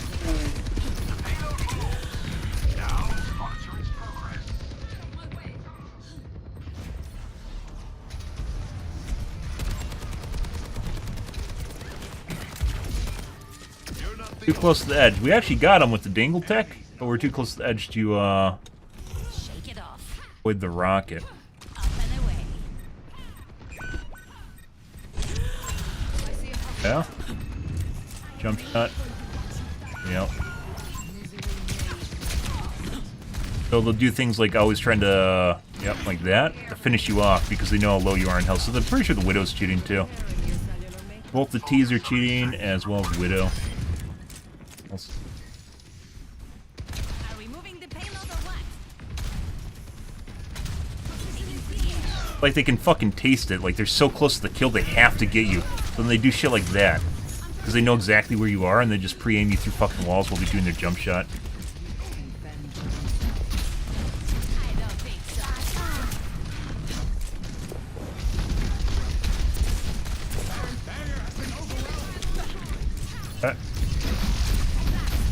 Not sure how she didn't get pushed off just now.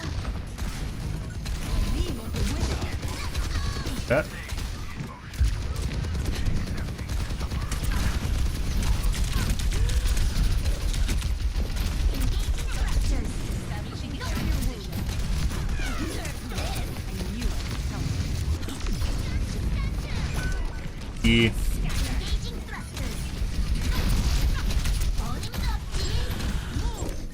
Trying to get line of sight on me. Oh, I had to try. I wasn't close enough though. You'd literally be right on top of her.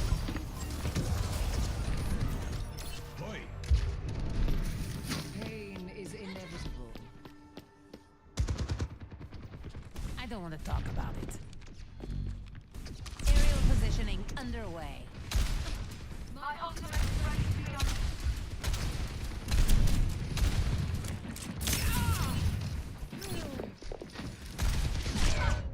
Yep. Still trying to get cheeky angles on me. Like watching a fucking kid play in a playground. It's obnoxious. They're bored of the game, so they just do anything to keep their attention at this point. The game plays itself.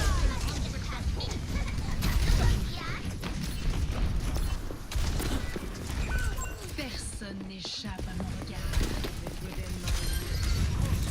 Transporting the payload.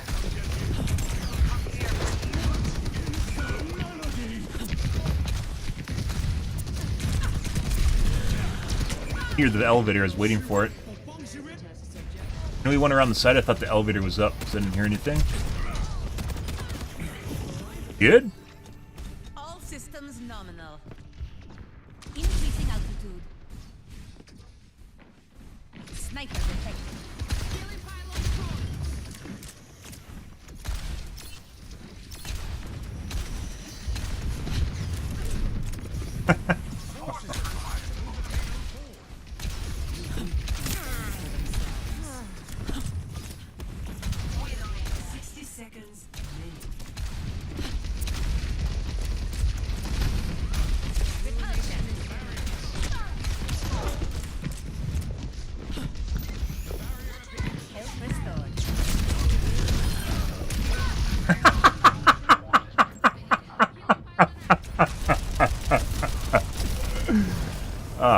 Yeah.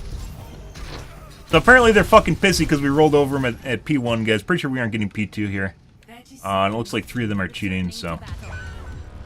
Maybe. Aerial positioning underway. Work.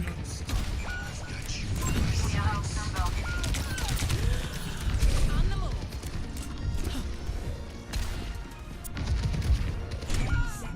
There's Widow again. So Widow's definitely cheating. The 2 T's are also cheating. I don't know about the Anna. We'll take a look at the Anna though. Cool. Yeah. Oh! That's a Zim player right there. That's a Zim. See though.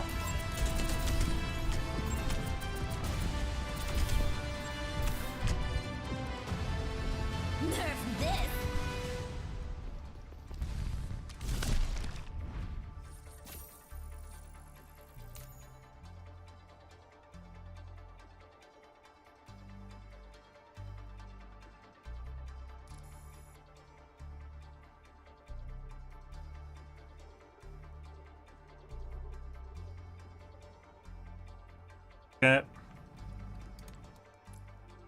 Cheating. We'll take a look at Anna. And that might be a Zim. More than likely a Zim if they're playing at our MMR right now.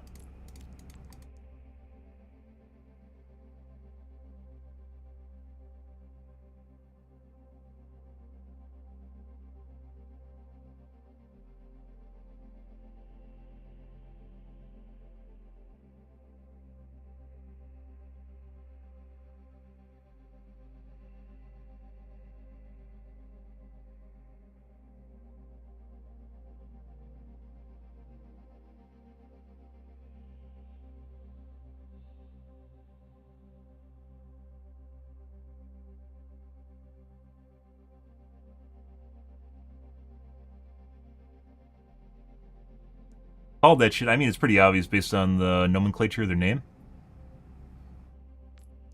Okay, let's take a look. Private. of it.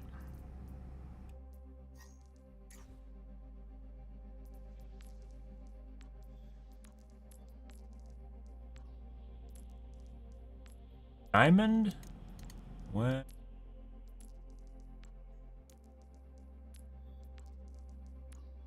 Free? Good for them.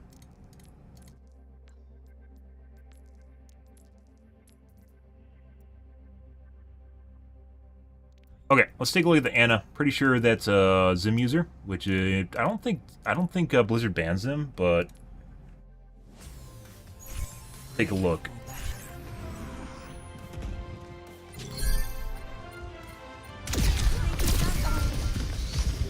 So this is the cross-platform indicator would mean that they're either playing maybe on Steam.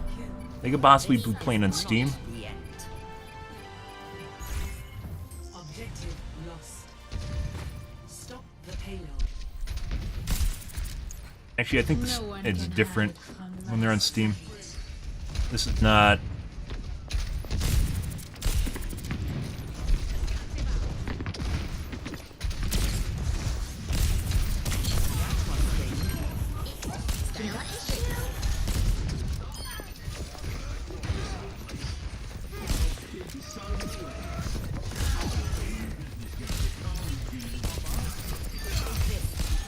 Tactical visor activated.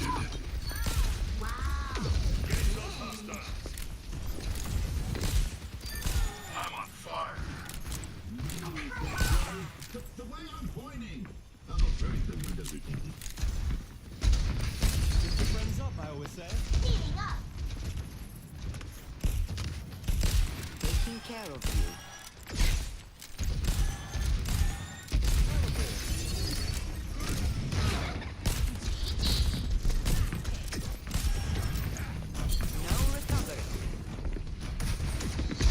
Notice the circular movements, the spirals. You can't do that with the controller. Sometimes it'll, like, controllers have very linear movement. It's very geometric shapes where it goes like this because people are moving their sticks around. It forms little geometric shapes when it's happening because they can't do this very well. It's very difficult for them to make circular movements or some sort of U or C shape due to the way the controller's set up. Just the way that an input works on a gamepad. You'll see a lot of linear movement back and forth, up and down, left and right. Not a lot of vertical movement either.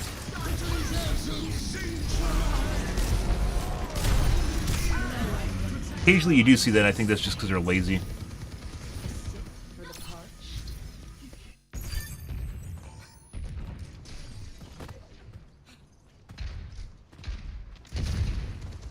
Up and at 'em. Sorry. Everyone heal up.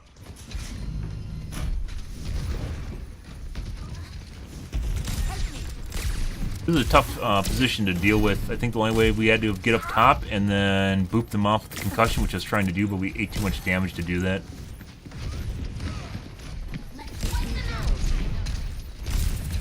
And there's flicks too. This is definitely not a controller. Okay.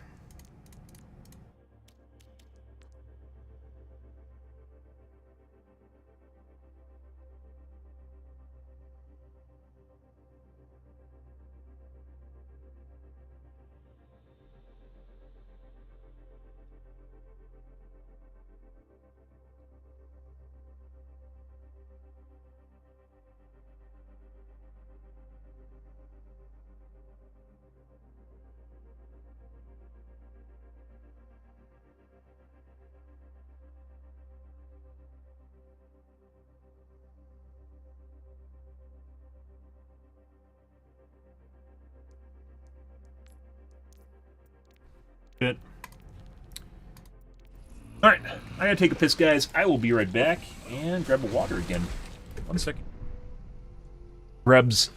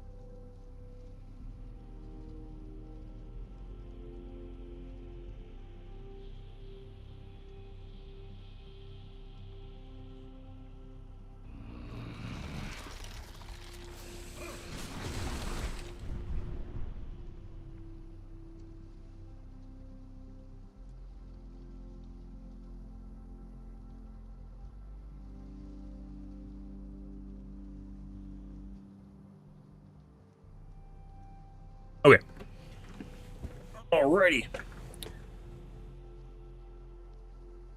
Let's see.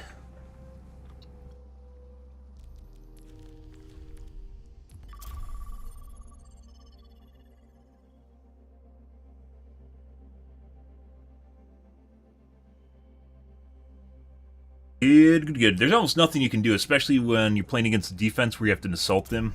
Unless your team has a shitload of cheaters, Stewart. Almost nothing you can do about that. 3 people is tough to difficult. Technically 2 people in the Zim user. Tough to deal with. Like, even when I was playing close to the ground and next to our team, not only would I get singled out because people when they're cheating have like a raging hard-on for Pharah, so they can't kill you normally. But our team was just getting mowed down too, so.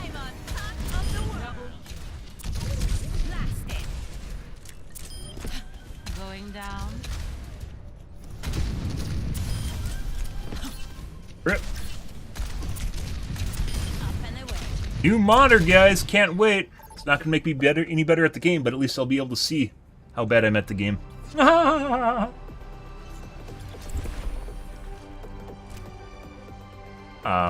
That name looks familiar. Kinda weird when people dodge me, even when they're on the other team.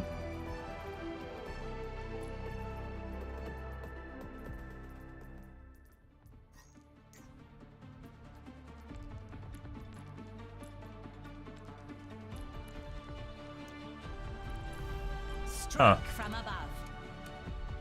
That's a something. Fruition comes from within. Yep, you know, consistent plat. Now they're a master. Good for them. Stay close to me and I'll keep you safe.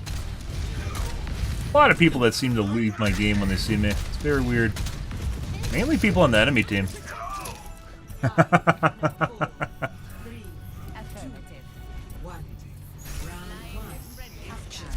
Good for them.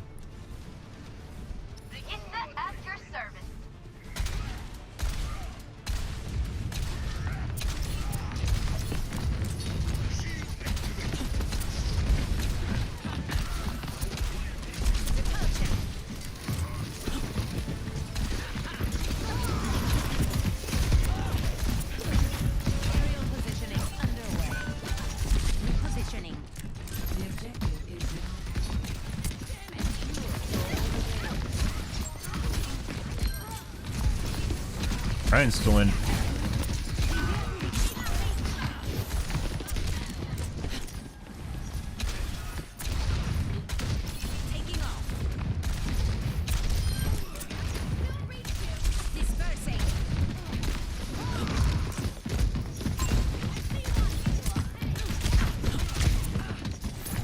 Do it, you know you want to. Queens love playing the corner with an axe.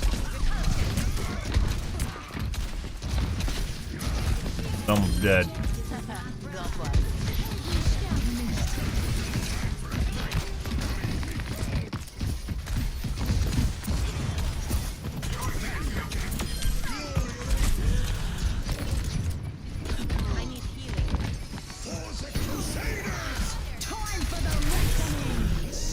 Okay, well we're probably dead to the dot. Actually, I think we got sucked for a little bit. I think we would have actually survived that.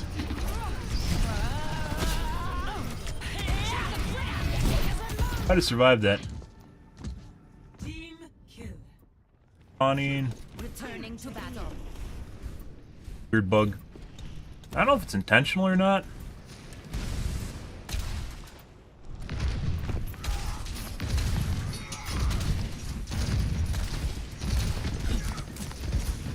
Aerial positioning underway. Dispersing. Justice reigns from above. Oh, he fucking got. You knew what I was doing. He got right on top of the fucking queen too. We didn't. I don't want to talk. Could have got her. She jumped backwards into the Genji that's deflecting and accidentally saved herself. She wasn't actually moving into the deflect.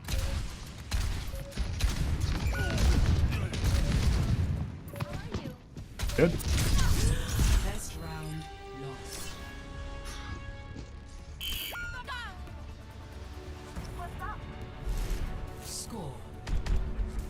Good. to 1.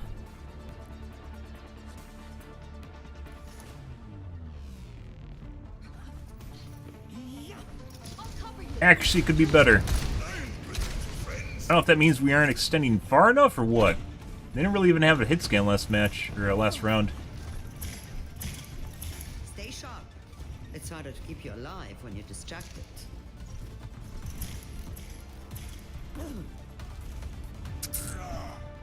Five, 4, 3, 2, 1. Round 2. Capture the objective. At your service. We can still win this.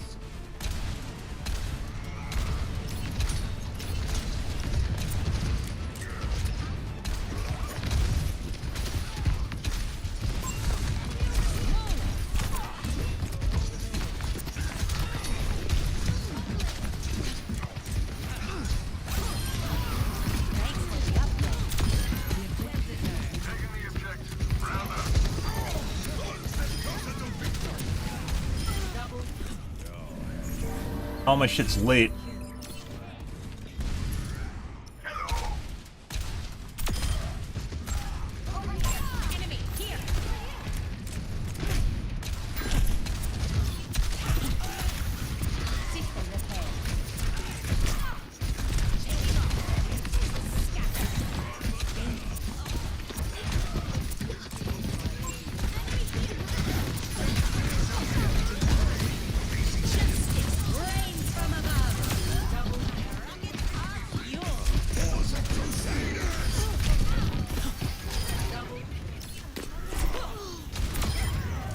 But we got it done. Okay. Aerial positioning underway. Great.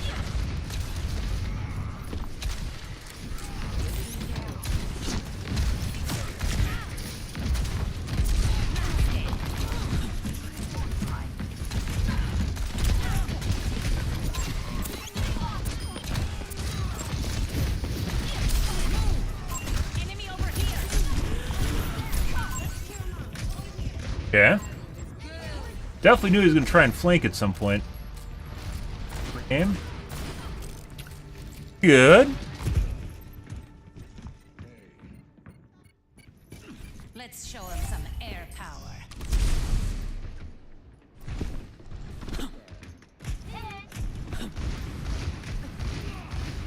She's dying.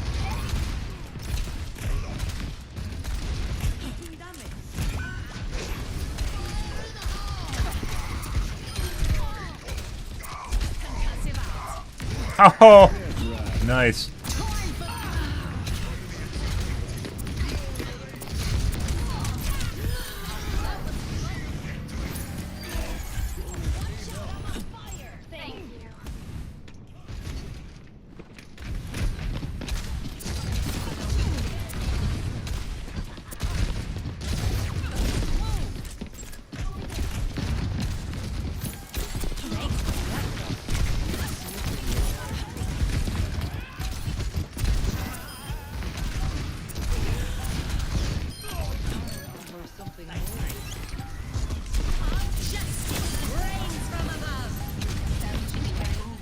Dunk's gonna go in.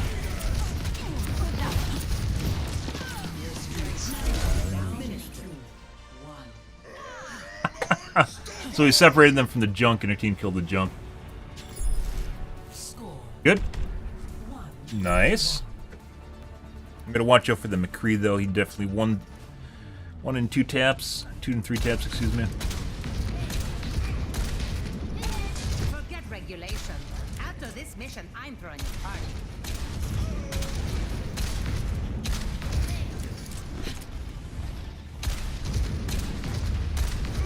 Yes. Flying the friendly skies. My aim's still not what I'm looking for though. If I'm at below 10% for Dirac, something's not working right here.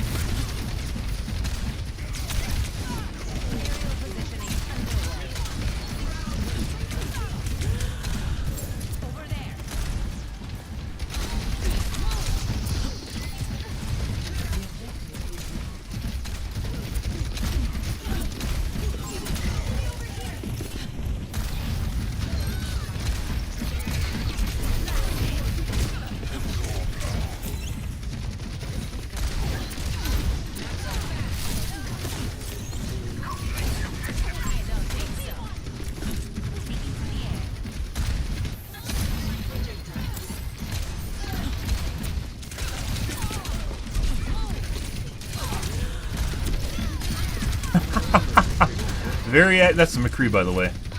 Very accurate. Not very good, though.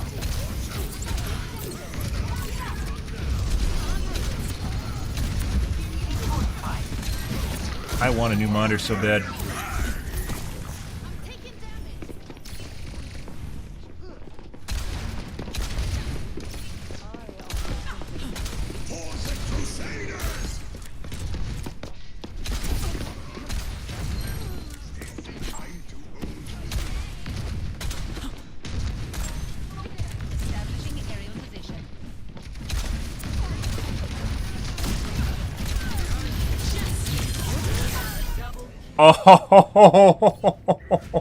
Oh, McCree killed him though. I helped. I got like 2 missiles in. I helped. don't stay down. 3 missiles. Ah, good. Good.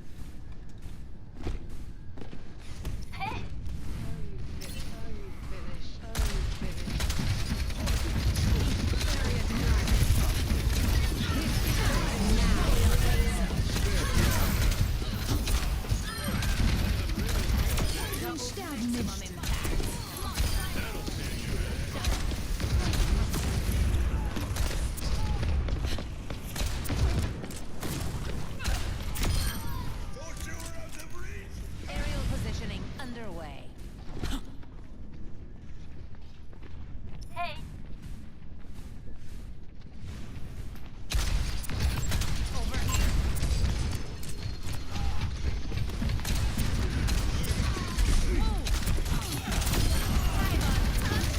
That's good. He's trying to insta-kill me. Pretty sure that's the fucking McCree. Pretty sure that guy's cheating.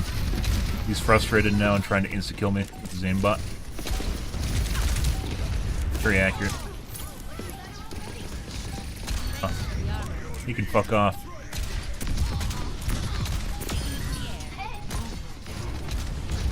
Poor Mercy.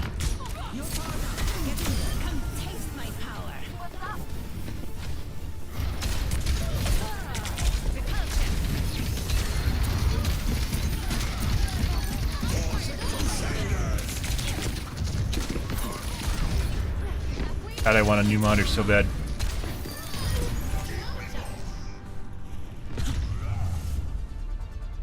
Nice! Better towards the end, but a lot of that's fish in the barrel.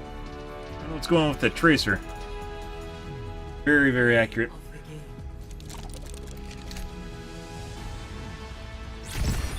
Possibly cheating.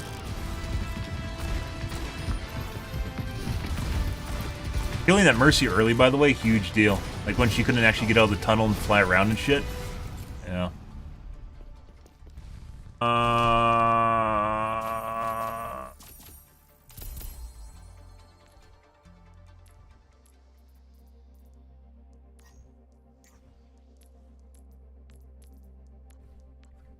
Let's see.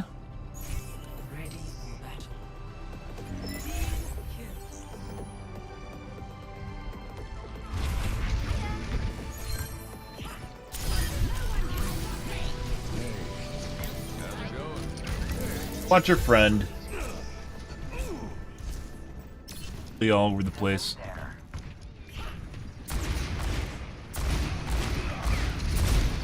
Aim.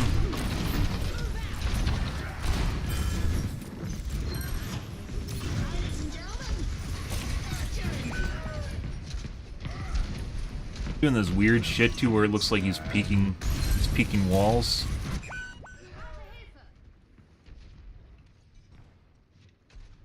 Locked the McCree through the wall.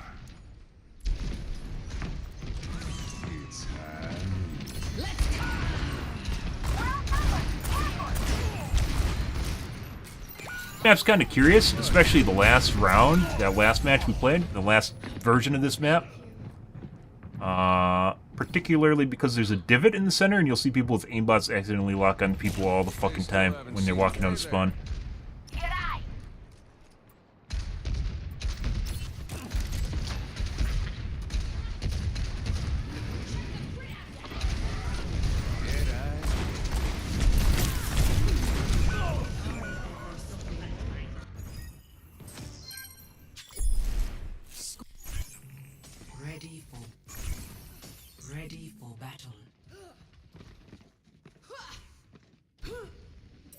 Disrupted. 3, 2, 1. Round 3. Capture the objective. It's time to save the world. Prepare your Margaret.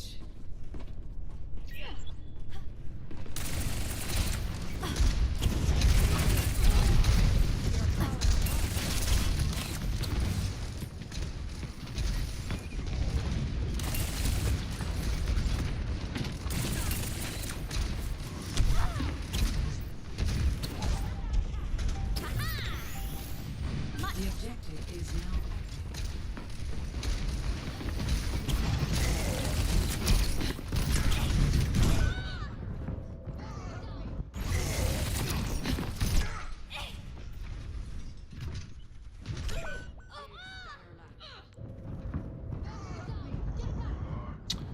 Our McCree brained him in close quarters. Hi there. Hi. My ultimate is charging.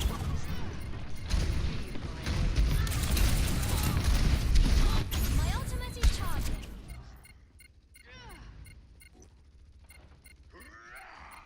receive my aid.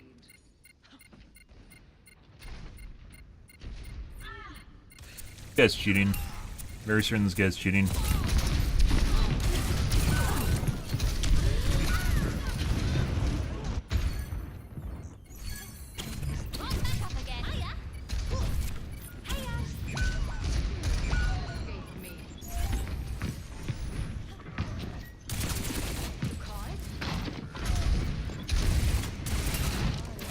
Tried to shoot me through the wall.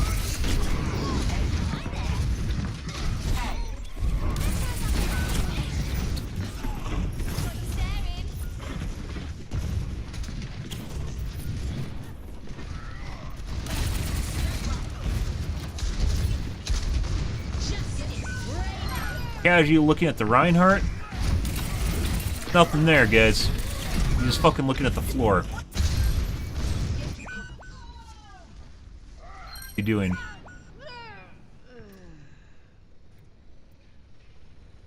Reacting to the Reinhardt.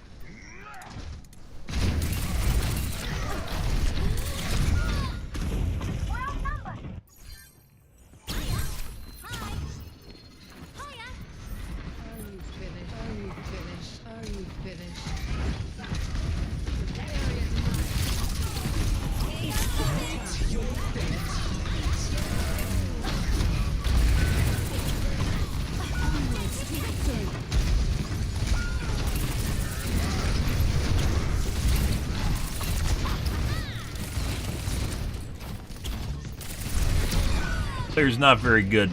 As you can see them dashing in, not positioning extremely well, dashing into walls and shit like that too. Unironically called Tracer as well.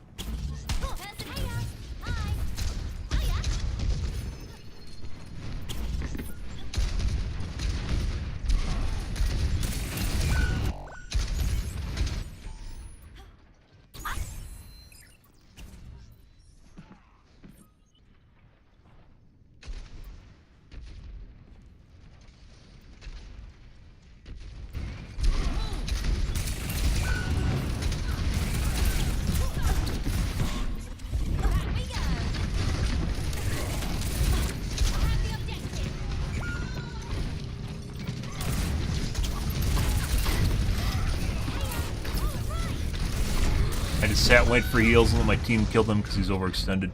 By the way, that's actually a really good thing to do if you think someone's about to finish you and like you've won the battles. Just sometimes just dipping out and just hiding.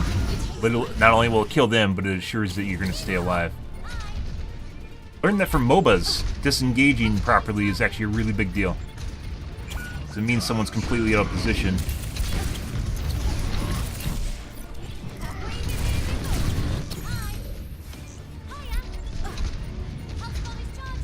I mean, he could have just been looking at the point, so this isn't really...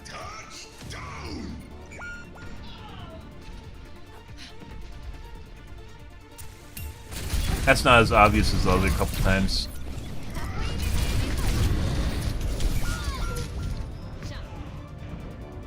Okay. Alright, pretty sure he's cheating.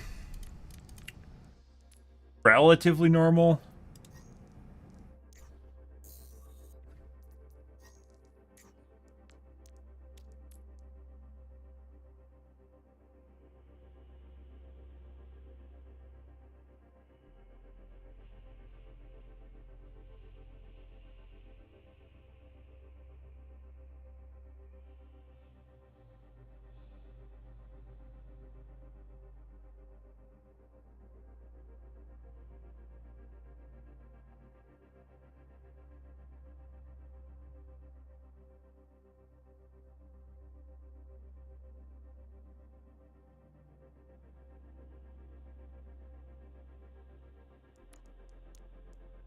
Good for him. Next game. Good. Good.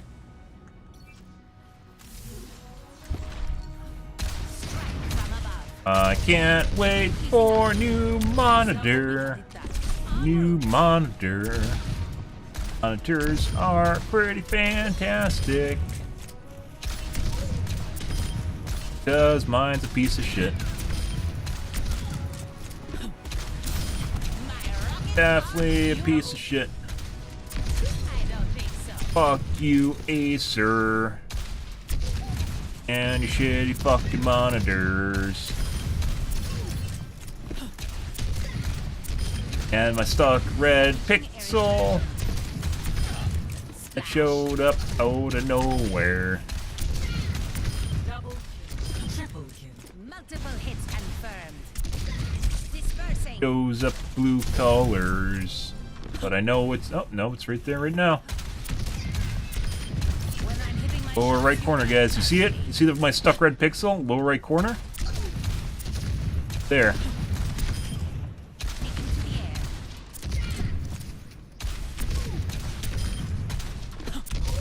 Concussive out.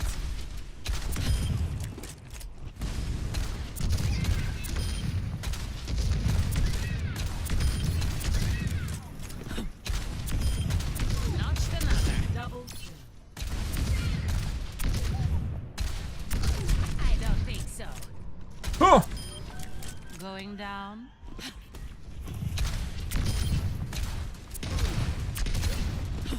Increasing altitude. Blasted. Good.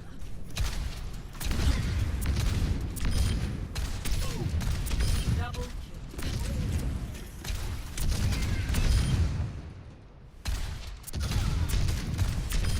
swish.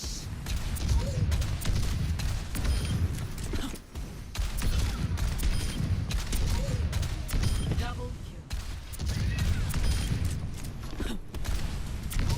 concussive out. Not gonna hit that. The sky. On his bottom. Double triple kill. Yeah. Targets eliminated. Up and away. I don't think so.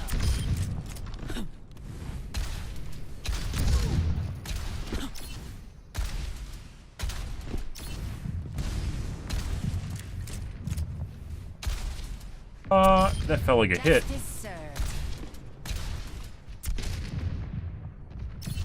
Good. Good.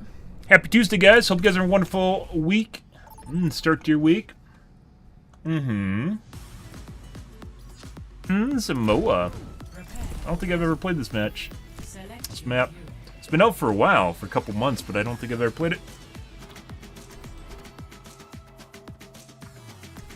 Released like literally right when I stopped playing. Bow, bow, bow, bow, bow, bow, bow, bow, bow, bow, bow. Strike from above. There is always room for improvement.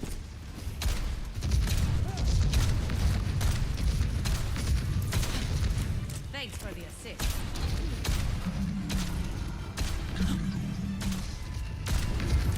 Hello. Flying the friendly sky. Kinda hungry though. 5, 4, 3, 2, 1. Yes. Round 1. Capture Into the air. I don't know what kind of angles we got. We'll find out. I see an enemy. I will not waste this opportunity. Concussive out.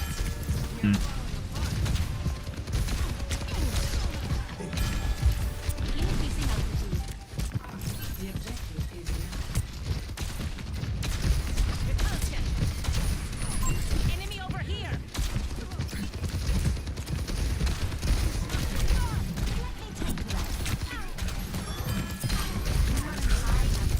I see an enemy.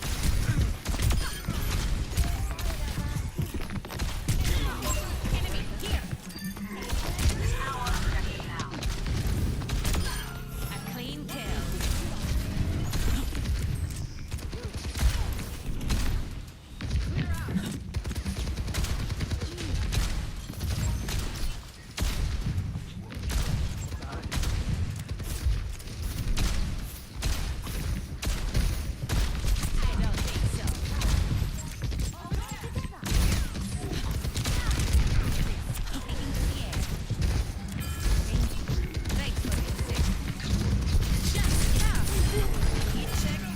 That actually helped me out.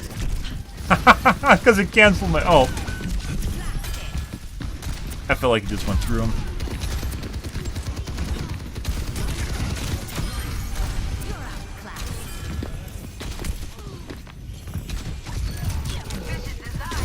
Oh! No, my E got canceled! Oh. Oh, I saw that too late. I don't stay down.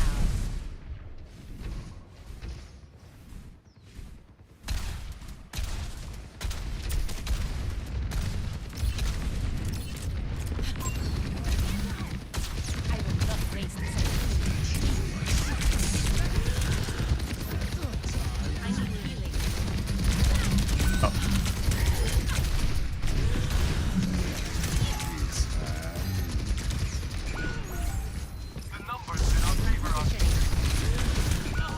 Right.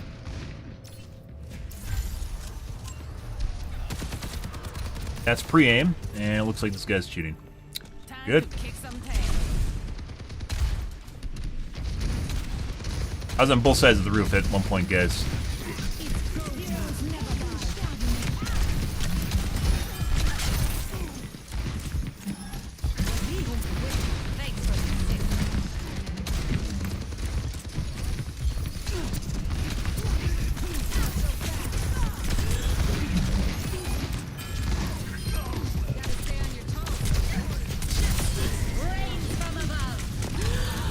Oh, that's I thought that was our mercy.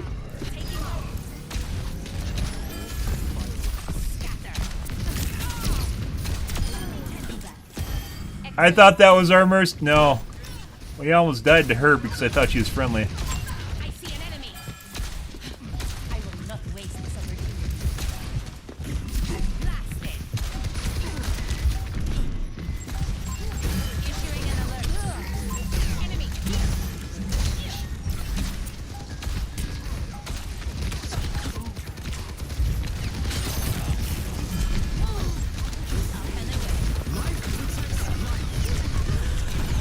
I don't know. Okay.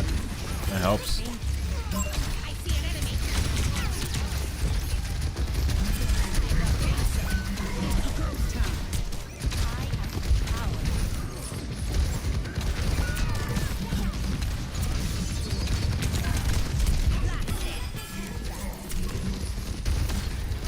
That's not good.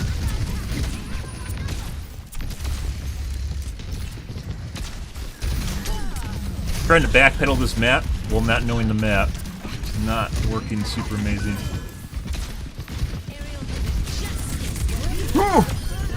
No. Rezana. Yeah.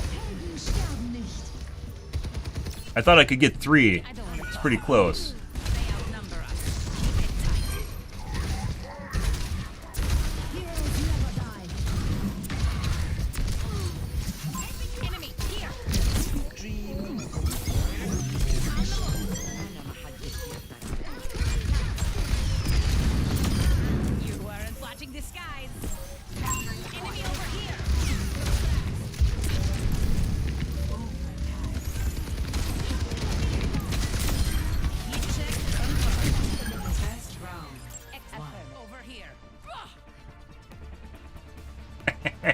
Ah, we got some pretty good mercy heals, by the way.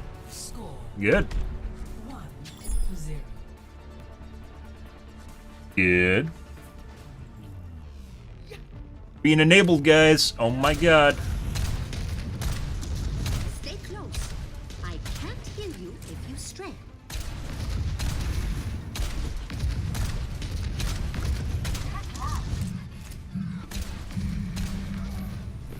You have my thanks.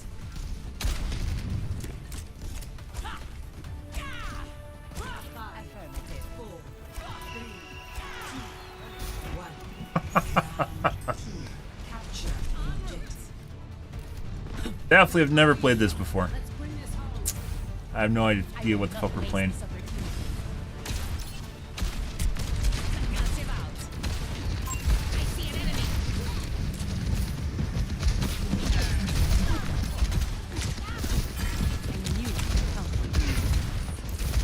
That's a problem.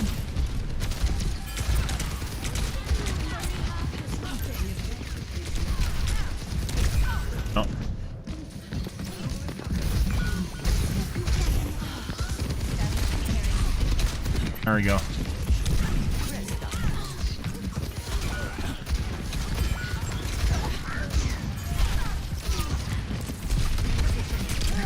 I have no idea where I'm backpedaling to.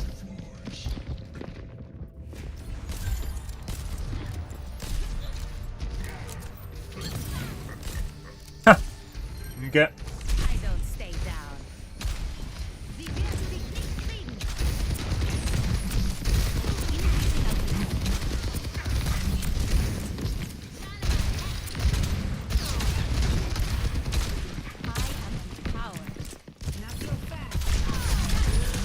Oh, we just saved ourselves.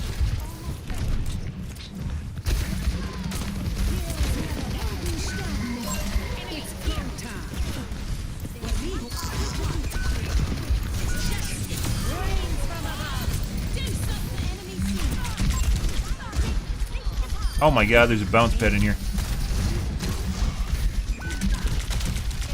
Please, no. Oh, I should have booped him into the hole. I didn't even think of that. I could have booped him into the hole, guys. Actually, he might have just ended up on the bouncy pad and been even worse. Because then you can't line of sight him well.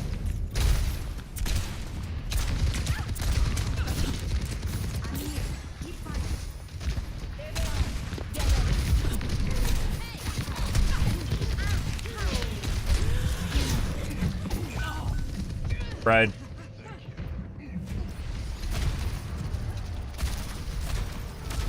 Extra shot. This is the soldier earlier. Flop. Extra shots was killed me. It's a very difficult map to get a good line of sight on them. All the angles and the small walls.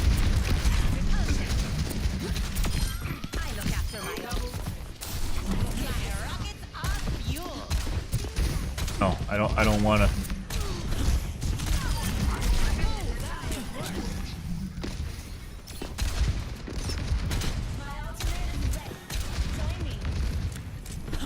Definitely gonna get. Hear their clip clops. Waiting for a guy to come around and just like try to one-tap me around the corner, which usually is what happens in this case.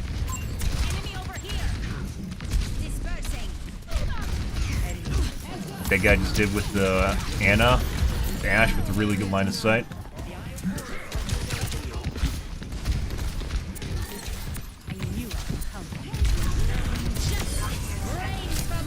Oh! I thought the Mercy was still in there. Oh, I thought that was going to be a two-banger. Good. 43-13 is pretty good.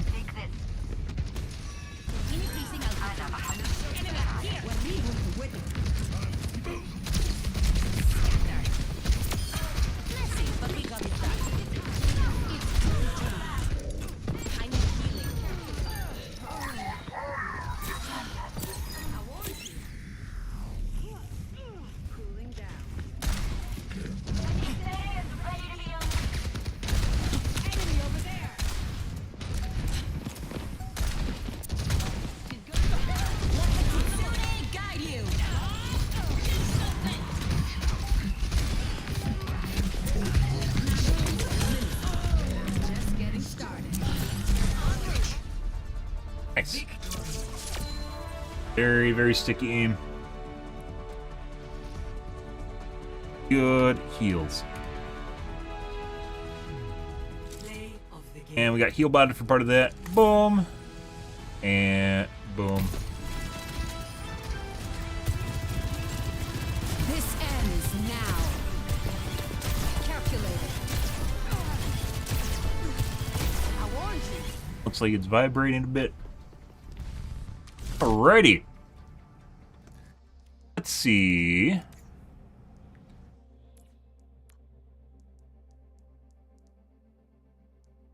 He swapped off to Ash. This is the guy at the beginning of the match. Oh my god, 810. Right as I'm about to go to bed, dude. What are you doing? What are you doing with your life? What are you doing, huh? Huh? Can't get refueled sooner? Oh my god. Take a look at the soldier at the beginning of the match. Ready for battle. Guy.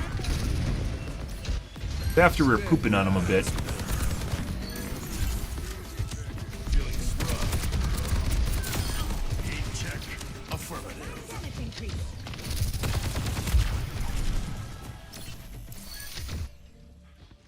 Pre-aim on Soj. Appreciate it. Important stuff on Discord. What could actually be important on Discord? These are never important on Discord. I hope they aren't. Feels like a job.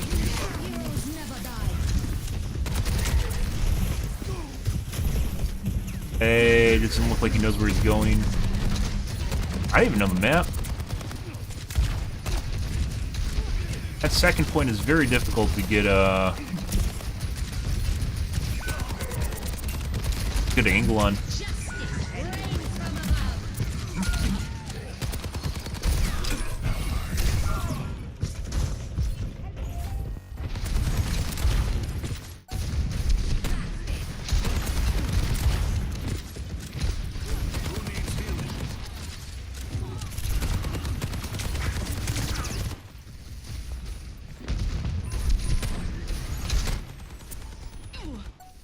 Try to shoot the Mercy through the wall.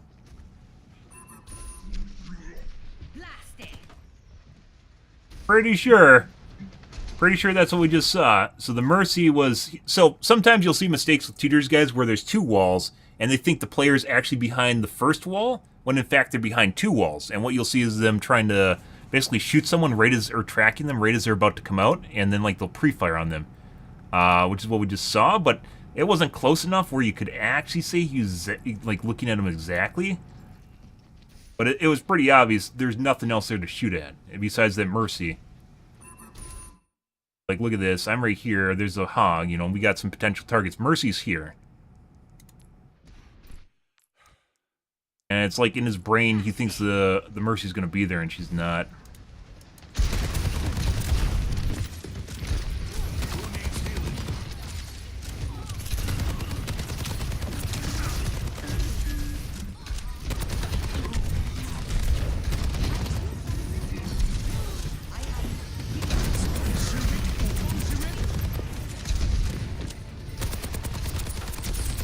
I had no idea what the fuck was going on. That actually saved me.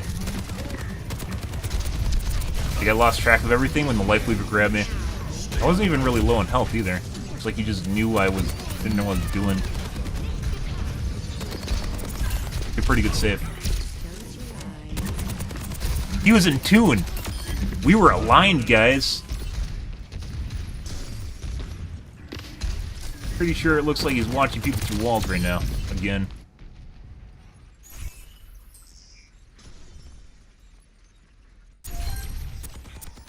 Matches a lot of nice angles where you think they're gonna be in one spot when they're not. Not good enough.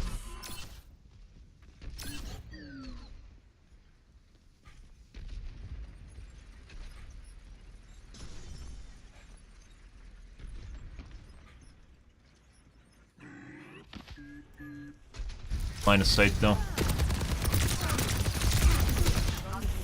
I don't know. You have no idea. They'll never tell you. The only way you can tell is basically if you never see them again.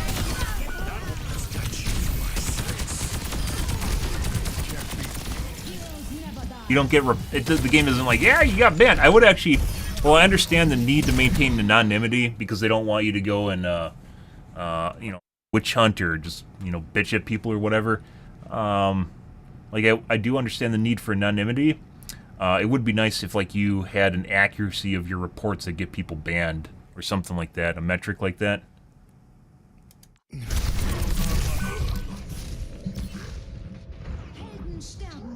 No idea. Occasionally, very occasionally, you'll get the report screen that says, hey, people that you reported got banned, or someone you reported got banned, and that's it. And it seems like they stopped doing that for a while, and they started doing it again.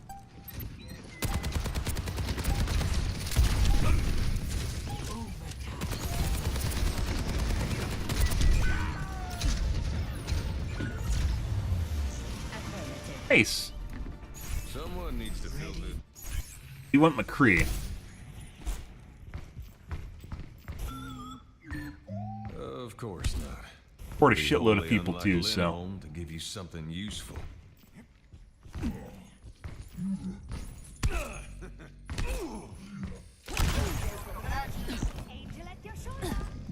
No hitting the sack. We ain't done here. Hi, Sam.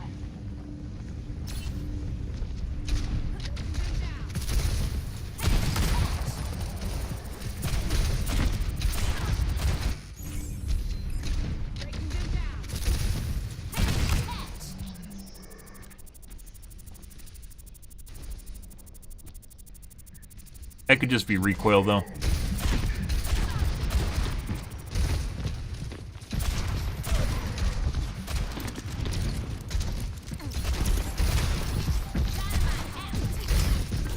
This is really, really tough because of how angular this is, how vertical this is. It's very, very difficult to deal with this.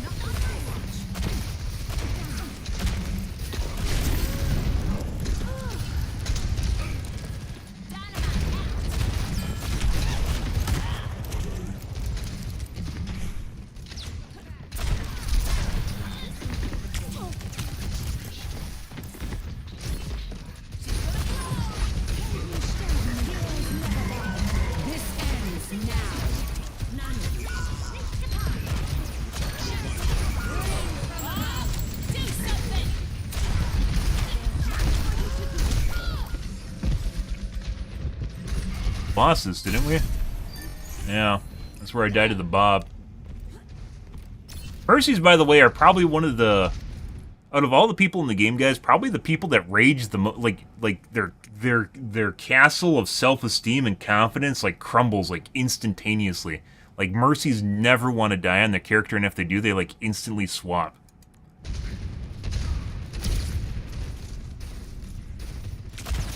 I think Mercies can actually be a very, very, that's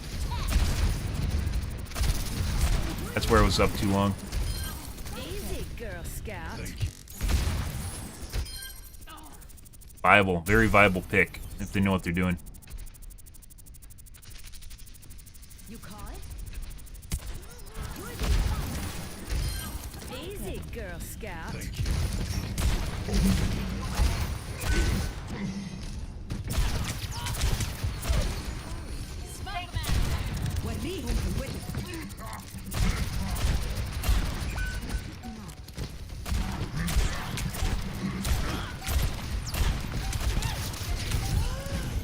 Nice. Immediately. Those missiles come in, guys. Immediate suppression. Immediate suppression on their position. Where they either have to deal with me or they get pushed into a corner, which is exactly what just happened. It doesn't matter if I have a heal button. Like, it's not even that big of a deal. I knew they're pitter-pattering around the side, by the way. That's, you could hear them over here the entire time. I think that was just Mercy just walking around.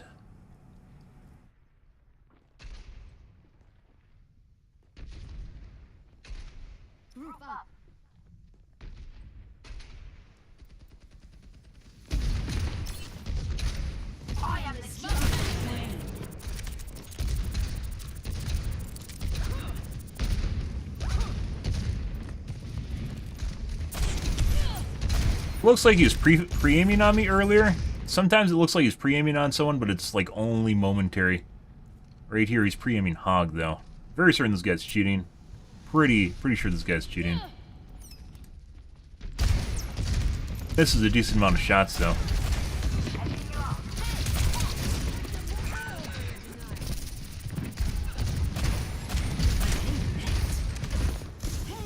Aim is literally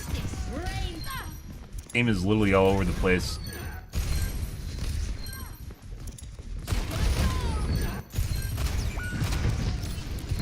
Like the new cool thing is just to aim all over the screen at all times, just constantly aiming all over the screen. Like someone made a TikTok on raising awareness by aiming around. He's just pre-aiming the Kiriko.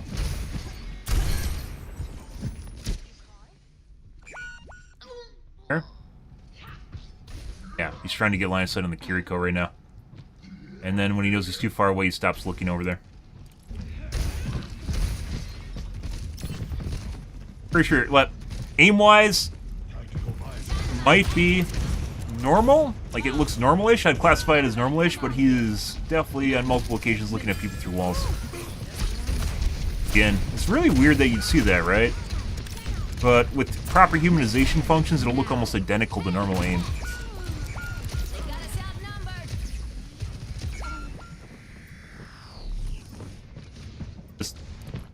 What is he doing right now? Who the fuck does this? Look at this. He's just staring at people through walls right now. So, even though the fight's over, you can't tell that anything's here, right? You can just listen for sound. He's not even covering an angle. He's just staring. I guess AFK now. Staring through the wall. He oftentimes, well, this is a little bit more difficult because there's multiple angles to cover here when you come out. It looks like he stares at the center pillar more often than covering angles. Anna. There's Sojourn.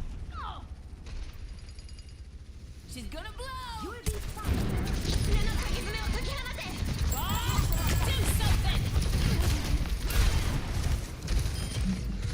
will be doing something again.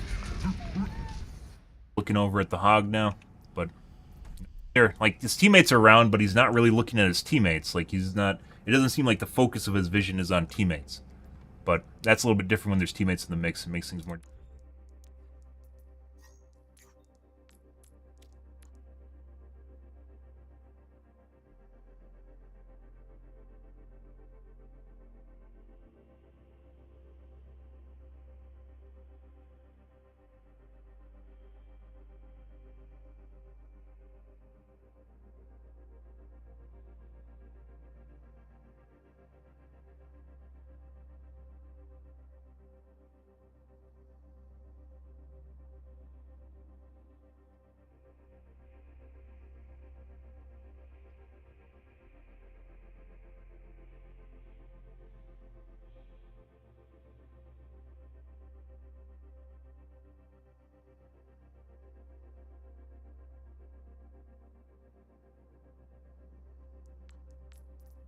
Aim on that guy, I would say, on Soldier was kind of weird, but on Ashe, I'd say it was normal. That looked very normal.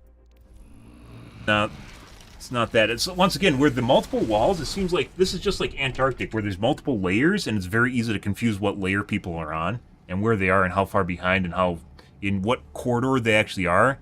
So you'll see them, like, pre-aiming basically on someone that's actually behind two walls, and we saw him earlier try to shoot the Mercy. Pretty sure try to shoot the Mercy. There was nothing there. And he just pulled the trigger when clearly Mercy, you know, like it was like a late response to thinking Mercy was in that room, and she wasn't. Pulled the trigger and stopped firing immediately. But I don't know. Anyways, lots of cheaters tonight, guys. That's the way it goes. Not as many as the other night. We had a 4-banger the other night with 4 people cheating in one match. This tonight we had, I think at most 3.